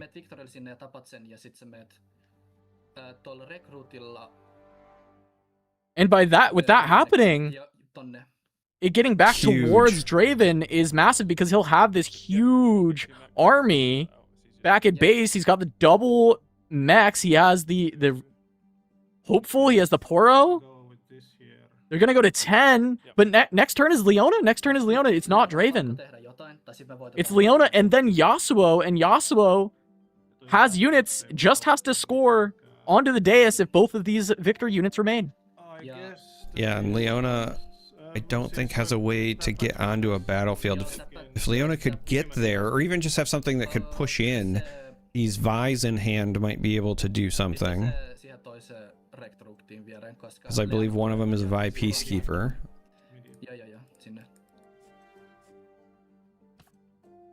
Gonna make an extra recruit. Just placing it into the Vile Maw. Leona does have Champ Zone Leona. There is a guaranteed accelerate to try and get something on the board, get presence down. Yep, that's got to be the play. I can't think of anything else that you can do in this situation. With the opponents completely exhausted, I was about to say, I think this has to go to the Hillock, get rid of the Victor. Yep, so he's going to draw an extra card, and he will be able to hide something to try and protect this. The Akali in base for Yasuo is going to be a really big boon for trying to push in, but it's going to be a back off. Yeah, just drew it. Problem is this is covered. This is covered by Defy. 9 runes, even though everything's taxed. Not enough.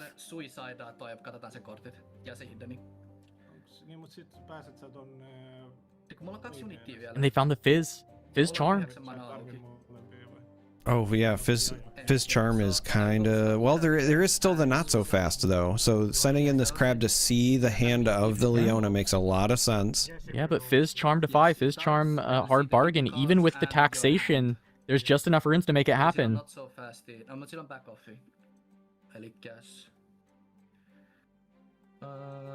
It's solvable. Fizz Charm costs 5 energy, because you have to pay 2, I believe, for the additional cost added. 1, 2, 3, 4, 5. Let's ignore energy costs. It's actually not a ruling I've talked to anybody about, so I don't know. My assumption is you have to pay the 2 after the fact, because it's added when you go to play it. But it's possible that Fizz just can kind of get around it. Either way, though, the runes are there to play Fizz Charm and then keep up runes for a counter. It's still available. Yeah, so their assumption is also they have to pay the 2 and 1. I think you have to Defy, right? But then he's got hard bargain for exactly 4. Yep. Yep, 4 up is still enough for Defy or hard bargain, but I think you still have to. Yeah, I will 3. I will Defy it. Okay. Yep. He has a Defy. Yeah. There's the pushback. 2 units left. Nothing there. The GG is called from John Riftbound in another very close matchup. for this Draven Leona, but at the end of the day, Victor Yasuo gets the job done. Victor Yasuo was the deck combo that was dominating the Chinese 2v2 scene, while Yi Yasuo was dominating around the rest of the world, and going to show that it is still a very powerful duo in Vendetta, and it doesn't even need a color combination, right? You can still just play this. This was already being played in the standard format, and it is still looking quite good. But I'm very impressed with the Draven Leona, and I'm even more impressed that through double Helm of Suppression, with that hand from Yasuo, still able to make Yasuo look extremely useful. Yeah, the Helm, even in losses, has looked outstanding so far for this event, and it's certainly going to make me rethink the way that I approach 2v2 deck building. We were talking about potentially like Adaptatron, because there's just it feels like there's a lot of gear floating around in 2v2 anyway, and I'm kind of convinced at this point that you want not just guaranteed access to some, but you want some reusable functions. And if you're not going to be running Fury for something like the new Brittle Steel, something like an Adaptatron makes an awful lot of sense. But it has really just helped tamper down boards. I think part of the reason that I was undervaluing it, like, we know that Helm is a powerful card, but in a 1v1 setting, you are essentially kind of falling behind or going behind a little bit on tempo in order to tax your opponent. But in 2v2, it's like one half of your team is going down on tempo to tax both sides of the board. And that's a far more impactful play line in this format. I think that I was really undervaluing it here. Yeah, absolutely insane that people were able to push through. And yeah, we talked about, hey, the tempo, would it still be there for the Victor side, the Victor Yasuo, to be able to score those points, and they were able to get it done. But that's going to be it for round 4. If you're enjoying the stream and you want to support Turn 'em Sideways and what we do, getting these broadcasts going, you can check out one of our partners for the month of August. We have Vegas Singles at vegas.singles. This is a local game store in the Vegas area. They do a ton of amazing events there, but also they have an online shop where they have a huge selection of Riftbound singles as well as singles from other games, and you can pick them up now at their website. They also have a very extensive buy list, so if you want to trade in some old cards that you're not using anymore, it can help towards what you're trying to get from Vegas Singles. Use the code TURN5 at checkout for 5% off your entire order. They do free tracking on all of their shipments, as well as free shipping on orders over $50 in the US. So shout outs to our partners over at Vegas Singles. And also shout outs to our mats that we're doing. We have our shop at turnemsideways.gg. Got amazing stuff in stock. We have new products coming very, very soon. Up to 4 additional new mats are on their way, as well as a new colorway for the dice. Tons of cool stuff. Little funky teaser here that was slapped together last minute, which is a lot of fun. As well as that, we have a 1v1 event. If you like 2v2, but you also like 1v1, there's a 1v1 event coming up next weekend for Rift Atlas Convergence. $5,000 prize pool, 256 players, and you can sign up now. It'll be for next weekend that event is happening. It'll be live streamed right here on Turn 'em Sideways. There's less than 50 signups now, or available left, so make sure to sign up now so you don't miss your spot. We have one more round to go, and then the grand finals. That was an amazing round of Riftbound action. We're going to go to a break, but when we return, even more of Magma Chamber's Duo Q 2v2. We'll see you in a minute.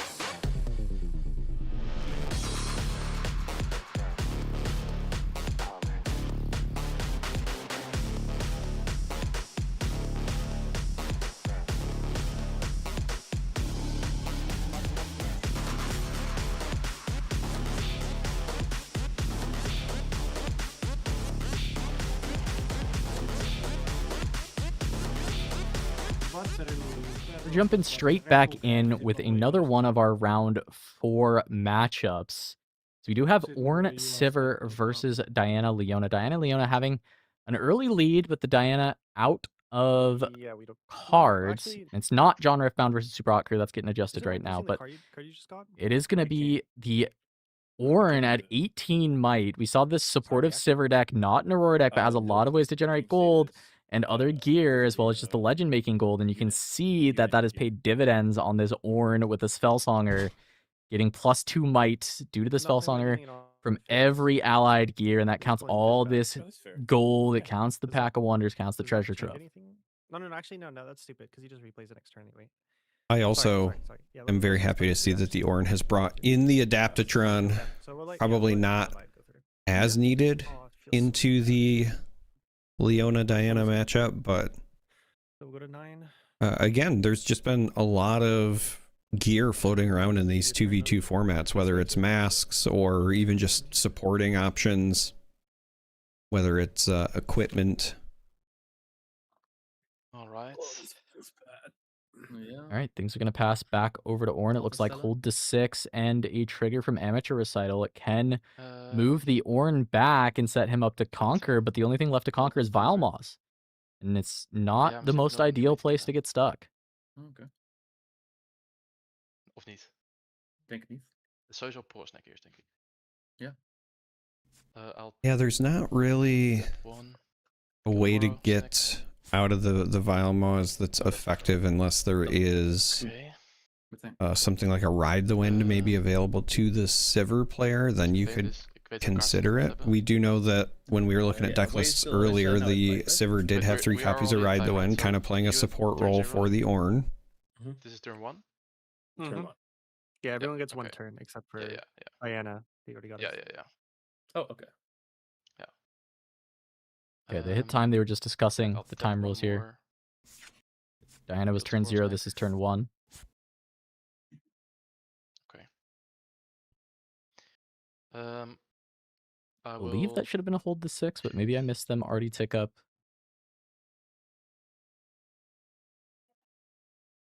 Then certainly going to want to score the Vilemoss. Yeah, I'll move Stellarcorn in here. Move Stella for a draw. Start showdown with the convergent mutagen on Stellarcorn. Also draw for So I'll copy the might from Ornn, which is 1, 2, 3, 4. Virgin from Ornn to Stella. 10, 14. Huge herder. Now you have to react to it. Tap 1. The Gus.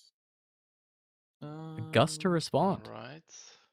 Ja, dan doe je gewoon 3, toch? Yeah. Needed to do this before moving in, unless this was drawn from the Stella move. In order to play around Gus, but if there's no answer to that, the Gus is going to be quite annoying. Looks like there's 3 to tap. A wind wall to stop the Gust.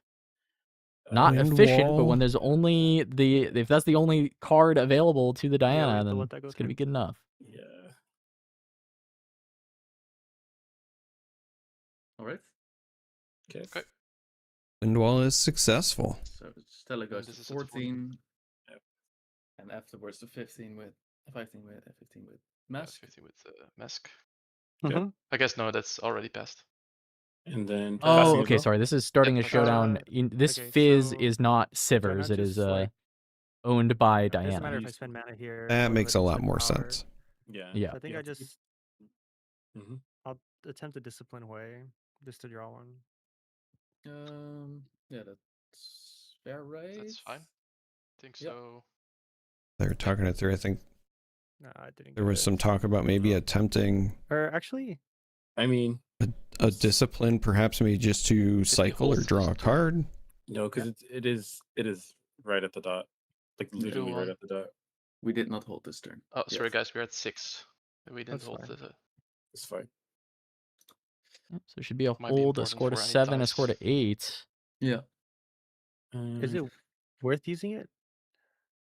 Because you don't have a turn after this, right? No matter what, I can't play the game. So they would need. But then, I think so. I mean, Looks like it may just be deterministic draw then, unless Leona can do It's just one. something to push above. But you have to, aren't you the retaker? Yeah, but I'm only ever getting one battlefield. I can't get two. This is your call. I don't actually know for this one. Yeah, trying to kind of think through. I'll attempt a key barrier. The spectator for this team may still be buggy. I'm trying to see because that Fizz, I think that showdown is finished, and they talked about a discipline. I'm not sure if they ended up pulling it through. Dat kan niet, deze speed. Just making sure that this is our board state, because at least some of it looks right. And maybe they're still waiting on the showdown. Nee, precies. Het moet, ja. En he will, I mean, hij gaat nog steeds dood, toch? Oh, if you Yeah, do this, okay. he still dies. He Yeah, okay, still so dies, it right? resolves. Yeah. It's, Yeah, it okay. just becomes Yeah. Yeah, okay. Yeah, I heard resolves. Not seeing what they're looking to cast. We would die. Yeah, just kill Hui. It's fine. Let's I try to hear get out. Hui will die, so that seems pretty Yeah. far away from what we're looking at. 7. Pretty clear indication that we are not up to date. I think we may have found the problem children, loved them to death. It's the last time we were trying to spectate the Orin Sivert game, we were having the similar issues, so it might just be a setting, and that has not been sorted out. Hopefully that can It's get my fixed fault. in the future. But I can't believe I was baited into coming back for this. No, I'm kidding. It's unfortunate, but you know, that's the thing. Testing new formats out, trying new stuff. The updates are just coming in for being able to play 2v2 on some of these online platforms, so bear with us. Hopefully we'll have more of these events in the future, especially when it's all locked and loaded and dialed in. En ik hide die andere bij rechts, denk ik. But now we're seeing, it looks like Hui was maybe challenged or charmed in or something of that nature. See a lot of runes were exhausted for the Sivert. Maar kan ik niet aan het einde van zijn beurt weg? So now they go to 8. Want als ik hem in het begin heb, kun je niet konkeren. They're going to get the conquer on to Vamos and hide, and now it comes down to can Leona score all 3? Ja. Oké, ik ga het in hand. Alright. Ik zou het in hand houden. Ja. Think the answer is no. Does Leona have to score all 3, or does Leona just have to go to the point where they're winning by 2? Sivert should have a turn. Okay, so... Als ik het beginning phase hold. Oké, laat mij straks doen. Laat mij straks doen. Trust.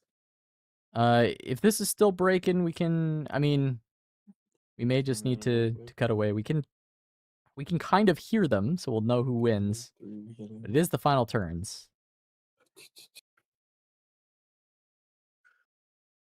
Oh. Slideshow activate. Yep. That's right. I mean, realistically, it doesn't matter because he's just going to write the win next turn anyway. I just have to take it somehow. Okay, so I'll move into here. Good and then call on the out attack from trigger, the pay side 2 of to Leona stun Diana is Appletron. no matter what, the retake Any is response? happening. Because there is Pack of Wonders Fizz and Ride the Wind in the bin. Or... Yeah. I mean, no, I'll say, right? Say. So it comes down to can Yeah. Leona score all Okay, 3? okay. And I think react the answer is with no. I propose. don't think that's happening. Yeah. Let's see Okay, how it that's fine. started. We see 2 energy tapped. I imagine this is like a cannon running in my to the focus. Stellacorn and stunning it. Go ahead. It's going to be my assumption. Play Vi. It's targeting Adaptatron. Here, Play Vi. Vi targeting an Adaptatron, so maybe the cannon was running there first. Yeah, I think that just resolves. I think Okay. it does as well. So first Cannon turn, I casting via maybe. audio. I don't know how this works actually. Wait, in deze showdown doe ik nog Mhm. 1 naar de rechter. Wat? Doe ik 1 naar Stellar? Nu nog in showdown? Ja. Zodat jij... Ja. Okay, so I'll play 2. There we go. I'll play You've got it up. Amplified on Stellacorn. Okay, so this are you doing that in reaction to the stun, or is No. the stun resolving? Oh, sorry. The stun is resolved. Resolving. Yeah. Okay, I will do my During Leona showdown. and buff, and then yeah, I'll pass focus to you guys, and then yeah, that's good. Okay. Okay, so focus pass, Draw Emperor's 4 for Divide, this. move the Stella to draw. You have are at 4. Okay, then I think we do nothing. Yeah. Yeah. Not sure if this hidden card It's is there, kills didn't do anything. Yeah. Adeptron. We You we get a trade point. with Can't trade. Cannon. You can trade Stun. resent. Oh, sorry, that's true. Ja. Okay. Adeptron is stunned, Oh, dan cannot had ik wel, trade. had ik dat niet moeten Nee, spelen nog, man. nee, dit klopt. Dit klopt wat je nu hebt gedaan.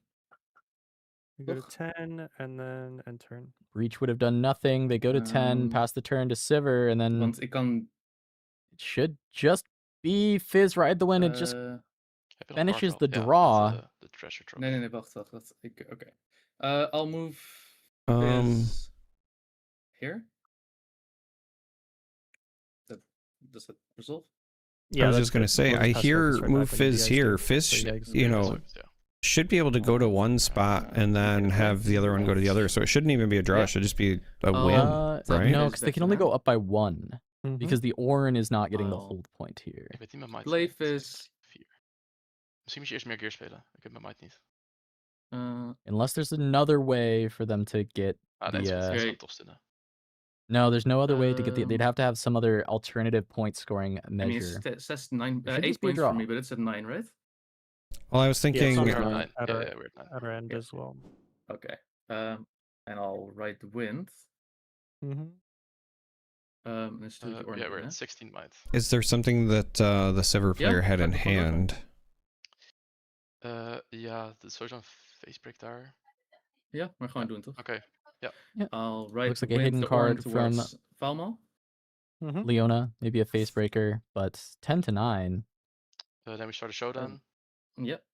We we don't pass do focused. anything now. Zonya's. Okay. And then yeah, you guys win combat. I'll just save the Vi. Oh no, it was a Zonya's, not a Okay. face breaker. Yeah. They're gonna save Vi. They're gonna go to Results. 10. We get 10. We go to 10 And indeed. And then it's just a draw. Complete. Wait, Yeah. Stuck No, in. no. No? Treasure trove. We can't score anymore, right? Yep, correct. Oh, They've we can scored score. all of the points Ornn they was on can. the second spot. Yeah, Because that's true. Ornn We can score started anything. on recital, so they're not able to score unless they have Yeah, some okay. alternate And it's- scoring. So method. I think that's it, right? Yeah. I mean, we Yeah, can. we yeah. just tie here. Yeah. Yep. Okay. GG. So they get a draw, and now we'll get the next round coming up shortly. Little bit of the issues with the lobbies again, but as we said, hopefully that'll be fixed by the next time we have a 2v2 tournament that we get to cover. Round 5 coming up in a moment. I think while that's getting sorted, Charmer, I think we should take a quick break, and when we come back, round 5 should be ready to go, ready for us to fire off, get our last round of the day before we cut to a grand final. So don't go anywhere. Magma Chambers, dual Q. We'll return right after this.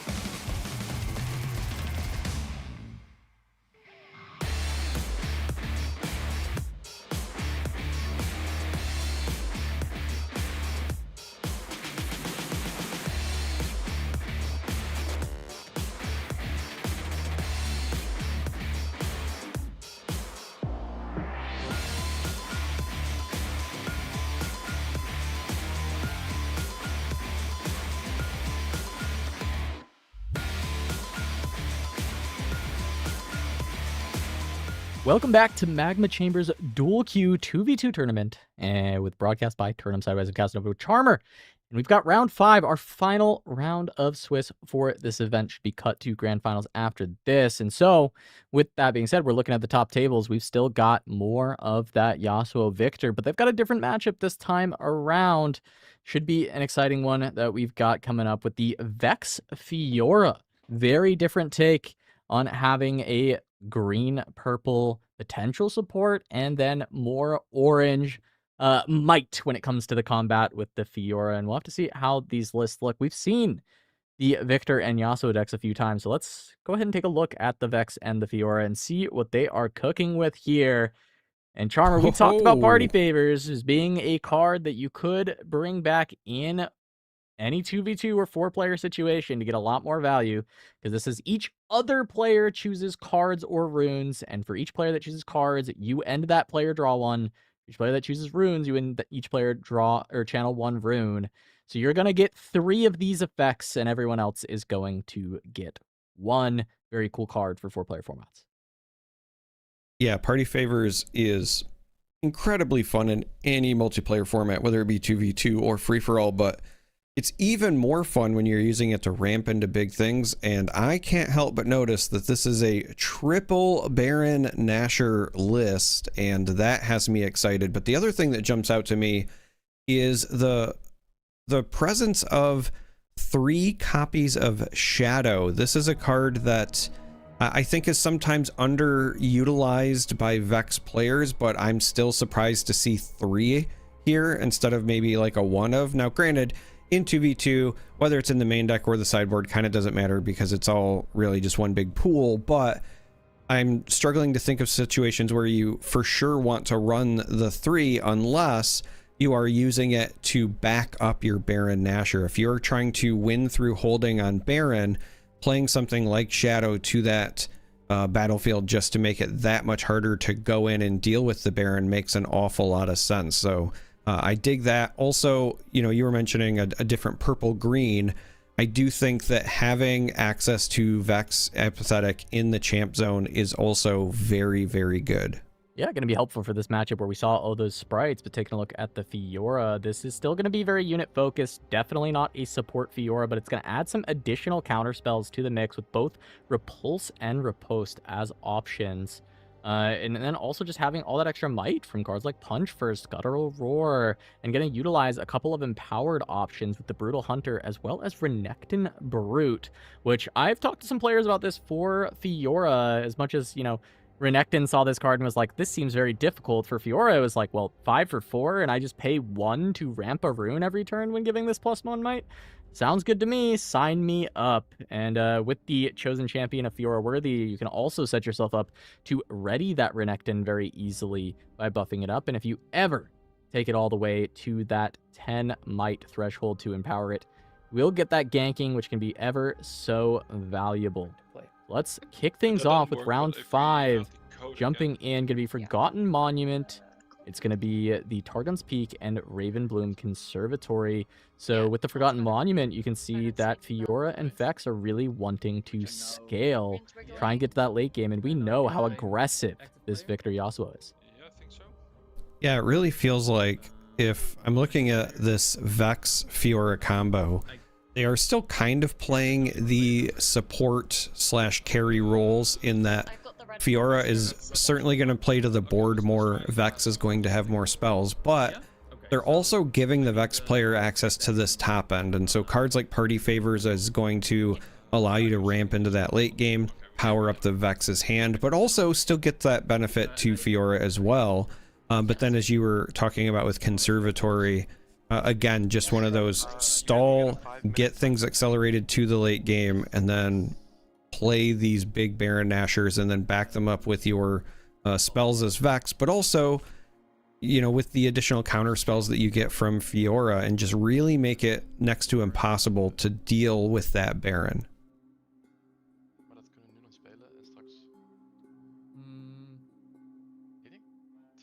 Okay, so it looks like we may be seeing some issues here, as we did not end up seeing the Vex get any runes start. Twee ook though. You end up just seeing it from the Fiora.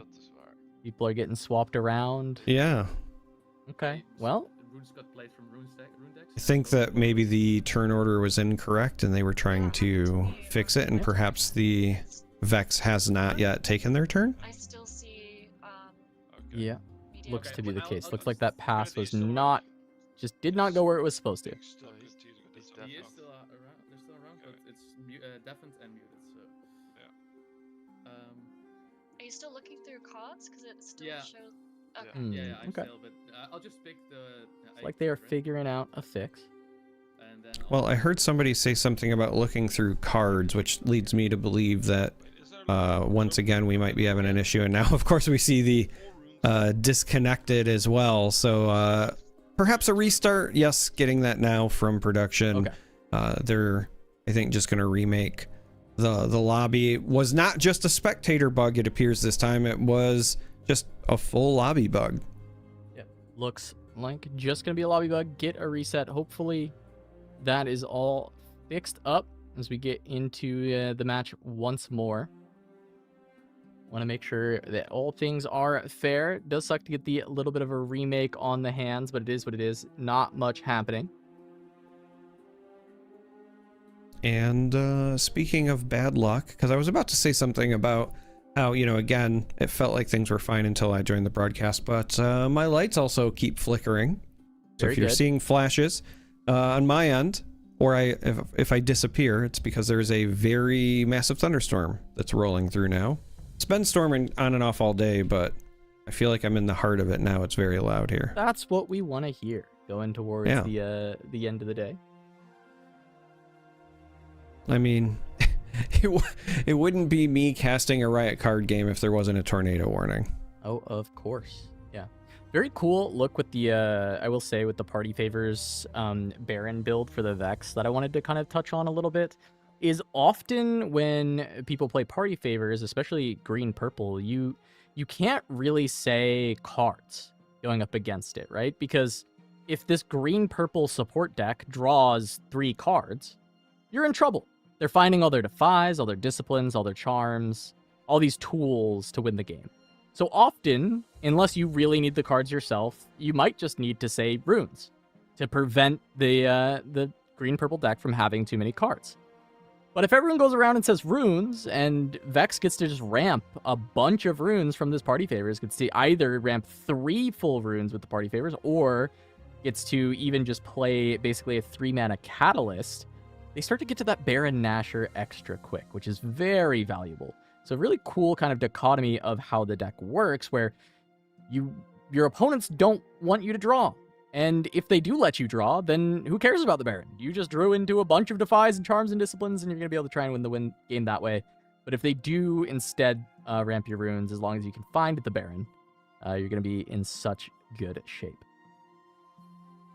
And the neat thing about party favors as well is that whether it's a rune or cards, the Fiora player is likely going to benefit. We know that Fiora has some play patterns that might be very power intensive. We also know that Fiora can sometimes struggle to draw, and having the option just be presented whenever the Vex player plays party favors to kind of shore up in either direction the way that you need to go is also helpful. And either choice is also going to be good for the Vex player, so it really ends up being a symbiotic use of the card. Okay, it's correct now. There we go, jumping back into it. This time we have a Poro start, still a 2-drop start, but going second is going to be the Fiora still. They found the bunny once more. We're over to Yasuo, which is all correct. All good, and looking to move the Poro once more. Can either go to the Targon's Peak or the Ravenloom Conservatory. Yeah, that's fine. I mean, you could go to the other location. It would not result in points, but it theoretically you're not barred from going there. Very scary. No, but you can play it. Well, you can play it. No, you can't play it on my turn. So considering whether or not the 2 runes are going to matter or not really just determines where you end up moving this Poro to. Yes. And And with no green for Yasuo, there's a chance that even if he has Defy or anything like that, getting the runes ready is not going to matter. No, but you can't. Because it's gonna go Oh, I to can. Yeah, Vix no, no. and then back to you. Yeah, so I will move the Poro to the Ravenbloom. Yep, going to go to the Ravenbloom. A point and a gold. And then I will pass. It works. Yay! Let's go. Hey, everything worked. There was a moment where the players on the comms I could hear were holding their breath to see if the bug in the lobby was going to continue, but everything is proceeding forward. Vex develops the Scuttle Crab, also notably on only Chaos Runes as well, so both of our green-purple players not enjoying the benefits of green runes as of yet. Ja sen jälkeen ton toisen. Tän. Tai siis et sä tarvitse, voit jättää interaktiota. Ei, kun mä saan niiltä molemmat pois. Ja sit Okei, joo. Fair enough. So just going to spend it 2, looks like maybe 2 drop, and yeah, it is going to be bottle, just try and get even more points. Me keskelle. Here. Going to be able to get on to that Targon's Peak, ready the 2 runes once more. Yes. Up to 3 already, so really putting the clock onto Team Vacancy. Call. Yep. Yep. Looks good. The spellcast, it looks like Cull the Week was maybe the consideration. Yeah, just going to be able to deal with the Scuttle, deal with the other unit. Just reset tempo after scoring, very powerful, and the Poro gets to stick around. Sure. There you go. Yeah, that's, I think, incredibly powerful when you consider that it not only reset the tempo, but potentially leaves that Poro there unless the Fiora has some form of accelerate. And weirdly now Fiora also on only orange runes, so a lot of players kind of color locked in these early stages. Yeah, only orange means that Fiora Worthy is not going to be any option for accelerating now, even at 4 runes. It's unlikely that that would have been the case regardless, outside of something like a punch first, which is certainly not worth it at this point in the game, but it is going to mean that locked out of finding any way to do so. Just going to have to develop, and a development turn once again from Fiora Vex is just going to mean so many points going over to Yasuo and the Victor, especially with a Sprite Fountain already on the board. And then a repoll. What the fuck is this? Yeah, this combination of Victor with the Yasuo is proving to be incredibly fast, because the Yasuo, of course, providing kind of that pseudo accelerate via the legend ability, but when you're combining and pairing that with these Sprite tokens from the Victor player, and also having the ability to continue to develop things on top of that, even if it's just the recruit tokens, you're pretty much setting yourself up to always have a board presence while pressuring from essentially turn 1 of the game. Now, it was just passed to the Yasuo player, and it would not surprise me if Victor, because of the I was about to say having everything up, is going to make a recruit here, because that's something that you can do. You can leave your runes open in case you need to react, and then if it safely makes it to your teammate's turn, then you can still make the recruit and have it ready to go on yours. So just going to be able to legend to make the recruit move to Targon's Peak, look to score again, get another Targon's Peak trigger to ready more runes at the end of turn, all the way up to 4, and this is just going to pass to Vex, and Vex is not likely to have a way to stop these 2 holds from Victor, and 3rd turn Sprite Bottle is just going to go take the Forgotten Monument and just take them all the way up to 7 already. Yeah, there could potentially be a situation where even though Vex doesn't have the ability, if Vex has something like a Ride the Wind and then a counter spell for, you know, backup, because we do see the Defy in the Yasuo's hand, but being able to move the Fiora's like unit around could maybe slow some of this down. I do not think you can really afford to let this game start 6-0. Yeah, we're gonna see a Oh, spell. It gonna is gonna play be party party favors. favors to kick things off. This is still defiable, but I assume with the lead, they might just be down to let this go through and just try and push with this tempo, because party favors basically means that they're gonna get to go to 7 points, because this is not threatening the board now. So while this is like a pretty defiable card, I think letting it go through right now makes a lot of sense. Yeah. And then whatever they choose, and then whatever everyone chooses, I also get. Yes, you can. You do that also. So- Should I Annetaan do siis Rune vai? this? Why is it? So this also could be a very like interesting bait where you play the party favors first, and then if this gets defied, then you do something like the ride the win. Me ei voida tarvitse. Ei. Otetaan sit kortti, jos mä otan. Mut sä voit pelaa ton, joo. Otetaan se pois. Otetaanko? Ja sit You jos ne could also pelaa just be searching for the ride the win with the draws as well. Yeah, but even then, you know, like, let them find the Red the Wind and then just defy it, get all of the runes out of the Vex, and then just pressure in, go to 7, set up the board. So, Sepi. Draw. A card? Okay, yep. So do a card, and then let's see what Yes. you will.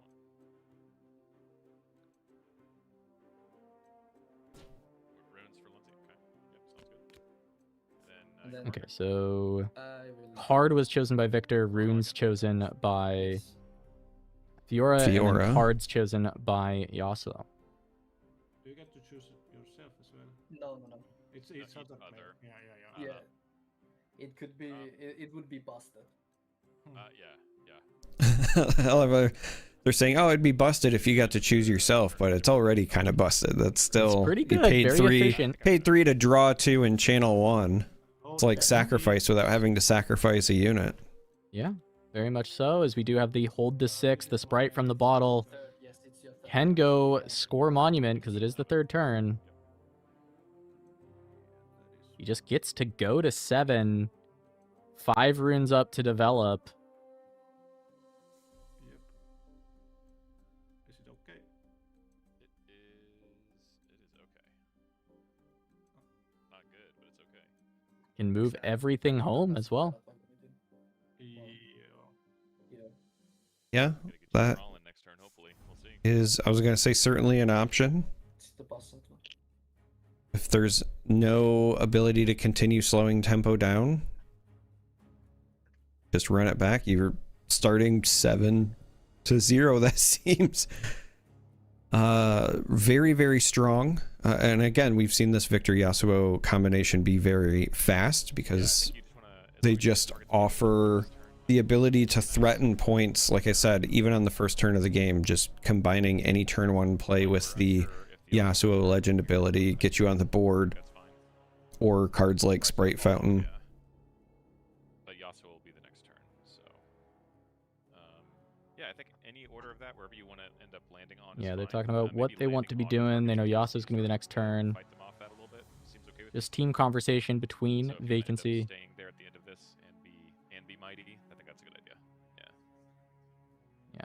Looks like considering maybe a play of Fiora Worthy, get Victorious in to conquer the Targon's Peak, and then ready her by making her mighty and moving over to the Conservatory.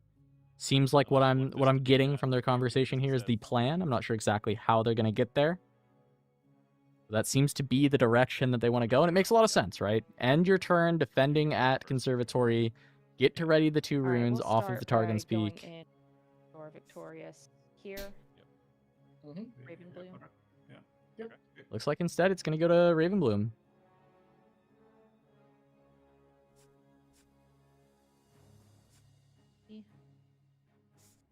All right, and here comes Champ Zone Fiora.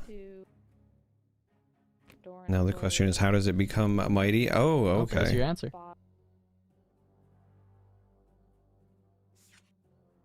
So Doran's Blade will equip. So that makes her. She'll untap off. Word. Yep, so you'll have a Fiora trigger and a Worthy trigger, so you have to pay 1 yellow, but you will re-ramp another rune. Now that is a readied Fiora Victorious. It has ganking.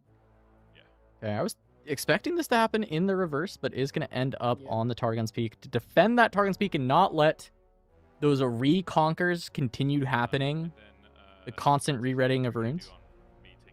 Yeah, I think if you're trying to choose the best way to slow your opponent down, because I agree with you. At first I was thinking like, okay, well, you'll go to the peak, you'll get that trigger, and then you'll go to the conservatory because that's where you want to defend. But if you are this far behind and you're wanting to slow your opponent down, the last thing you want to do is either give them free runes for readies with Yasuo,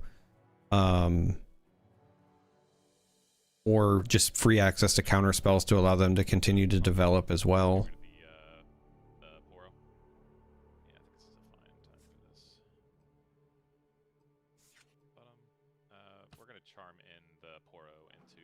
Oh, okay, and they're going to charm in the Poro. Okay, just trying to manage the board a little bit, right? Like, I think I just left there's not going to be that many good charm targets. Really, the best one is going to be the Victor when it finally gets played. That, or if Yasuo has to get developed early, but unlikely to develop the Yasuo until the turn it's actually winning the game. Yep, all good. Just trying to pressure that. They get to ready the 2 runes. Off the Targons, and it's over to Yasuo. But once again, I mean, there's an open battlefield. Yasuo can just pay 2 energy, score a point as an available option. Like, I guess I'm tapping one thing at least. Yes, because I can do this. Do I? It's Vex. Yeah, there's actually quite a few options available to Yasuo because there is the Akali and the Stellacorn that could be developed, and then you could leave your 2 energy up. There's also the Siren that could be developed, so you could do something where you ship something to the other battlefield with your legend and then develop Siren and leave 2 up. Yeah, we see just a play from Victor of the recruit to the Forgotten Monument saying, you know, this sprite is going to die, but I'm just going to be able to get the hold on the next turn. Because they're just banking on Vex not being able to interact with the battlefield. It can allow them to hold the 8. They can even just push in with Yasuo. There is the opportunity to try and win the game on Victor's turn. So the way that would work is currently they're at 7. You cannot score if your ally is occupying at the start of turn. But if Yasuo decides to push something into Ravenbloom and conquer and then Siren it back, you would have the ability to still go for that win.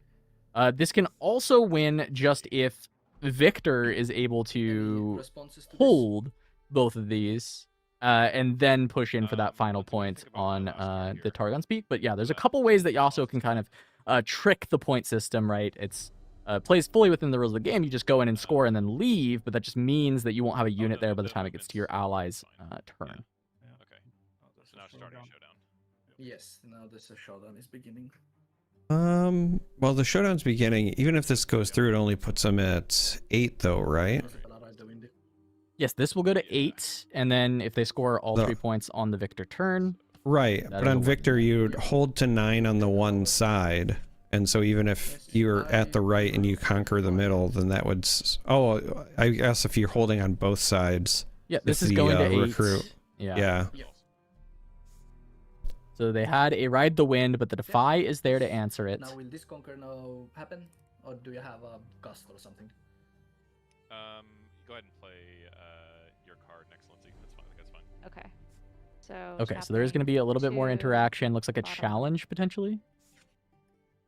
Yeah, not wanting to let this conquer happen. Can't let them go to 8 because, as we mentioned, Victor can then look to end the game. And then for 1 and green, I will defy it again. Oh, 2 Defies are there. They get to stop the challenge. So they are going to get to go to 8. And not only did they go to the 8, but they have made Fiora completely tap out. Just getting this out of my hand. Okay. Yeah, that's right. And then you got it. Yep. It's just a stack deck. I was curious if it was a Gust or something that could find an answer, but just a stack deck. Just to try and find more answers for the Vex, but there's not going to be that much in the deck outside of finding more Ride the Winds. Find a way to stop this this extra hold, but they weren't able to prevent Victor Yasuo from going to 8, which means Victor is now just knocking on the door of lethal. Yeah, and because the Fiora player had to use the challenge there as well, that means that it's entirely up to the Vex when the turn is passed. And Vex is only going to have 6 energy to work with. So outside of something like that Ride the Wind, like you said, it might be very difficult for Vex to have any sort of answer here.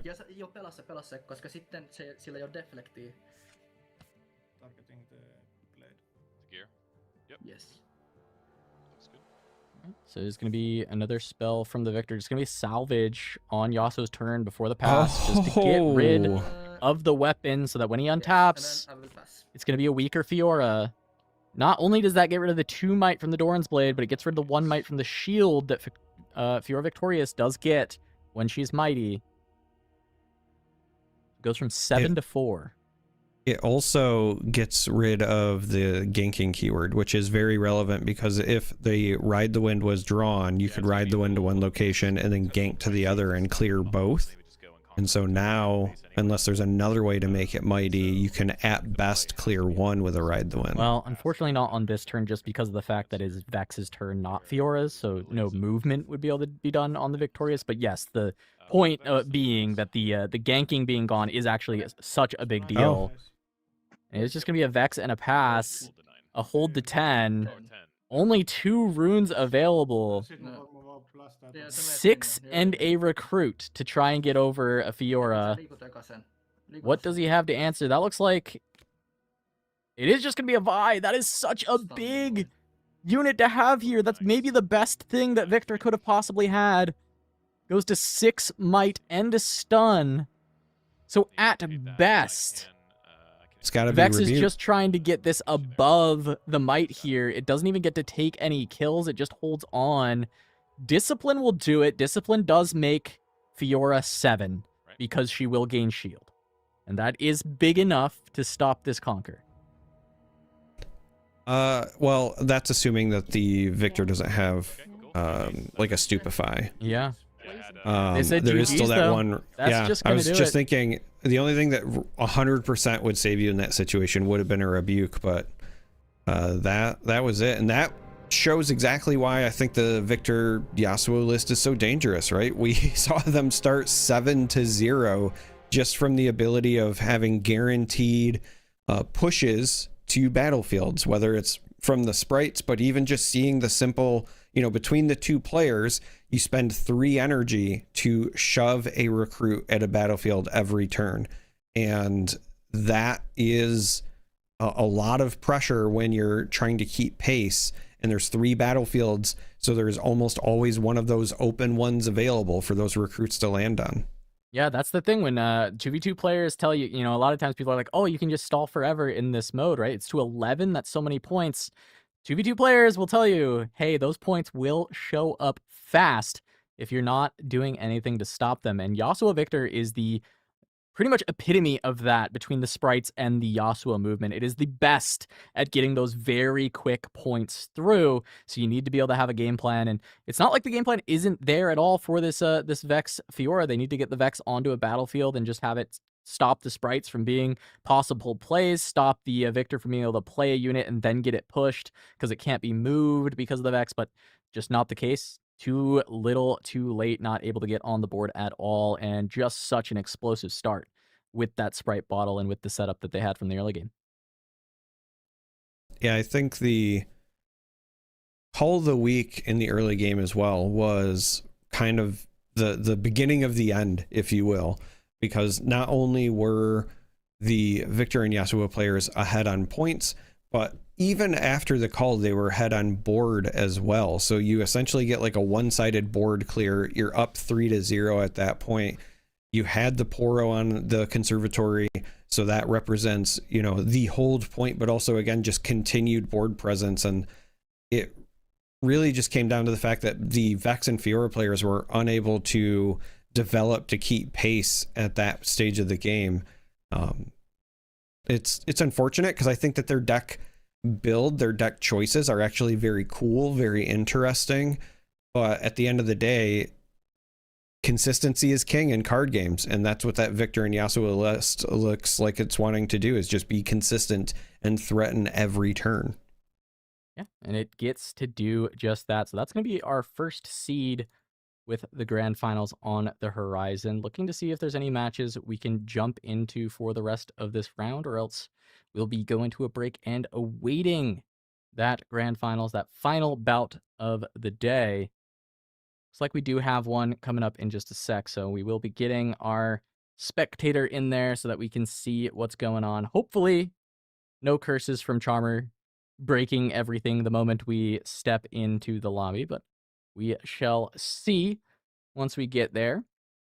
But it's been a great day of games so far. A King still around with Yasuo. They banned the Yi, but Yasuo still kind of the best support class, it seems like, in the game.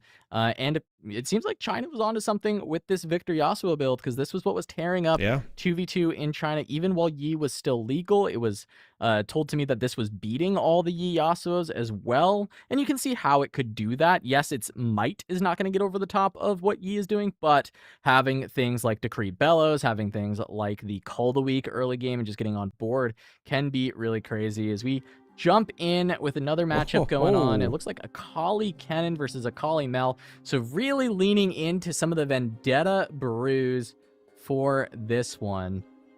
We'll jump on into the match. It is 7 versus 6. Akali Mel at 7 and Kennen Akali at 6. Rasa on board. Looks like we have some lightning rushes coming through from the Kennen. Found a Nocturne. It looks like currently it is on Kennen's turn. Just 2 extra runes left. Looks like he had one floating from the Nocturne play, so going to get an up from the deep. And we have a Sprite bottle ready to burst for Mel to give us an additional 3 might when it passes over to her side. And a Mask of Foresight on board. So that's kind of the game state coming in. Mel has used a lot of power cost down to only 4 runes alongside the Kennen. As you can see, both the Akali players with a lot more resources available. Yeah, it makes sense to see the Kennen kind of light on runes, because we do see the Rasa on the board. We see the Nocturne, the Fizz. Very clearly, this is a situation where the Kennen player has been using all of their chaos power. That's why they only have the 3 order runes up. Perhaps has not ran into the seals to help offset some of that. On the other side, I am a little curious what the Mel could have been doing. We do see the Sprite Fountain, so that's obviously something that's going to set you back a little bit on power. But as I'm looking at other things on the board, I do see that Turn to Dust there as well. Kind of wondering what that blew up. Maybe a mask on the opposing Akali at some point. That looks like it. We're getting the hands now so we can take a look.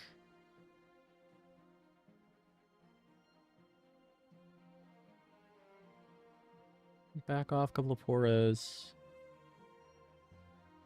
Baron in the bin. Oh, could have also been another Last Rites. Taking a look though, Akali. You've been playing a lot of Akali. Shuriken Flip just friendly unit that you move. Shuriken Flip is certainly going to be a nice card to have available on this next turn. Yeah, to answer your question, it is just, it's deal 2 damage to up to 1 enemy unit at a battlefield. So that also oftentimes catches folks, because if all the battlefields are empty, you can still play Shuriken Flip for the move, and then is just move a friendly unit. All right. So in 2v2, it is incredibly versatile. Obviously, we've seen a lot of the movement shenanigans from Yasuo, but Shuriken Flip with the added board control bits and the fact that it has flow as well, I think means that you can do some really crazy things with Akali in 2v2. All right, so now we're going to have a Kennen to +2 on the Assault. Send that into the Sprite, go for another Conquer, try to go to 7 points and have full control of the battlefields before this gets passed over. As we did see a bit of a Defy battle when it dealing with... It's only +1, so it would go... Yeah, when dealing with the tentacles, but this is... Because it's alone. this is going to be a bit of a knowledge gap here with the on guard.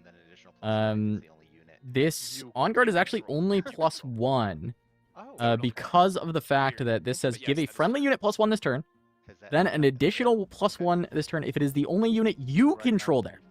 So a little bit weird on the text. You can buff a friendly unit, but you can only get +2 if it's your unit. Now, there is a Mask of Foresight in play, so this is still going to push this up to 5 to look to trade with Fizz, which is good enough to force some interaction out of the other side. So still, the On Guard good enough, but just does not quite get to threaten to kill the Fizz off while keeping the Sprite around. But realistically, the Sprite dying is not the end of the world.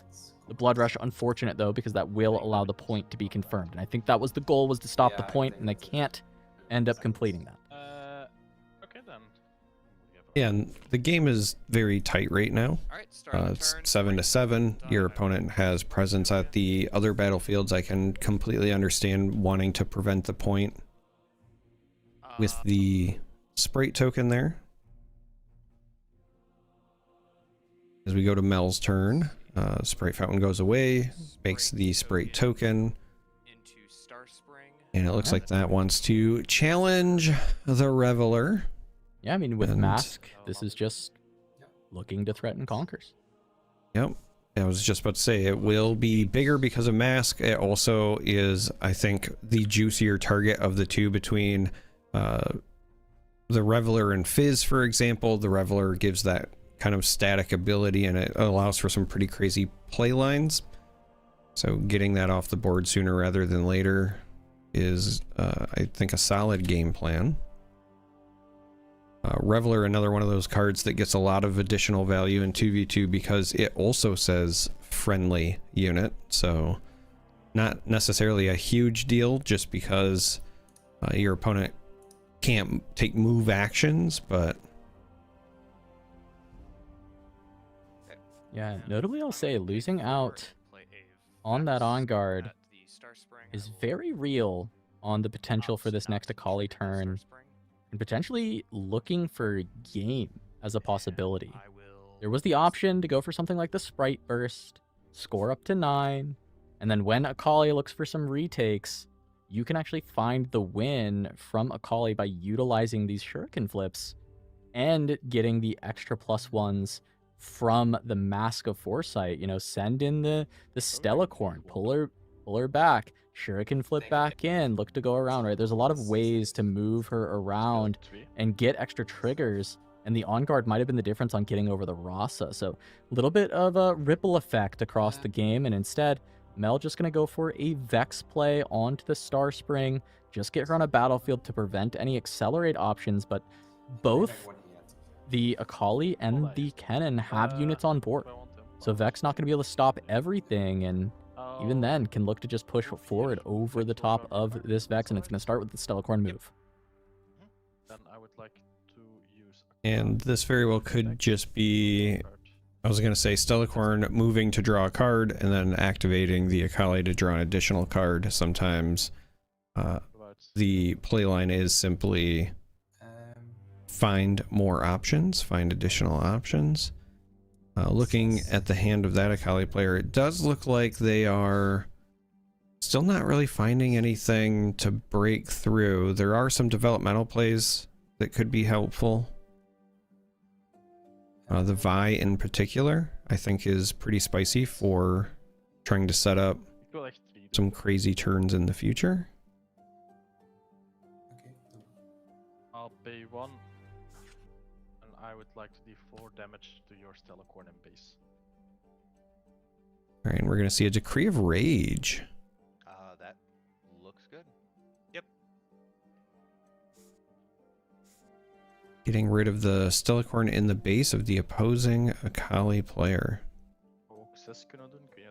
Yeah, nice decrees in 2v2. Pretty nice to be able to tech in for the sideboard, because you're going to have a lot more opportunity to find that color on the other side. And of course, green being the most popular color, certainly going to be room for Decree of Rage to find some purchase. And you get to pre-side, of course, once you know what the other legends are, and easy enough. Just plop that in. Yeah, and again, with the format of this event as well, knowing that you can't have overlapping domains, it's just going to increase the likelihood of your decrees hitting that much further. Yeah, 4 different options will be in the game, so only 2 potential misses.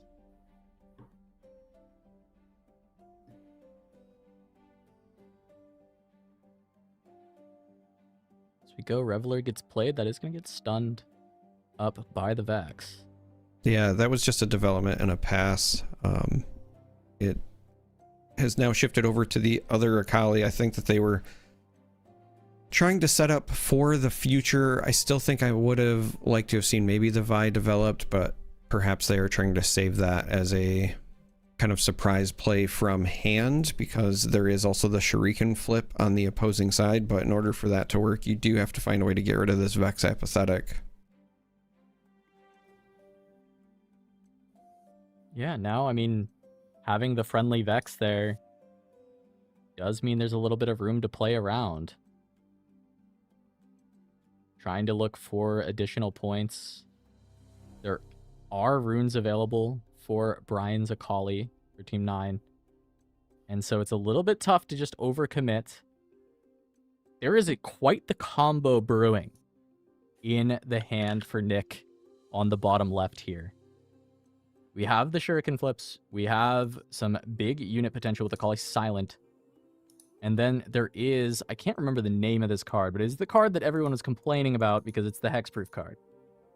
Oh, the Twilight Shroud, I believe. Yes, Twilight Shroud.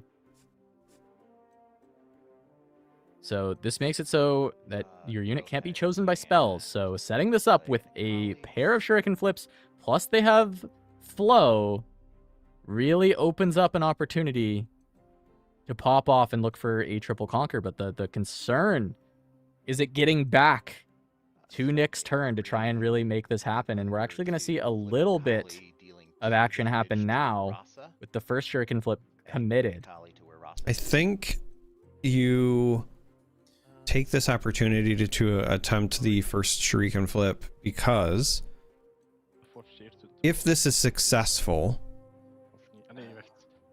you could use the second one in your hand to then hop on over and deal with the Rasa as well.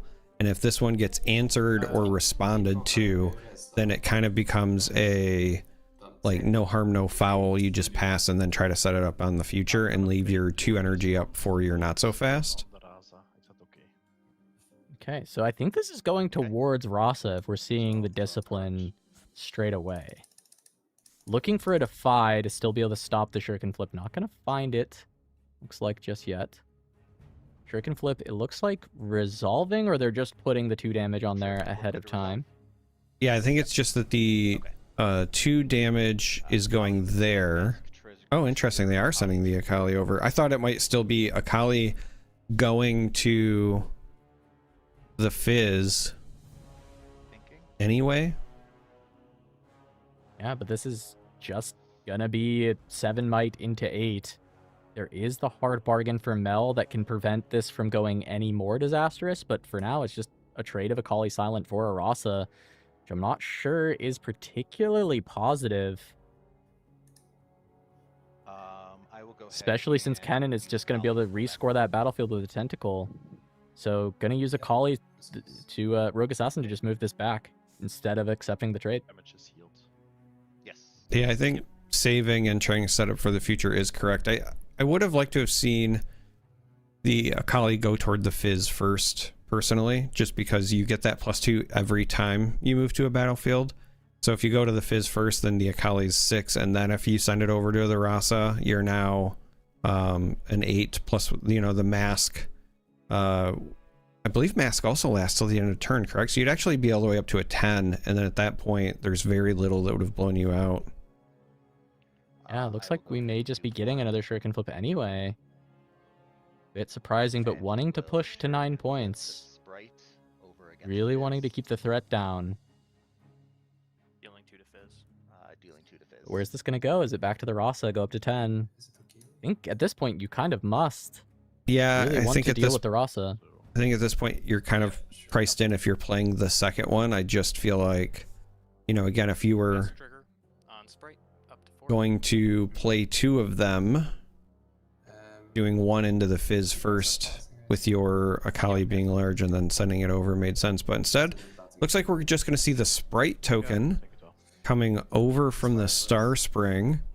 And again, because of the mask trigger, that will still be enough to get the conquer point there and get rid of the fizz. Sure, I can get more behind this, keep the Akali silence safe, and try and open up an opportunity for her to still end the game later. But yeah, the Ross is still going to be alive. Make it a little bit harder for Fizz to go for this double conquer. Deal with the Vex and the Sprite with the mask still available. And Kennen can't win on this turn, right? Kennen holds to 8. Can only go up to 10. And that will give Mel the opportunity to try and end the game.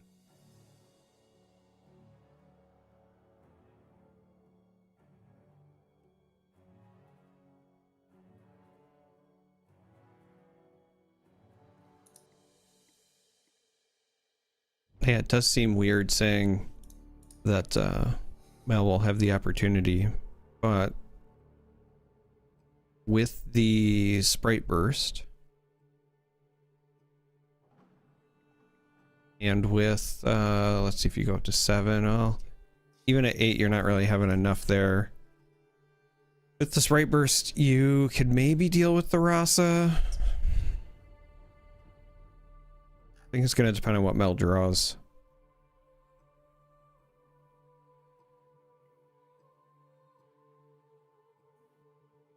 Play Fizz. Trying to play. Is coming down from Kennen. Starcrossed targeting. And it's going to be a Star-Crossed. Want dan mogen niet kiezen.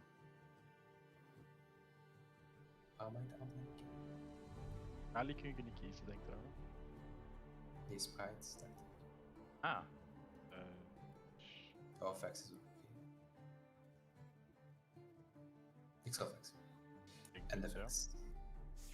All right, yeah, just trying to deal with the Vex. Get it off the board. Yes, this hard bargain can come through, but Kennen has enough to pay for it. But this is not going to let... Oh, yes, it will let Kennen score everything, because that is going to empower the Kennen, which will allow for the Assault 2 to go into Nocturne and push over the Sprite. Okay.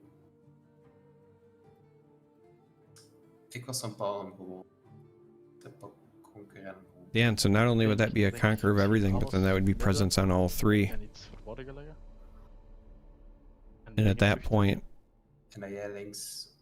At that point, you almost just have to pass as Mel. You can't actually push any of the Kennens off, because then Akali can just win the game, and you need it to go back to your Akali teammate to try and win with a triple conquer. That was kind of what I was expecting the game state to get to, which is why I was confused with the expenditure of those shuriken flips so early. Because now, with so many runes burned, it might be hard for Akali to actually even make that happen. Yeah, and even with them having flow, it is more expensive when you're playing it the second time, and so the recycling does put the Akali player a bit behind on trying to go with a double shuriken turn. I still feel like it was a sequencing misstep potentially. And technically it would still work out, right? Technically, the Akali will have 6 runes, 3 and 1 for the flow cost on shuriken.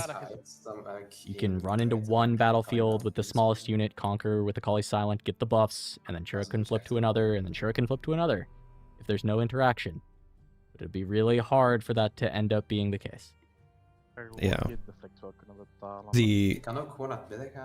The real kicker is just by being at 6 next turn instead of 7, you can't Twilight Shroud first, because ultimately that was the best possible line.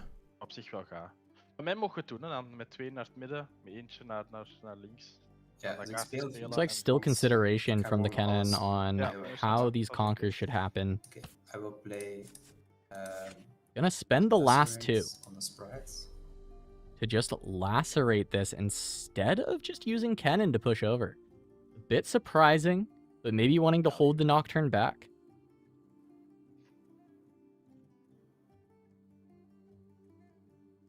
Consideration on the bargain, but I think you just let this go. Because realistically, on board, Kennen can push over this Sprite. Kennen can just exhaust himself, give the assault to Nocturne, and move over the Sprite. So, really not much reason to put up a fight over this lacerate. Yeah, I agree. I think that this is a situation where the bargain being saved for something far more relevant, or even if you don't use it and you end up just having to pass on your own turn, you still want to have that as an option. Andrew, I think, landing on the correct interpretation there. Now, the one thing is Kennen does stay empowered and the Nocturne does not have to be committed, so that is the one thing that the lacerate opens up, but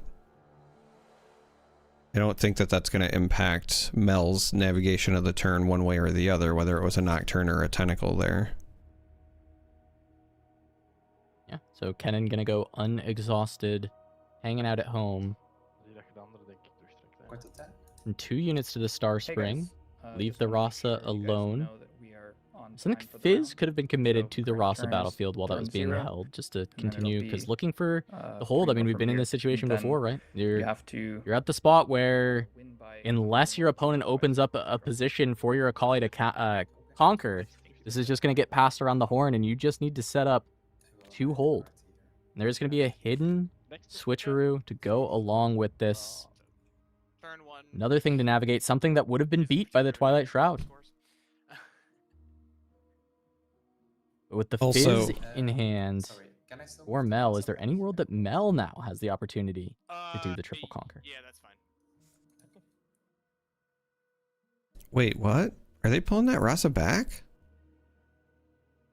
Rasa pulling back means that I would be a lot more open to the concept of Mel being able to pull off the triple conquer. Yeah. But even more so that Akali is going to be able to get the job done. By pulling back, what this opens up, this makes it so Mel can't pass. I can actually understand pulling back here. So if Mel passes, Akali just has to conquer warrants, and the game ends. I actually think this is pretty heads up in what it forces.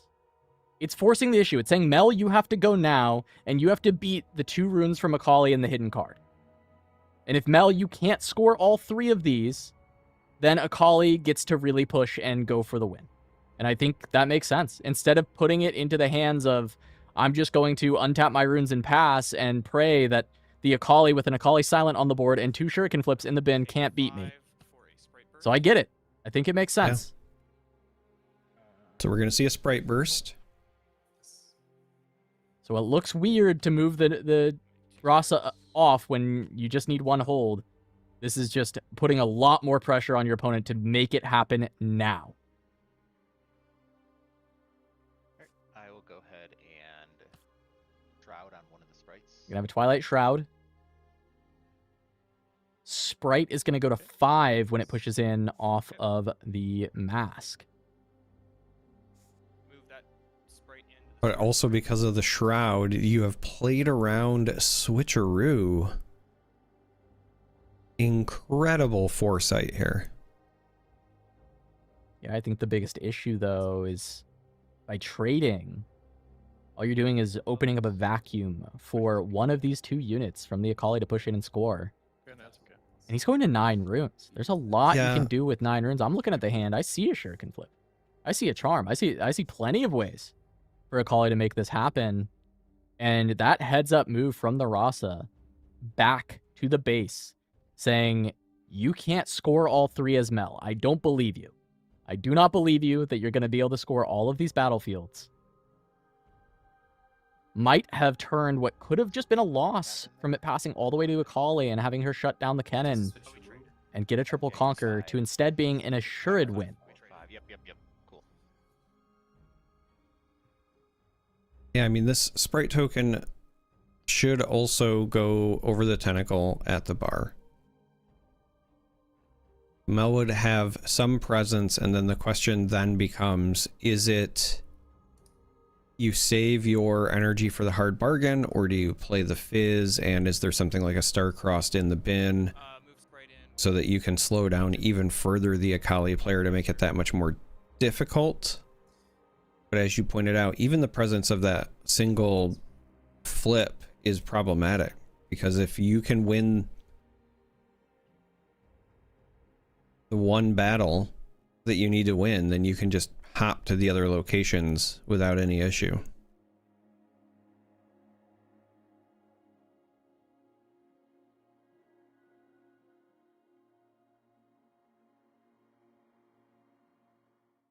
All right, so it is just going to be a conquer up to 10 from the Sprite. Only 3 runes left.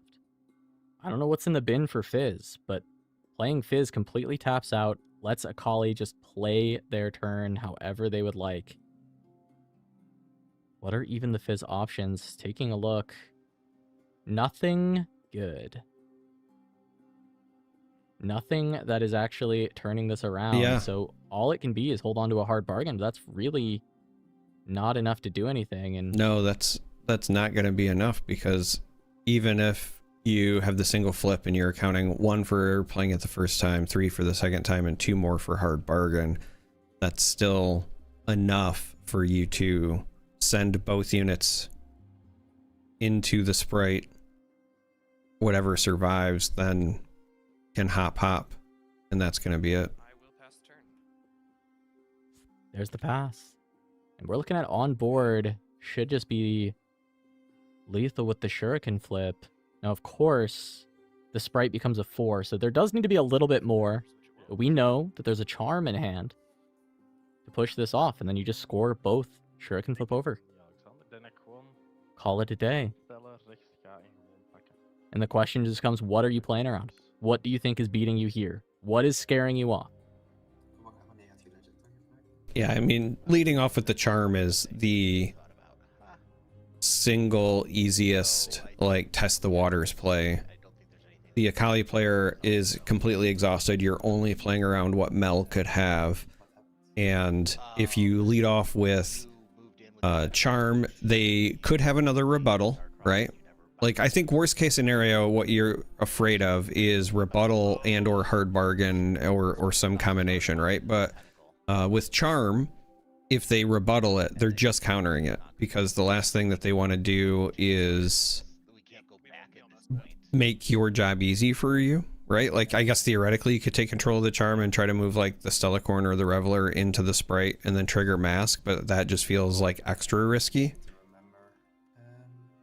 Because you targeted Tentacle and the Vex with Starcross. The Vex, and then the Tentacle didn't go. Yeah, it feels like the case. Just trying to figure out how to not lose the game seems to be side of Alexander and Brian. You had the Starcross and now it's not. Yeah, that's what I was like, okay. You're good. I was just running through the plays in my head. Yeah. Or just continue, or? Yeah, we'll just keep going. There's nothing we can do about it. It's fine. They're talking it over. Really, I think this is one of those cases where scaring yourself silly, right? Yeah. 3 runes open for Mel, just a Sprite on board. There's not much that's stopping you here. They're thinking maybe worst case is you play the charm and it gets rebutted, brings one of your units into the Sprite. Looking at the hand, I'm not necessarily seeing an immediate answer to that. That could have been a problem. But now with the move from the Stella, you're going to get a move trigger for a draw. You can get a draw for the Conquer and a rummage with the Zon Warrens. And that should be able to find you more clear answers, so you don't have to worry just about the rebuttal.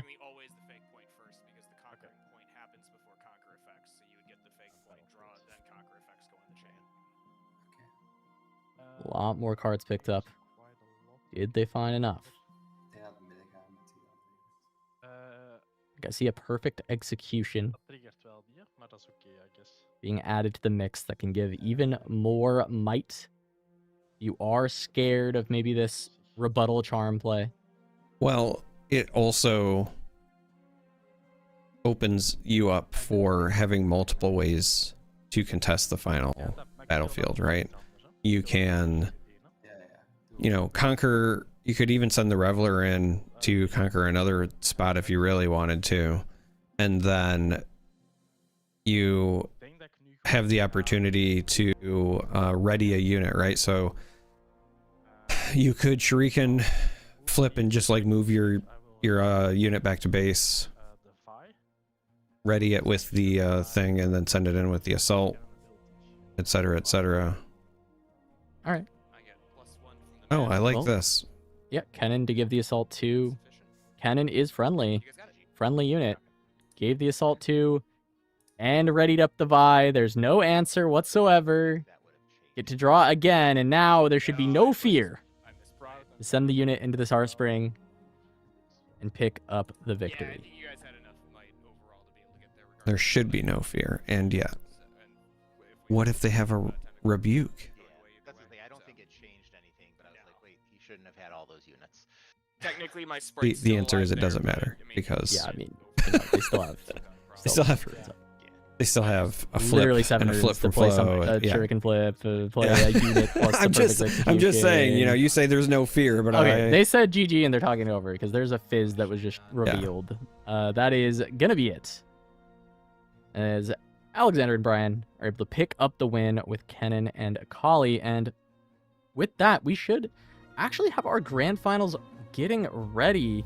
They're setting it up as we speak. We've seen them a few times because they were at table 1 for quite some time, but Victor and Yasuo, the combination of Sepios and Sushiyoshi, or Team Super Hot Crew, has made it for the finals, and joining them is a team that we saw briefly but didn't get to fully watch a game of. That was Ornn and Kennen, Team Winland, Finarion and SMG. The Ornn Kennen having the seals and potentially the last rights from Kennen to get a couple of extra gear for the Ornn and just utilize the aggressive nature of Ornn, being able to play sprites and things. It was a very much more aggressive Ornn build than the slower one that we saw, but still has really high caps. Yeah, and one of the things I really liked about that pairing was we saw the Kennen was running treasure hunters. So as those are moving around as well and generating gold for the Kennen player, and Kennen already wants to make use of the gold. We've seen Kennens be very tight on power, especially if they don't find their seals. It's, you know, kind of the best of both worlds. You're dealing with some of your power issues as Kennen, but you're also giving additional power to your teammates Ornn if needed. Yeah, it's massive to see. So I'm curious if this will be the deck combo that can finally beat the Victor Yas, or if they are going to just run into the same trouble. Because once again, you know, as much as I said this is a faster Ornn, it's still an Ornn deck. It's still a bit slower than a lot of these other lists, and well, especially slower than Victor Yasuo as a combination. So let's we've seen the Victor Yasuo quite a bit. So before we get into this grand finals, I do want to maybe get some time to look at this Ornn and Kennen and see how this is going to be able to play against the Yasuo Victor. Because it's really going to be a struggle to get off the ground early. Yeah, I think the real thing that we're going to be looking at as far as this Ornn and Kennen list goes is whether or not when the Ornn comes down, they will be able to continue to hold. Because I do think that this Victor Yasuo list has one of, if not the fastest openers in the 2v2 format right now. It just starts scoring points immediately.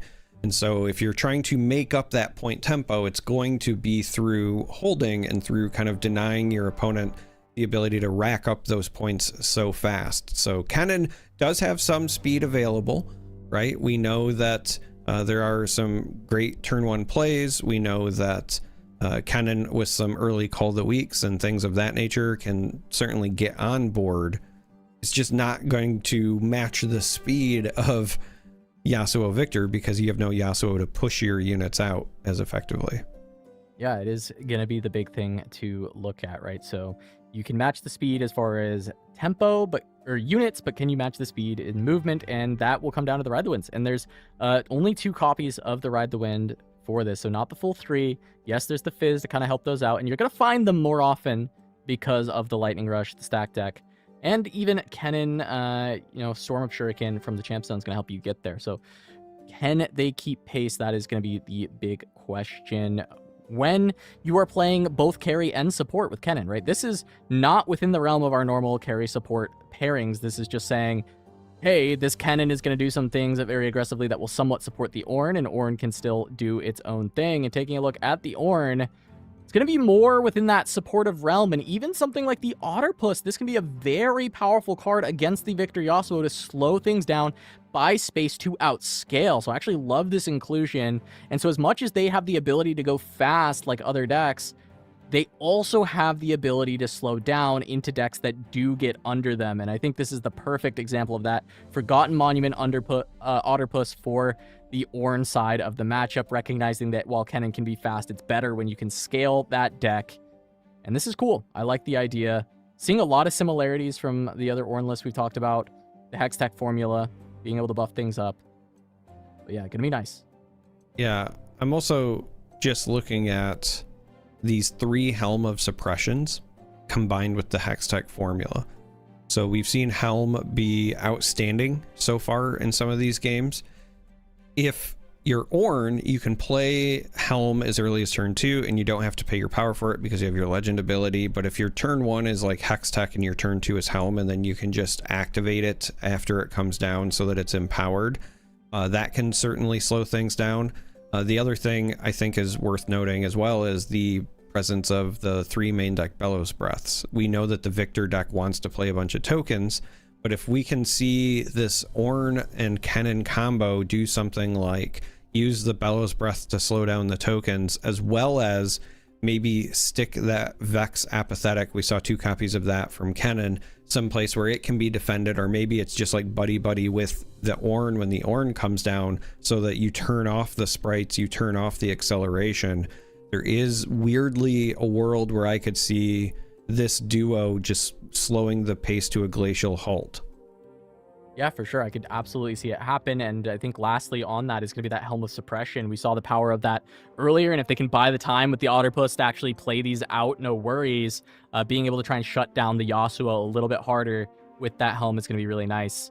So take a look once more at the Victor deck before we can get into the games. You can see the aggression that this has access to. It is constantly going for the sprites, the fountains, the bursts, all the early plays, even the Dragon Form to try and help some of these small units actually be a little bit more impactful as you have the recruits that you're baseline making. So Dragon Form gonna be a nice combat trick for something that you're already just doing. Not gonna line up well with Rasa, but lines up very well into the Nocturnes for the Kennen. You know, you mentioned the Dragon Form not lining up well with the Rasa, but it does say choose a unit.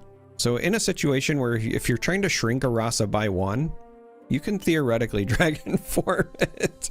I don't think that I've ever seen anyone do it, but it is worth noting. Well, joining us once again for the grand finals is going to be Cyber Baby. Welcome back. How things been going behind the scenes? We got the grand finals coming up, man. I'm excited. Yeah, I'm excited as well. Thankfully, we have made it through this entire tournament without complete disaster. Just a few bumps in the road. But yeah, things have been going, thankfully, much more smoothly in the second half of the tournament once people have kind of gotten a feel for the software and we've encountered some of the bugs multiple times and know how to navigate them a bit better now. So really stoked for this finals. We've seen a lot of gameplay from Sepi and Sushiyoshi, and so now we get to see if they can end this tournament in an undefeated run or if the underdogs can take it over with Ornn and Kennen. So very exciting match we have. All right, well, let's jump straight into it. We've got Yasuo Victor versus Ornn Kennen. Grand finals of Magma Chamber's Dual Q 2v2 tournament. We're kicking things off with Targon's Peak, Grove of the God Willow, and Windswept Hillock. Ornn going to be going first, will not have a battlefield at his disposal. And I want to ask you a little bit about the macro game here, Cyber Baby, and how you feel about this matchup, because we knew about Victor Yasuo. This was the 2v2 deck coming out of China. You had told me you had tested a little bit, not as extensively, but started to test a lot after finding out about CNC and really enjoying this. And then we've got some new kind of heat to add to the equation with Kennen. I mean, this is a Vendetta legend, and pairing it with Ornn, maybe not what I would have thought as the first pairing, but it's been good enough to make the final. So what are your thoughts on the matchup between the Ornn Kennen and the Victor Yasuo? anymore. So like. So it's actually really interesting. I have to give some background here because I haven't been like entirely transparent. So both of these teams are actually from Finland, and they're all personal friends of mine. I gave them a lot of encouragement to play this tournament, and in fact, we're actually hosting a local 2v2 tournament next weekend. And so these are all good friends of mine. We have kind of coached them on the decks. Finarion and SMG were like very intent on cooking their own lists kind of secretly, and Sepios and Sushiyoshi were like, give me the tech, what's the best thing that we can bring to this event, we want to try and win. And so they bought our Metafy guide, and we've been kind of workshopping. And so for this event specifically, we felt like Victor Yasuo was very good because it's a battle tested proven strategy, and it also meets those domain requirements. Yasuo is just extremely good, and Victor gets to have a guaranteed turn 1 play every single game. So always being able to just score a point on turn 1 is extremely strong, and it's quite hard to interact with. So you're effectively like starting the game 2 points ahead of your opponent unless they can stop you from getting that conquer or hold early on. So it's really exciting to see, two teams full of my friends and also Finnish people who you don't always see in bigger events taking this final table. So super excited. And the funny thing is that they've actually been testing. I think they've played like 6 games against each other this week, and the Kennen and Ornn have lost all 6 of the games. Oh, and so this is their redemption arc, and they said, we've lost so many games that we think we can finally win this one. Okay, so this is the big run back then. This is the, haven't been able to take them down yet, but now they've downloaded all the strats. They know everything about it that they can know. They know all the ways to lose, and now they have to find the one way to win. They're Doctor Strange going into the Division Stone or whatever, finding the one way that they beat the Yasuo Victor. And it starts with pass from Ornn, pass from Yasuo over to Kennen, and then it will be Victor going last, so potential to not only develop a 2-drop and get it pushed, but also potentially play for the Victor. As we do maybe have, we haven't spectator bugs yet again, as we do see it pass back over to Yasuo. Yeah, I blame Looks Ornn. like they're correcting it though. This was maybe not a spectator bug, but when the turn was passed, it looked like something bugged out. Okay, so now Looks like they'll get that handled. Okay. Ornn isn't real. He can't hurt me. Ornn isn't real. Well, I think what this will kind of start with for the Ornn side is if they can find things like the Shurelya's. I mean, there is ganking already from the Windswept Hillock, which is probably useful for Ornn. I know that's something that the Yasuo team wants to have intact because they really like to get something on the board very early before it can be interacted with, and then Victor can score for hold and then run away from the Windswept to get even more value. But Ornn, once this game can get delayed and set up, can find a lot of value there as well if he can get the blacksmith there, get it nice and big, and if they can find protection with things like Scuttle Crabs, they can actually still get the job done. But I think Ornn missing the turn 1 is actually quite bad in the matchup because we talked about Otterpuss. So this is a miss on Otterpuss and on Scuttle Crab to kick things off. And then I can move it here. Oh, nice. Yeah, fuck. Yeah, I was trying to think if there was anything that you would prioritize holding your energy up for if you were Ornn to support the Kennen, but I can't really come up with anything. I do feel like if you had the option to develop something, whether it was the Otterpuss or I mean, like literally anything, honestly. It feels like that's something that you would want to consider. But Yeah, you can untap too. Yeah, you can make the guy untap. does I see some notes from production look like we're still having bugs. Unsure if it's because of my bad luck, because of Ornn, because it does seem like every game that we run into where the lobby has issues, it's always an Ornn, because we've seen this Ornn have it as well as the Ornn that was paired with Sivert earlier as well. So for me right now, the common through line does appear to be the Ornn legend one way or another. Would be a very strange bug to have. I mean, it would be, but I would not put it past being just something goofy somewhere. I think you can actually. I think you can do the Grove. Go do the Grove. It's really cool that our finals is all Finnish players, though. Yeah, in our Finnish Discord server, they're all thrilled. Everybody's watching the stream and cheering for us. So if you play that, then he only very exciting stuff. We're very happy for them. Well, hopefully we can still provide the match with some good commentary. We'll see if this bug can be remedied, if we're gonna do a good old slideshow talking about some board states or something, but there will be some coverage one way or another. Here's the next slide, please. Otterpuss Next has slide. been Hey, found. Otterpuss. Okay. So that will at least delay some of the scoring from happening. It's kind of nice because you deny. Yeah, kind of catching folks up. It does look like Otterpuss was developed. Also looks like our Victor player had started with the Sprite Fountain. Was able to get that Sprite on the Targan's Peak. And that's a great start for the Victor player, because that also meant that they were able to make a recruit with the leftover energy and still have these 2 runes up for things like a Stupefy or anything else that you would want to do.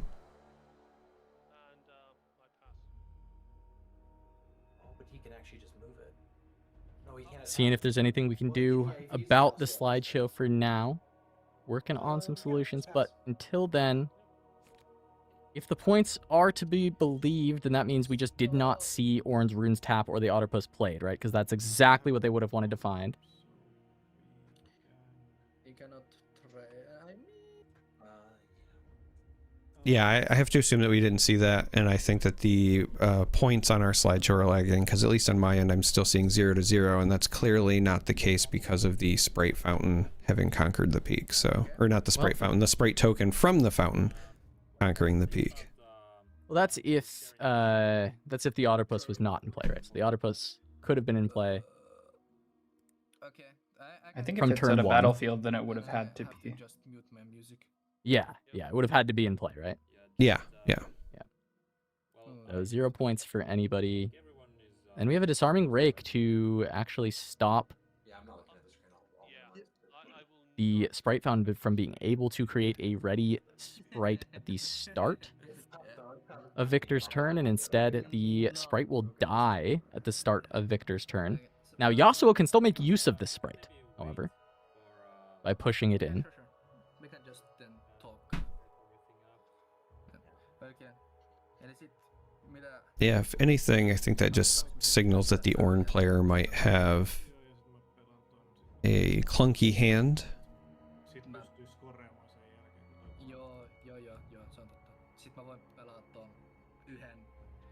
It's like we're finding an alternate way to showcase the matches. We're trying to get that set up so that we don't have to slideshow through our grand finals. Because this is, look, hey, you know, we talked about the million possibilities for this Ornn Kennen deck to try and beat Victor Yasuo finally. I think it has to start with an Otterpuss, right? It has to begin there. There's no way it doesn't begin with delaying the Yasuo Victor from scoring the early points. From there, I don't know what the next step is. I just know... Step 1, Otterpuss. Yeah. Step 1, Otterpuss. Stop them from scoring early. I mean, step 2 is establish a large board. Step 3, hold, right? There you go. I mean, it's really... Honestly, the steps aren't that complicated. It's just you need time to develop the board to get a game state that is favorable. And then you have to hold. And step 4 is don't die to Imperial Decree. I think is probably the next one after that. And that's going to be a tough one. But here we go. This view is going to be a little bit more difficult, not as nice as our other one, but it's moving. It's moving. We basically just had to get a player to share the screen so that we can at least see what's going on. So that's what we're going to do. We're going to be from the perspective of the Super Hot crew. Yeah, so you can see the sideboard what they have. One card. Fortunately, that background Cyber Baby gave us of these being friends, both from Finland, means that we can trust the competitive integrity with the share screen. They're not gonna just cheat their friends. They're gonna help the stream happen so everybody at home can watch.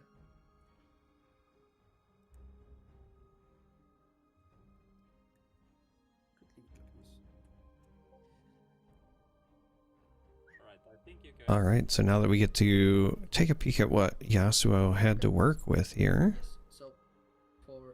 Yeah, got a couple of 2 energy units, or we could again guarantee value from the sprite token, as well as get rid of the Otterpuss potentially. Yeah, it's nice. I mean, this is still the second turn, so no point in sending the sprite to Hillock. Just try and use it to garner some value. And going to do so by sending it to the Grove of the Godwill. Pairing that with the Stupefy does actually result in a full clear if there is no answer from the Ornn. That's an interesting one. Yeah, I'm curious. I feel like the Ornn must have maybe a Stupefy or a Defy here, because I think like putting the Rake to reinforce this battlefield, like while it is Grove, I'm still I don't love it if you don't have something to react with here. Yeah, I'm with you. I mean, this is face up, right? You know the sprite is there. You killed the bottle with the Rake, and you know Yasuo's going to untap. So this sprite can always come in here. Doesn't mean that there'd be a Stupefy always to back it up, but you know the sprite's at least going to try and trade with something there. And I guess the idea with the Rake was just to stop the sprite from being able to take out the Otterpuss and Conquer, but realistically, yeah, it's a very optimistic plan. Did have the Defy backup, but feels like a tough use of a Defy early on. I can't do nothing. I can, but do I want to? And it seems like all players are just maximizing the full use of their runes very early on. A lot of deramping going on both sides. That's going to be a pass over to Kennen. Kennen at 4 runes does just have Champ Zone plus maybe a dig with a stack deck or a lightning rush. Very common early play pattern from the Kennen. Okay, I'm gonna... The other option, I don't think I want to play...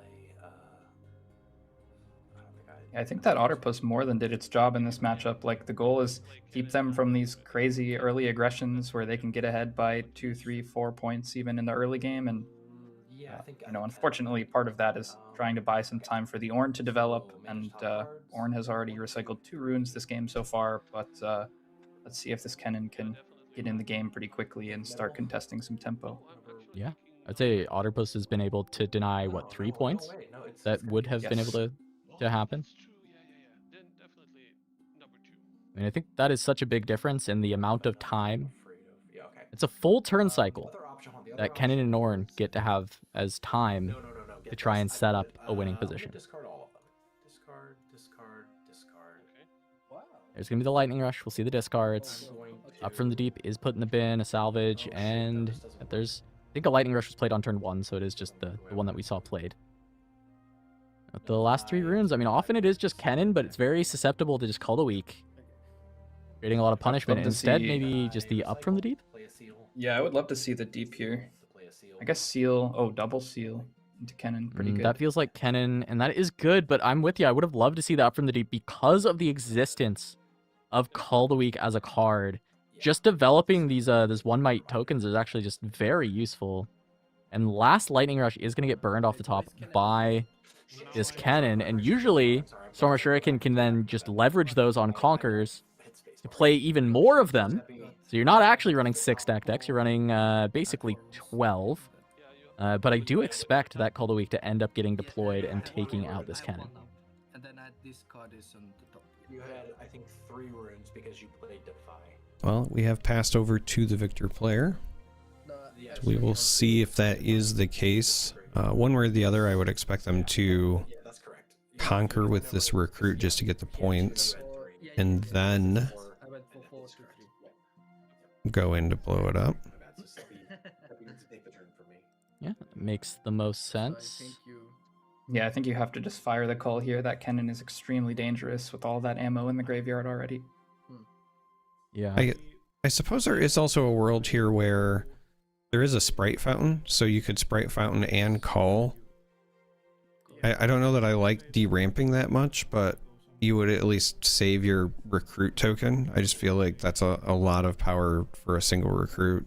I think Victor's okay to do that, though, right? I think Victor, his job is just to get a bunch of stuff on the board and score points. So I think scoring 2 points, killing the cannon, and then also getting to re-ready 2 runes for the Targon's Peak to actually, I would say even play another recruit on Yasuo's turn, I think is pretty valuable. Yeah.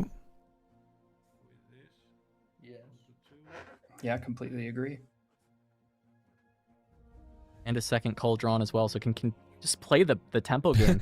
Just keep deleting his runes every turn, and just keep the pressure up is completely viable, but decides to go against it. Just going to try and greed out some extra value from the Ornn. And oh wait, this actually works really well. I didn't even think about this. If you play the you can unit, play the call. Play the call on Yasuo's turn after Ornn develops. And the timing works out even better because if Ornn develops any units here, then you're sniping that along the way.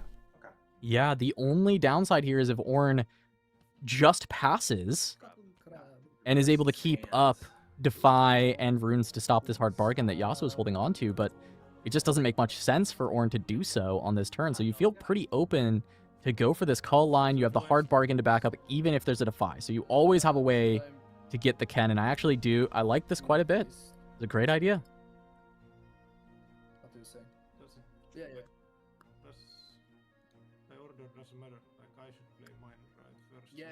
Actually, do play yours. Yeah, do that. And here comes the call, now that we've hit Yasuo's turn.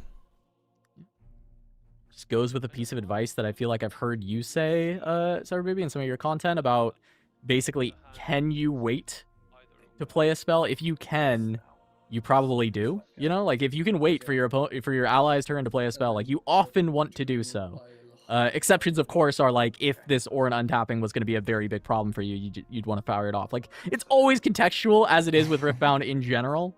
But it is cool to think about it, that this was just a good spot to wait until Yasuo's turn, try and get the most value out of the call of the week, especially because you're insulated with that additional hard bargain. Yeah, absolutely. I think this was a extremely well executed play from Sepi and Sushi. I think they've been like really doing a great job of moving in harmony today. Their matches have felt very nice, and even watching some of the earlier streamed matches, like some of the very tricky, like versus that Draven Leona, like that final turn, those final 2 turns were very hard to navigate, and they navigated them extremely precisely. So quite impressive gameplay from both. Looks like a ping onto the Windswept Hillock. Want to move the Honest Broker there. The Octopus bought some time, but there's still no board. And now the onslaught of points is starting to come through for Sepi and Sushi. As there is the move from Yasuo, and if it gets back around to Victor, he is going to be scoring all 3 of the battlefields once more. Yeah, and the downside as well is that, yes, you bought the time, but you also are way far behind if you're the Ornn player in terms of having the runes, right? You're not any closer to getting your chosen champion out. You've developed no helms to kind of slow down your opponent's tempo. You've just been responsive to everything that the Super Hot crew has thrown your way, and it's been at the expense of your own runes. It's, I think, a really bad situation to be in if you're playing this like Ornn Kennen combo and the Ornn player has less runes than the Kennen player. That usually would signal to me a pretty poor game state. But when Windsinger does come down and at least get the bounce on the recruit token, which of course banishes it to the Shadow Realm. Yeah, unfortunately for Team Winland, that's not going to stop Victor from scoring all 3 battlefields because the Honest Broker is at the Windswept Hillock. However, Salvage can buy that time by making the Sprite now. Not going to allow it to make it to Victor's turn. So there is a way to stop the triple score, just the double score available for the Honest Broker.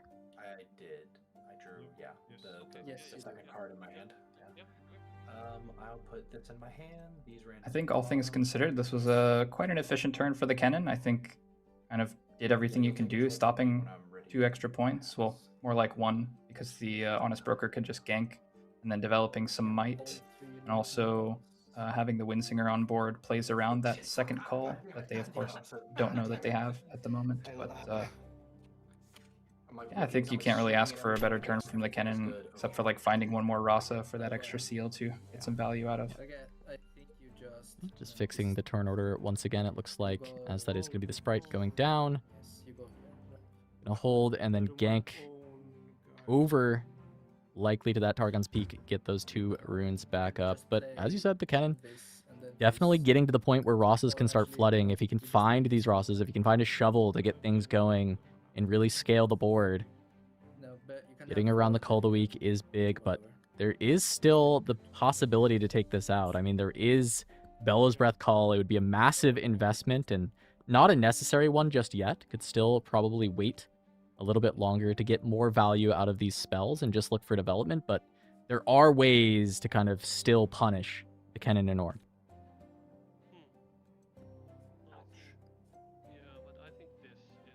Yeah, that's the only thing. So when we played the disarming rig, this was the other option. Ornn going to develop a tome and empower it. Not exactly the board presence you're looking for at this stage, but again, Ornn kind of 1 behind on runes, but also notably pretty low on cards as well after playing the tome down to just 3.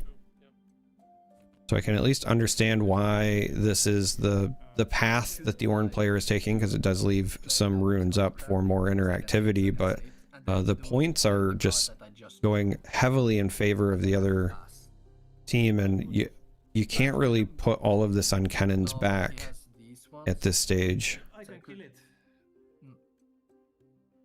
Yeah, you could actually. Well, I mean, he has interactions up. Yep. It's like 2 runes up for Ornn. Other than that, Kennen's tapped out.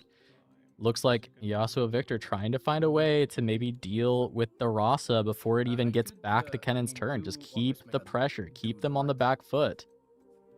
Yeah. So then... Already up to 5. Victor gonna just tap for a recruit. Still 3 energy remaining for Victor. Yeah, it looks like they're gonna charm the Windsinger in, and then try to call that Rasa off. Okay, yeah, certainly a way to get it done. Keeps the Bellows around in case they can find either the Decree or the Watcher to pair that with later as a very impactful combo for this game. Kennen can just give this +2 though. Oh no. And I think this was overlooked. I'm sure you guys got stuff. That does appear to be the case, because there isn't really a clean answer other than having to pay a power for this Bellows to just trade. Yeah, and this could have been done in the first place and kept the charm back. Or this Heart of Dark Ice in hand could have been played and given to the Honest Broker. So it looks like they just did not think this one all the way through. And so step 1, it was Otterpuss. Step 2, it was have your opponents make a big oopsie doopsie. and then we'll see if the Kennen and the Ornn can reign supreme, but they are going to use it. No, it's a little bit of a sunk cost fallacy here, but you do have to kind of deal with this Rasa. Can't let the Kennen fully have any pressure. They really want to deal with the tempo, and so just using Victor's remaining resources so that Yasuo can still move things around and look for more points seems to be the decision. But now there's an opportunity for Ornn to look for an even bigger blowout. Maybe, like, they're kind of... Yeah, I mean, we know, like we discussed in one of the earlier matches, this Ornn, if I remember correctly, is not running disciplines. 2 Defy is already spent, so quite unlikely. Okay, not so fast. I was going to say, if you have a counterspell here, you absolutely fire it off, because this is pretty devastating. If you do manage to get the Conquer Point, use Targon's, kill one of Victor's units, and now the Windsinger is still alive, and so Cull actually doesn't kill the Rasa anymore. Yeah, and they've further shredded the runes from Ornn. However, the punishment is pretty big. There's so many ways that they could have beat this and just did not think about the Kennen, and it happens. New legend. You know how many times people forget about Yi +2? This one's an actual active that has to be empowered to even do so, and the sunk cost continues, as it will be a Starcross being used on a Windsinger. just so that this call can go through. And it honestly, like, the more I think about it, it's like, okay, the reason it's not worth is because there were so many easier ways to do it. But at this point, after everything's so committed, yeah, I guess it's worth it. You have to make it happen. Need to deal with the Rasa. So gonna move the Poro in. I think Hillock is still the best. If they didn't have that star cross, then might have been dicey. Yes, you did. Yes, yeah. Okay, yes. So then plundering Poro is going to the Grove. Considering Grove just to refill the cards for Victor if the hold comes through, instead of Hillock for more point potential. I tapped 2. I was going to say this would also generate a gold as well, right? Which would help Victor fight against some of this D-ramp on future turns. Yeah, gonna get another gold from the Honest Broker as well. Most likely. I kind of forgot about the Ken and stuff. Yeah. You need to pass. Yes, and then I will pass. That might open the door, but it is 6-0 when it comes to points. And the boards are empty. So while I say it may open a door for Kennen and Ornn, it's more like a crevice, a window. At best, a window. To try and find their way back into the game. As we get a Fizz to come down, what can he find? You need to find a Ride the Wind. I don't know if he's actually running them in this deck. I didn't have a chance to. He had 2. He had 2. I think obviously the question of whether or not they stayed in, but I can't imagine that you would take them out. My expectation is a Stacked or a Lightning Rush. Just dig deeper. I mean, I would imagine... Yeah, I think you're just gotta looking for find the Nocturne. Rosas. Find the... Yeah, find the Rosas, find the Ride. Resolves. Yeah, it has to be the Rosas. I hallucinated the Nocturnes. They're not there. I was like, wow, he looked so many cards and we saw 0 Nocturnes. Yeah, he does not have them. So it is just going to be the Rosas that he's looking for. Powers cannon. Shit. Really wanted to ride the wind. Yeah. I think if he manages to find a Ride here, then they're very much back in the game, because Victor really just has to take a turn to redevelop, and then also Yasuo just ends up developing probably Akali and probably the Crab as well. So, okay, Windsinger, I like to see that. Yeah, as long as you're keeping them off of this point, then I think we're kind of back in business. Yeah, and this is a continued punish from the earlier play, because the Starcross being forced onto the Windsinger means that Kennen has it in hand, is able to deny this, and all the power cost being spent means the Sprite Burst doesn't get to be used here. So it is just a full development. Yeah, the punish essentially is time warp for your squad. Buying yourself the extra turn. I think Kennen has a lot of late game inevitability too, especially once he gets to start firing off those lightning rushes like multiple more times, and then once you have the last rights on the board, like that's very, very scary. There's not a lot you can do to deal with that, so I think this is still very much anyone's game. Yeah.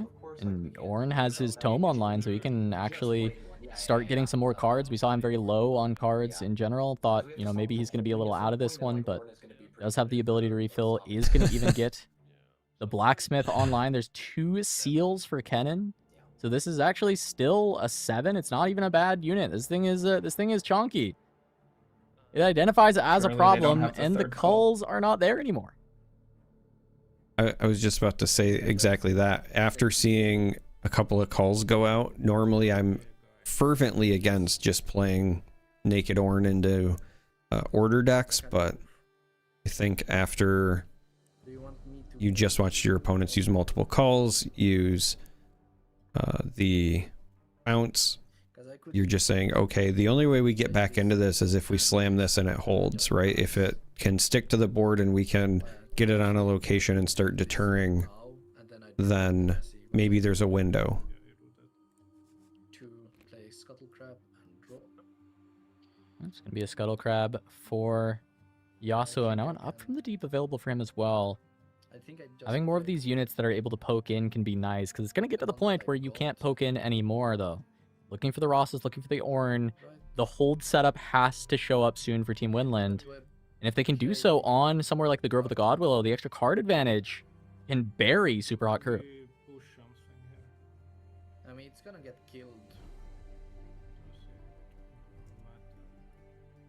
Yeah, I think this might be a turn where we might see Sushiyoshi consider developing either the Akali or the Heart of the Dark Ice, just trying to set them up for more value going into the future turns. Like seeing the hover over this heart. And that would make it a lot of sense, because if you've already had your Victor take off a turn and you're almost essentially taking off your own turn, being in a position to start utilizing some of those resources in the future makes sense. And the Heart of Dark Ice is the play. And they're going to push the crab. Yep, just get yet another Targon's Conquer. More runes going to get readied. I'm gonna untap myself at the end of my turn. Where are they going to go? I mean, I presume just onto the Yasuo, but there's nothing he's going to be able to do with them. You did your thing, right? Yes. Nothing that Victor's going to do either, so just going to have to give the appearance that there is any interaction. Third seal. Helpful for keeping these runes active for Kennen, but also giving an additional +1 might to the Ornn. Maybe a Stupefy and maybe a Discipline. I'm not sure I love the heart play. I think I would rather just see some unit development. Like, you know that you're going to have to start fighting this board now that Ornn is on board, and Kennen is certainly going to develop heavily this turn if he's able to by keep wanting to say flashing back those lightning rushes. Yeah, but I even might have worse, preferred like tentacles or even like a Kali here. Try to find a way to build a bit of might.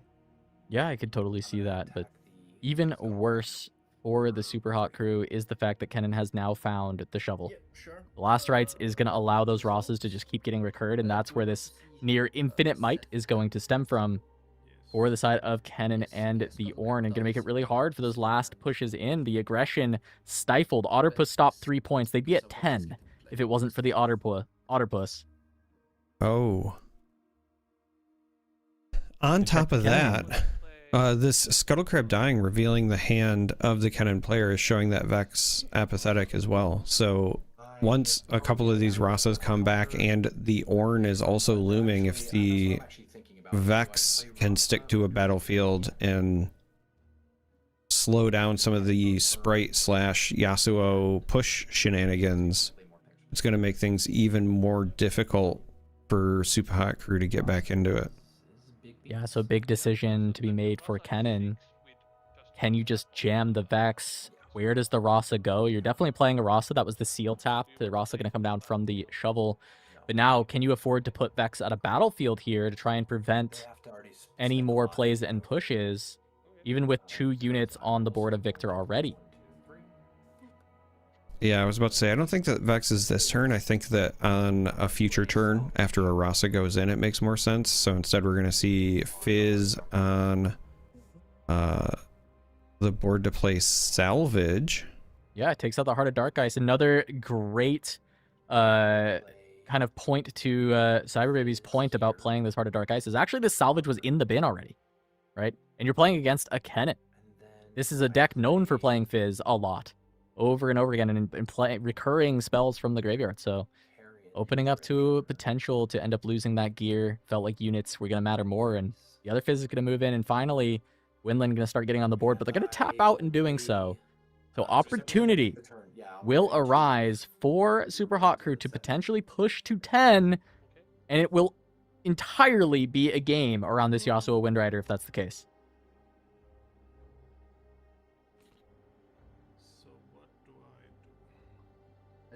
Over to Victor's turn.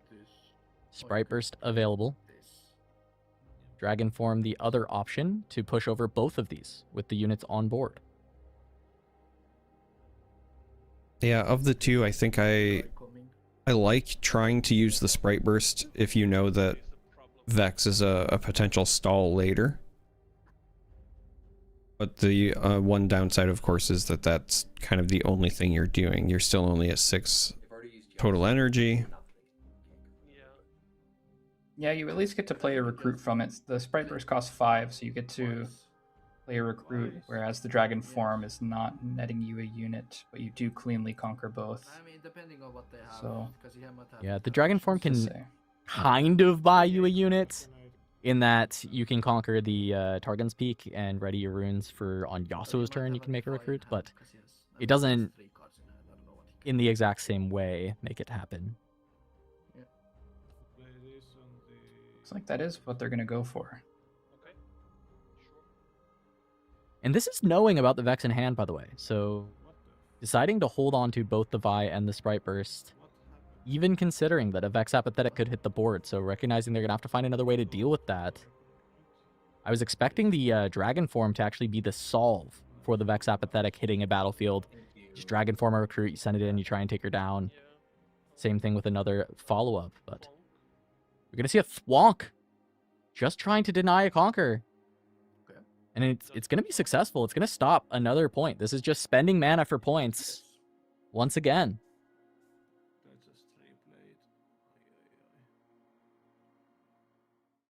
Yeah, I think that that's something that you're totally okay with, though. If you're on the Ornn and Kennen side of the board, you're hitting your late game. Ornn has finally hit the table. The Rasas are online. The Last Rites is online. The Kennen has all 3 seals, so you're not even really worried about the power-hungry nature of the late game of the Kennen list. So naturally, if you can just keep the points at bay, and as you had pointed out, right, the Yasuo is a way to threaten winning the game, even if, you know, 2 locations are locked down, right? If Ornn is sitting on one and, you know, Rasa and company are on another, if you allow the Super Hot crew to get to 10, there is still an avenue to win the game with a single location available. So if you can keep them from getting there, it makes sense. Actually, maybe you could have...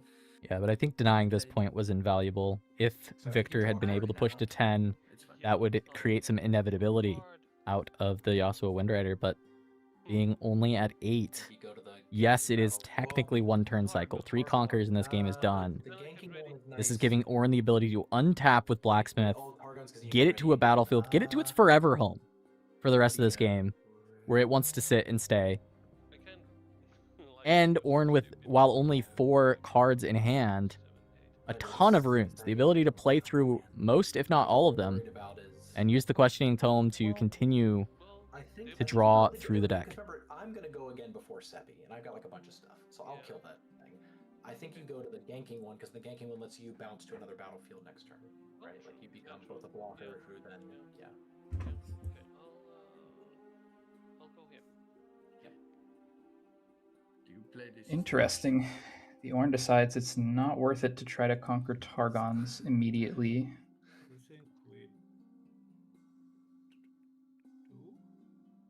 Yeah, because you have these 2 that you have here. Yeah, I think you do that. So I need to only do 1. Yes.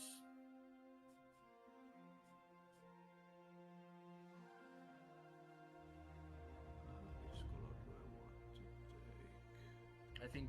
I mean, we've already seen 2 Defies come down and a not so fast, Yeah, so because you have... you're asking the question, how many counterspells can Ornn really have?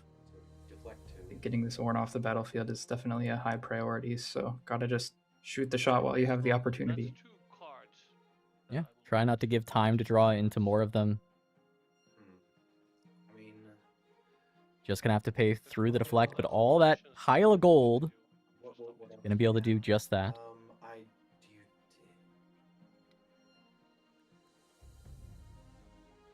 And with nothing being snapped off, I have to assume the counterspell isn't there. But just considering the options. let's see what happens. We should see what the actual cards you draw are.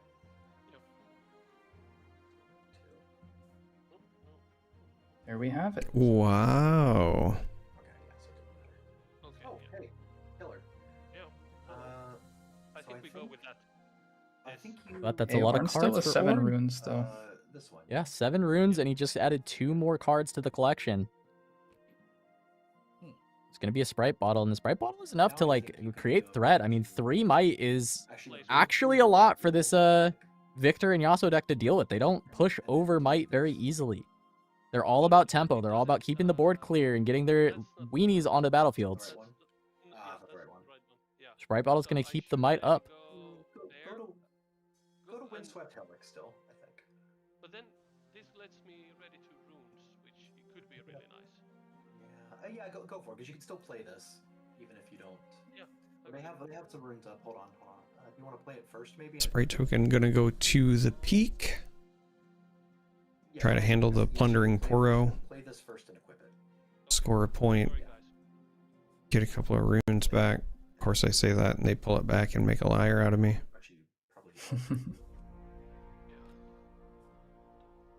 Oh.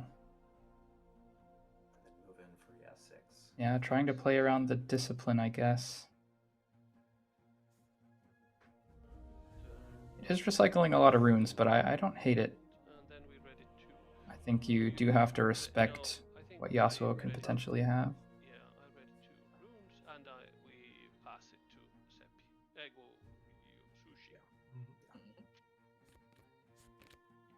And what's the plan here for Yasuo, right? Is it just create pressure, score points, and set up for this Wind Rider? Is that really the main decision piece now? Because Hillock is open. You can always score that. There is another thing that this Sprite token wearing the cap does, though. Like, yes, it was a lot of power and it plays around discipline, but if the Ornn is sitting on Bellows Breath, it also makes the Bellows Breaths kind of nutty. That's true. That is very true. Be 8 damage. It can just deal with anything that Yasuo decides to put forth. You're just gonna try and score with the recruit. Well, no, hold on. He's gonna play a Kali Treasure Hunter. Yeah. And pass. Yeah. Do you allow it? Because then Victor's gonna go on his turn. But then Yeah, it's your that's. turn. But then it's my turn. Yeah. Okay, yeah, I guess. I'm just worried because 9 means that they can, like, well, yeah, go ahead. Yeah, but 8 is also the same, so. And now Ornn with cards actually makes playing the Wind Rider to backline and not being able to just do it from hand really difficult. I think it's going to have to be a wait to something like 12 resources and try and play a full Yasuo combo from hand to get the last point. And it needs to be another way to that 10th point. That 10th point has to be found. They have a little bit of time. And in fact, they have a good amount of time. It's going to be very tough for Team Winland to wiggle in and out of battlefields and gain points without opening themselves up to losing on the spot to Super Hot Crew and getting that final point. But so it means they just have to continue to slowly chip away at this point total with holds. Yasuo has some time. Build a base. Look for that 10th point. And then find a way to get the win with Wind Rider. Siren to save a recruit. Yeah, this is an interesting line, because my initial thought by sending the recruit into this battlefield was that it would make more sense to play the up from the deep and send one of those in to leave Victor with a unit to potentially do something with on his turn. Yeah, because that Sprite will die on the Ornn's turn, which of course doesn't happen until after Victor's turn, but potentially Targon's could be open in the future. So something to consider. So I think like using the Siren to save that unit is nice. I think we are planning on playing the up from the deep on Victor's turn. Yeah, the only downside of playing the Siren now is it's exposed, which can cause a problem for the Wind Rider combo later. It feels like that is the win con we're looking at now, right? I don't expect, unless there is a decree that manifests into a Bellows draw from Victor back to back, that there's going to be a really good world to triple conquer on a single turn. And so it would come down to a hold, and that's not going to happen. So it must be Wind Rider. It has to be this Yasuo. So finding a way to set up that game state, it feels like the most important thing. Yeah, I agree. I think I would have liked to see like a Kali Treasure Hunter or something get developed here. I don't really love the Siren. I think Yasuo just like needs to contribute to some kind of board pressure because the Kennen has access to all of this might now. Just gonna bounce the Fizz from the Windsinger. Now gonna have access to all the spells in the bin once more. Kennen has reached that indomitable endgame state. Oh, I can actually. Yeah. We do that. Yeah, for sure. I'll discipline your Fizz. Responding to the bounce with a discipline to not allow the Fizz to be bounced. I'm down for this. I think it makes sense. Leave the Fizz on the battlefield. Don't let a spell be played. Just waste that Windsinger's pressure. You need to dig deeper towards the tools that Yasuo needs to win with Windrider, but it does just end up finding another Treasure Hunter. One of the worst cards in the deck to find at this stage.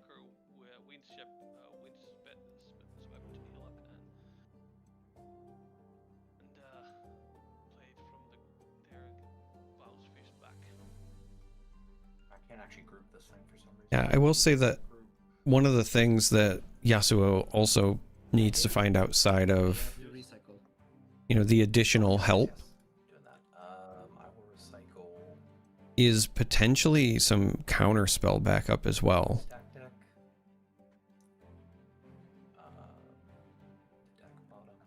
Just kind of thinking through this, right? If you've got a situation where you're trying to do the Windrider combo, you either have to play the Yasuo in the backline, wait till it's ready, and then combine it with Siren and the Legend ability, and then that is not something that they can necessarily counter, or you have to do it with a Ride the Wind. But even if you're doing the former, you're probably going to require some sort of buff because they're just going to be jamming Might onto battlefields. That does not work. They're still disciplined.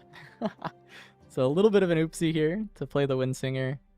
And they'll see if there's a little takesy backsy and take the play a different card from the bin. But if they do play the Windsinger, yeah, that Fizz is not able to be bounced.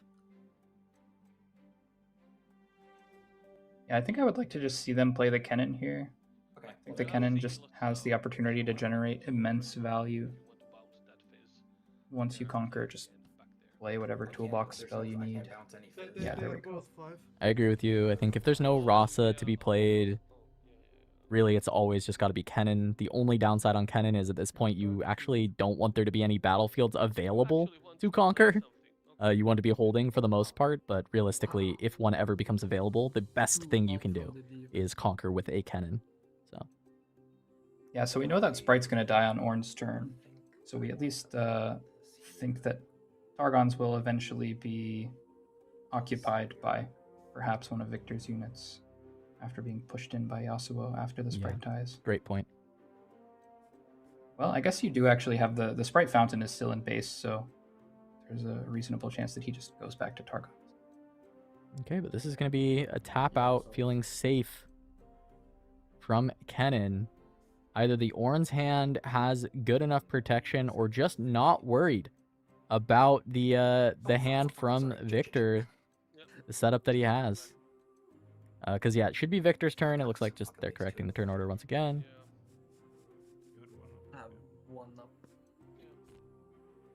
Goes to Victor. It's a Stupefy as the addition.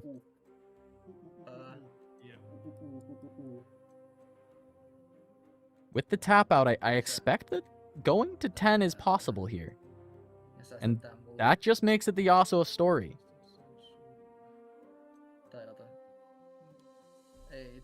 The hand not cooperating with Yasuo thus far.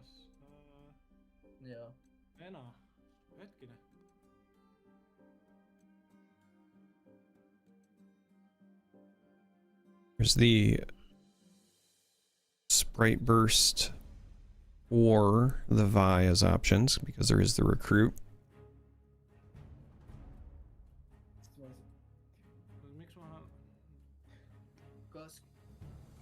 Yeah, this is really tough to break in here. Because if you commit the Vi to Targon's, you can potentially score the 10th point, which I think, like you mentioned, the win con is just find a way to move Yasuo around enough. But then you just immediately get hit on the crackback from Ornn, where he just pops his Sprite bottle, re-equips, and comes right back in, and then gets rid of your entire board, basically. So, but what other options do you have? Yeah, it doesn't feel like there are any. I think This is just go time. This is how you get the 10th point. It probably doesn't get easier to get the 10th point. This feels like the best case scenario. You know, Kennen is tapped out. Yes, there's 3 runes up for the Ornn, but when is it going to get better than that? Probably never. And here is it. Is it Bellows Repeat? Is that the thing we were most worried about? No, it's a discipline. Oh, he does have disciplines. Maybe it was a different Ornn list that didn't have disciplines. But if I remember correctly, Death Crown gives +3, so this is 6 versus 6, and now the discipline is going to make this 8. So Stupefy is not even going to get there. What the heck? Whoa. 8 sprites? Goddamn. Yeah, well, you know what I tried to do. Bit of a misclick there. Yep. Sprite dies. And back to Ornn. Just a discipline to be paid. Ownership of the cap tried going to the victor player, but that is not what we mean when we say to the victor go the spoils. I think you empower. I mean, easy thing is empower the 2, right? Good one. Yeah. So this is weird, but I think you. Now Tome to empower. Sprite can retake unless they want to leave open the Targon's Peak for Kennen to conquer. That is a big question because that gives the opportunity for Yasuo to potentially end the game on the spot. We leave an open battlefield. He can send Windrider to score to 10, and if he can make enough moves happen, he can end the game. So I think Gonna you play just require a red another. draw if they leave it open. Gust or whatever, like a single gust doesn't. Second bottle. Instead going to create a much more difficult spot to conquer. Yeah, I was just about to say, so instead of leaving it open, they make it even more difficult. Yasuo would again require some sort of might buff at that point. Robot going to use the rarely used mode of draw a card. No, because you actually want it to be clear so that you can recap. Or yeah, no, I think it's fine. Yeah, I like this. I like the sprite burst a lot because you do have to, understand that the Yasuo can just push the Vi back into that battlefield. So putting 2 units there, only allowing you to stun one of them, is quite nice. And I would like to see him re-equip the Death Crown one with sprites here. Yeah, I mean, the reality is you need a healthy amount of might in general, because if the purple Yasuo comes down and is paired with a Ride the Wind, they could still just win from 9. Like we were talking about, you get to 10 because at 10 you can win without actually having to win a combat. But even from 9, as long as you can score your point to go to 10 and then just finish moving the Yasuo around, you can still get there. All right, but this is going to be a full commitment with the Rabadons. Does do the Bellows Breath to deal with the Victor side of the board, but was Victor the true threat, or can this Yasuo actually find a way back in? Windswept Hillock is not that powerful of a position right now. It is certainly scoreable with Ornn only having a few runes available. You have one ready. Well, I think that they just decided to give Kennen the runes from the Targon's trigger. And that might change the math quite a bit if you're worried about rebukes or things like that. Yeah, could even be a hidden blade. Kill the Yasuo.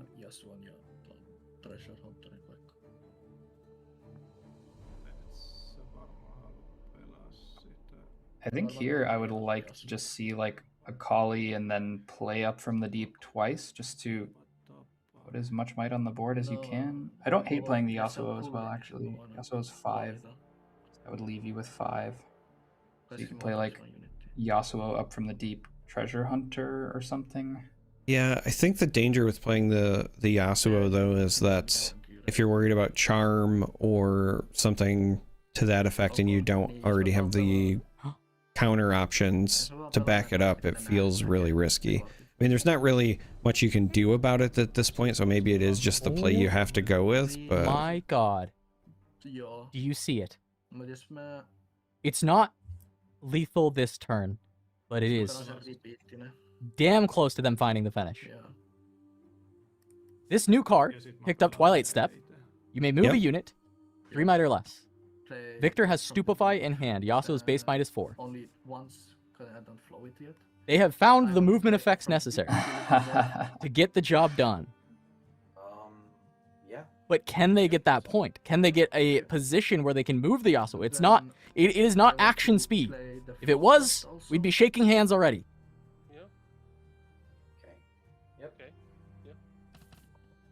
Yeah, that is, for that reason, I like developing a Kali here Yeah. even more. Just I to w- trade I off was- might to enable this Yasuo movement. They have to find.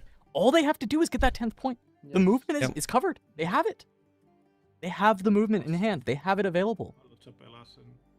Hmm. So I draw That's really from peculiar. the Why? score Like, what are we 7. holding up Yeah, for draw here? I don't really understand. I also don't know either. if they see it, but the inclusion of this card. I guess there's other. No, you move the Victor units with it. I don't know Yeah, that, that was we've actually- ever used this with Stupefy before, but it's beautiful how it synergizes. Yeah, we talked about Twilight Step in our set review for Vendetta for 2v2, and yeah, I think this card is crazy. I mean, it's in a lot of cases, it's like the 4th copy of Charm and the 4th copy of Ride the Wind. I mean, of course, it's not action speed, but I think like it's extremely useful early, just bouncing things to battlefields, double scoring early, and gaining point tempo. But it's very versatile, and the flow cost is not that expensive, and so I think it's a super flexible card. So we really like 1 or 2 copies of it in these purple decks, because movement is really everything in this format. I think. Replay Fizz. Yeah, and the question now remains: what are these 4 runes doing that didn't play the Akali? How are you getting onto the battlefield now? The The only Siren goes thing that away. I can Don't think even need of it. is that perhaps they're just waiting for the Ornn to stop playing a million sprites. Like maybe. Yeah, I mean, this will be a double sprite death, right? This is an opportunity for that battlefield to be a little bit weakened. Because Kennen can't reinforce it. So it will go to Ornn's turn. The sprites will die. He'll get 1 more sprite and the Porobots. It's just -1 might to what it currently is. It still would need something like the Akali to push over. Yeah. But also just looking at the board state, right? Like, you know that Kennen is a menace. Kennen is pretty much all of the might. On the other side, though, you got rid of the Ornn champion unit. And so they're either going to be in a position where they have to take a turn off to let all of the Ornn's units die so that the Kennen can set up a win by ganking over from Hillock or something like that. Or you have to let the Ornn's units die so that Kennen can start generating more permanent might over there. But whenever that window opens up, it will potentially create an opportunity for the Yasuo to get in there. So perhaps that's the game plan. Back over to Victor, but none of this works if he plays the Stupefy. And if they haven't seen this as they're out, the Stupefy is likely to be played to look, considering this hand. Yeah, I'm not sure that they have, because keeping 4 up makes me think that they want to use Twilight Step plus the Yasuo ability this turn. Otherwise, you would have just developed the Treasure Hunter if you wanted to leave 2 up for Yasuo ability. So it seems like they're trying to do some kind of Yeah, they're trying to conquer with it, right? Like move the sprites back and then use Sprite Burst plus the Recruit to get over the Death Crown. And then just get the 1 point. I mean, from this position, I don't hate them just using the Sprite Burst from the Victor player. Do they have 1 more turn? I mean, they're at 7 now. Ornn's going to score to 8.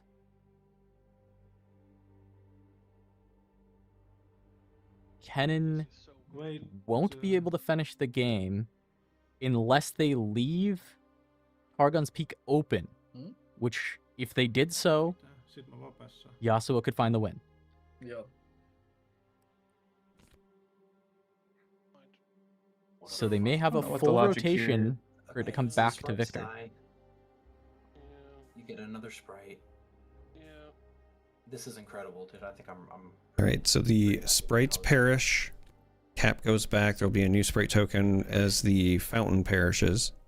So the Ornn does have the sprite token as well as the Oro.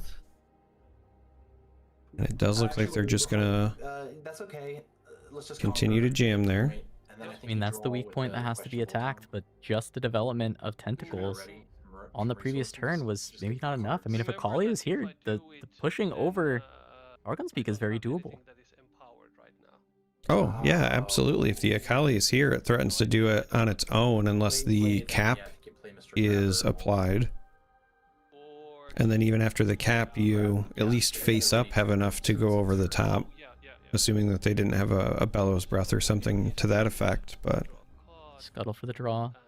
Oh, dude, hold on. Let me, 4 runes left for Ornn.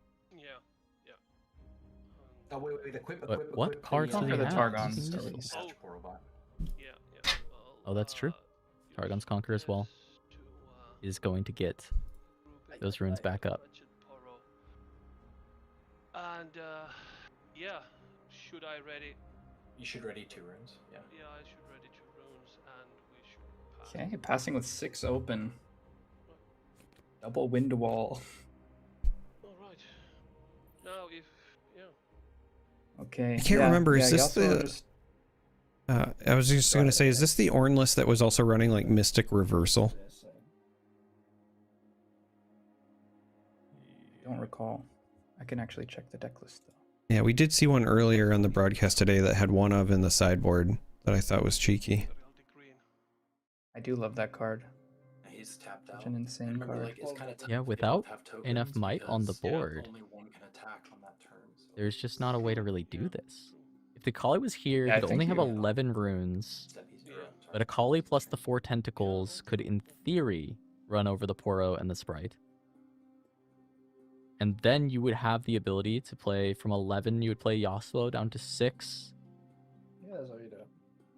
And then you would not have enough to play Twilight Step twice and the Yasuo ability. So it would not get there. You're getting tired, buddy. Well, you wouldn't. Yeah.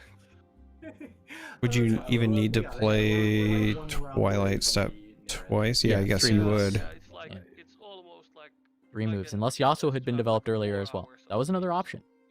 Yasuo could have been developed. Yeah, I'm sick tomorrow. I think I've already. Try and set this up. Mä jotenkin haluttais päästä 10 tässä kuitenkin. Yeah, so the interesting cards in the Ornn sideboard, and I don't know if he would bring them in this matchup, but he has 2 Flurry of Feathers. So it can either be a surprise 4 might or just a good old hard counterspell. Silloin se shock blast. No, mulla kädessä jotain. Se tekee siitä. Yeah, I think you just had to commit to this, go all in on this Yasuo idea with the Stupefy. I think there had to be some way, like just develop as much might as you can the previous turn, just trade into a battlefield as much as you possibly can, and then just try to get away with this. Oh, play the Akali. Oh, and now the Akali's gonna Akali come down.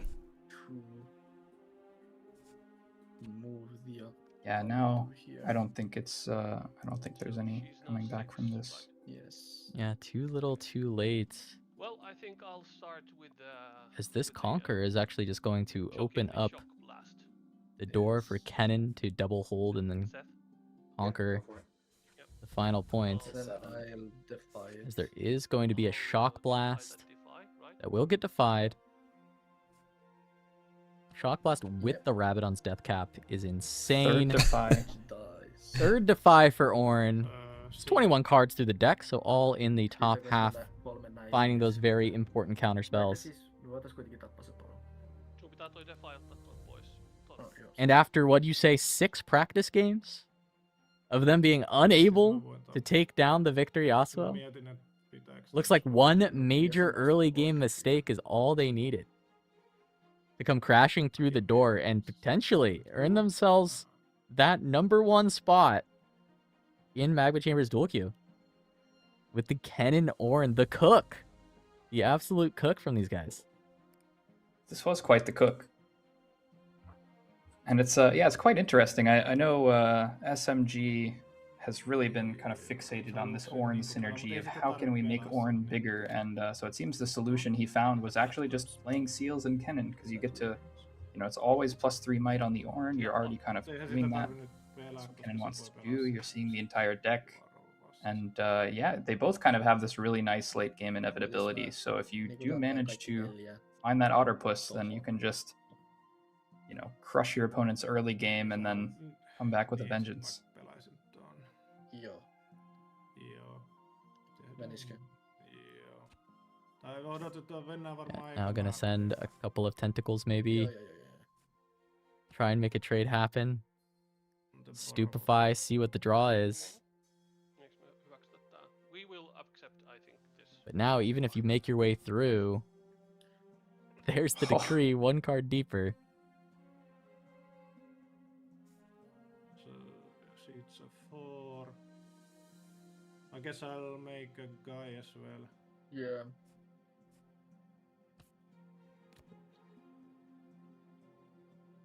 Well, then if it gets back around to Victor and he draws exactly Bellows Breath, do we have a game? Is it possible? I mean, I guess that assumes there's not a wind wall. Tentacles to here. Like, pass try. Yeah. Okay, so wait, no, I think that's fine, right? Attempting to kill the Poro or at least get more out of this. We saw so many of the counter spells. I mean, that would be the way back in. As you play Decree, wait. It's 4. you bellows everything. Victor Leader isn't friendly, right? It's you control? I think that's... Yes. Okay. Because I was like, this is a lot of recruits, if not, which with the Decree in hand is pretty disgusting. But I didn't think this card was good. Yeah, that's fine. I'm about to hold 10. We always made fun of this card in set 1 already, and of course they wouldn't give him toss him a bone in 2v2 for this card being good there. Yeah, non-recruit unit you control. Broken. Yeah, it would be insane. It would make Victor even crazier in 2v2, of course, right?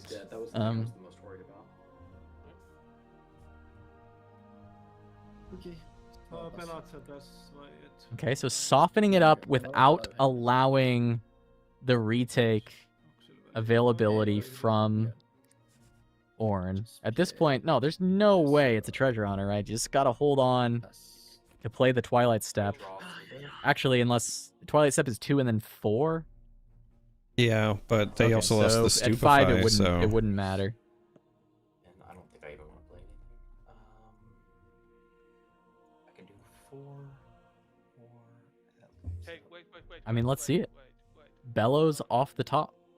That feels like the only avenue to a victory, and with the amount of units on the board, it could potentially get there. We should have done it that like. I think I just don't play. Especially with the Twilight Step. Yeah, Ornn does have 4 open, so you have to dodge potentially Flurry of Feathers, another not so fast. Yeah. 2, 3, 4.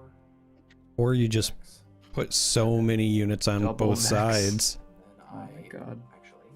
Yeah, but the 3 biggest on each side would go down. And with the Poro, with the Victor Leader, there's a way over the top.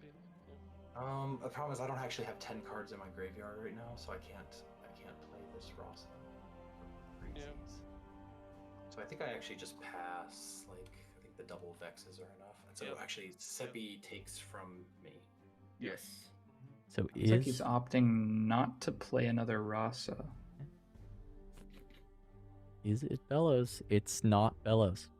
So I assume that means he has to be holding up a Star-Crossed. Yeah, that would make sense. But I think that is just gonna do it. With that many units on board. There's no longer a way for that Yasuo win to come through either. No Bellows Breath to clean things down. It's a good question. Because it would have allowed even more accelerates, but that can't happen due to the Vex. I think we have our winners. I'm trying to see if there's any way out of this, and I'm not seeing it. I'm not seeing a way through. No, we can. No. Like, it's... Let him finish. We're almost done. Yeah, not with the pickup of Like Yasuo will get a turn. Jin. So Yes, yes, yes. But I think you. I mean, It's depending on what Cannon has, I- because you can hard bargain it. Yeah. I get Decree and Sprite Burst, so you could take out 6 units. That I need to kill the 2 guys. Yes, you do need to kill those 2. And then Yeah, you can always with Decree math, you can always take out the little units along with you when you're going with the Sprite, right? You can take out, like for instance, you could take out the Carrion Dredger, the Windsinger, and then also another unit. But the problem is you have to first go in and deal with the Vexes. But of course, I'm assuming you're thinking Decree, send those recruits, get the Vexes, Right, and then right. burst from there. Wait, how many do I? Yeah, it would be Decree, recruit for a Vex, recruit for a Vex, Sprite Burst. So they are going to start with Decree.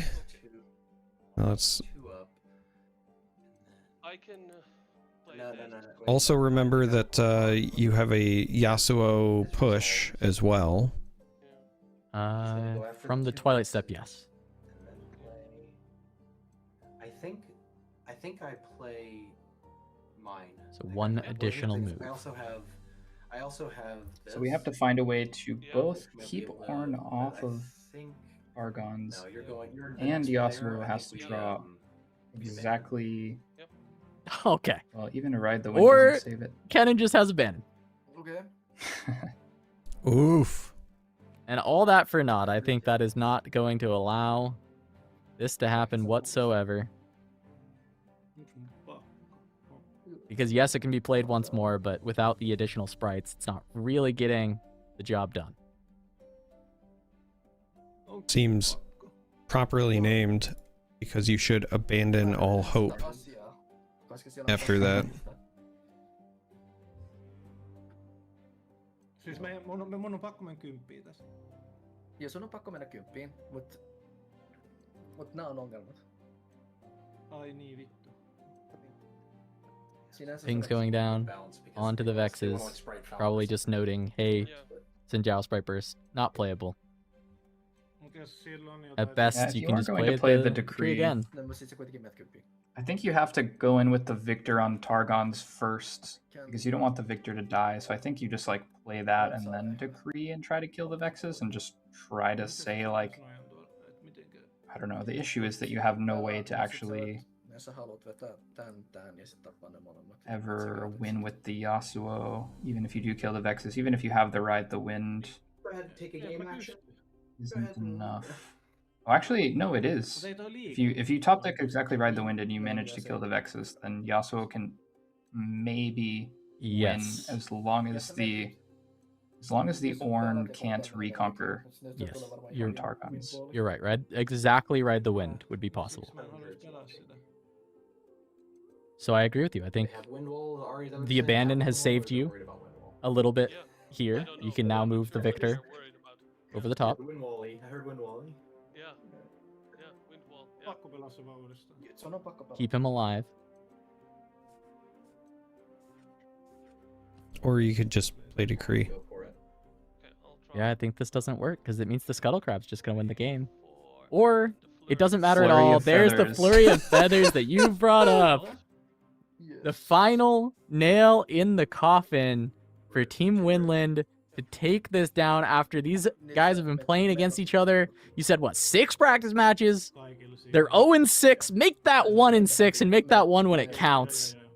Taking down the Super Hot crew because this is not going to be playable from there. At best, you move the Victor in. You get over the Sprite. Truly incredible stuff. I'm so proud of them. This is what a cool arc. Is there still a world that Ornn can't finish the job, that can't get over Victor leader? As they get to 10 and that Ride the Wind gets to be the last thing, everything stacked on Targon's Peak. Is there a world that actually, countering the Imperial Decree, gave an opportunity for this to not be the game? 4 runes available and a crab. Yeah, 3 You get a to draw 8 off the might, tome. Currently. Only a conquer. And as Here you said, comes the 3 draw. into 8 might. That's not enough. Needs something to go with the death cap. Was the counterspell actually a throw? Oh, it doesn't matter anyway. There's the 2 Vexes. What am I talking about? They needed to beat the Vexes. They needed to beat the Vexes. It's curtains. It's over. Yeah, because the Yasuo can't move. Yeah, So that was I was thinking there was another problem with this plan. They did have to kill the Vexes, so I was right all along. Winland has turned the corner. The counterspell always worked. I mean, so I guess the question is, do you just equip the? Because it prevented the Vexes you need from dying. like the non-existent downwell off the top. Well, it doesn't really matter, but it's more of like, can you just kill stuff and make it easier? I don't know why it would matter, but. Yeah. Oh, hey, actually, I think we can. Can we win this? Oh, I hear him saying actually. Actually, we're still dead. Let's get this going. Yep. Okay, I'll move here. No, there's no actually unless the Vexes weren't there. Then there's an actually. The, there is the no actually might just be Downwell. Oh, yeah, I mean, true. It looks like, I mean, I'm seeing a hover over reveal all. It looks like that is it. That is the win! Ken and Ornn are your winners here at Magma Chamber's Dual Q, taking out the Victor Yasuo. As we said, these two have played against each other many times. All 4 of them from Finland, as Cyberbaby let us know. Yeah, it's been an 0-6 for Ken and Ornn until this grand finals where they're able to take the game. That's got to feel incredible. But Cyberbaby, what an amazing event. Thank you so much for having us. And thank you for having us. This has been a really exciting partnership. And, you know, despite some technical issues, I think the coverage was fantastic. And, of course, my first time getting to jump on as a caster on your channel, and hopefully not the last. So, yeah, thank you guys again.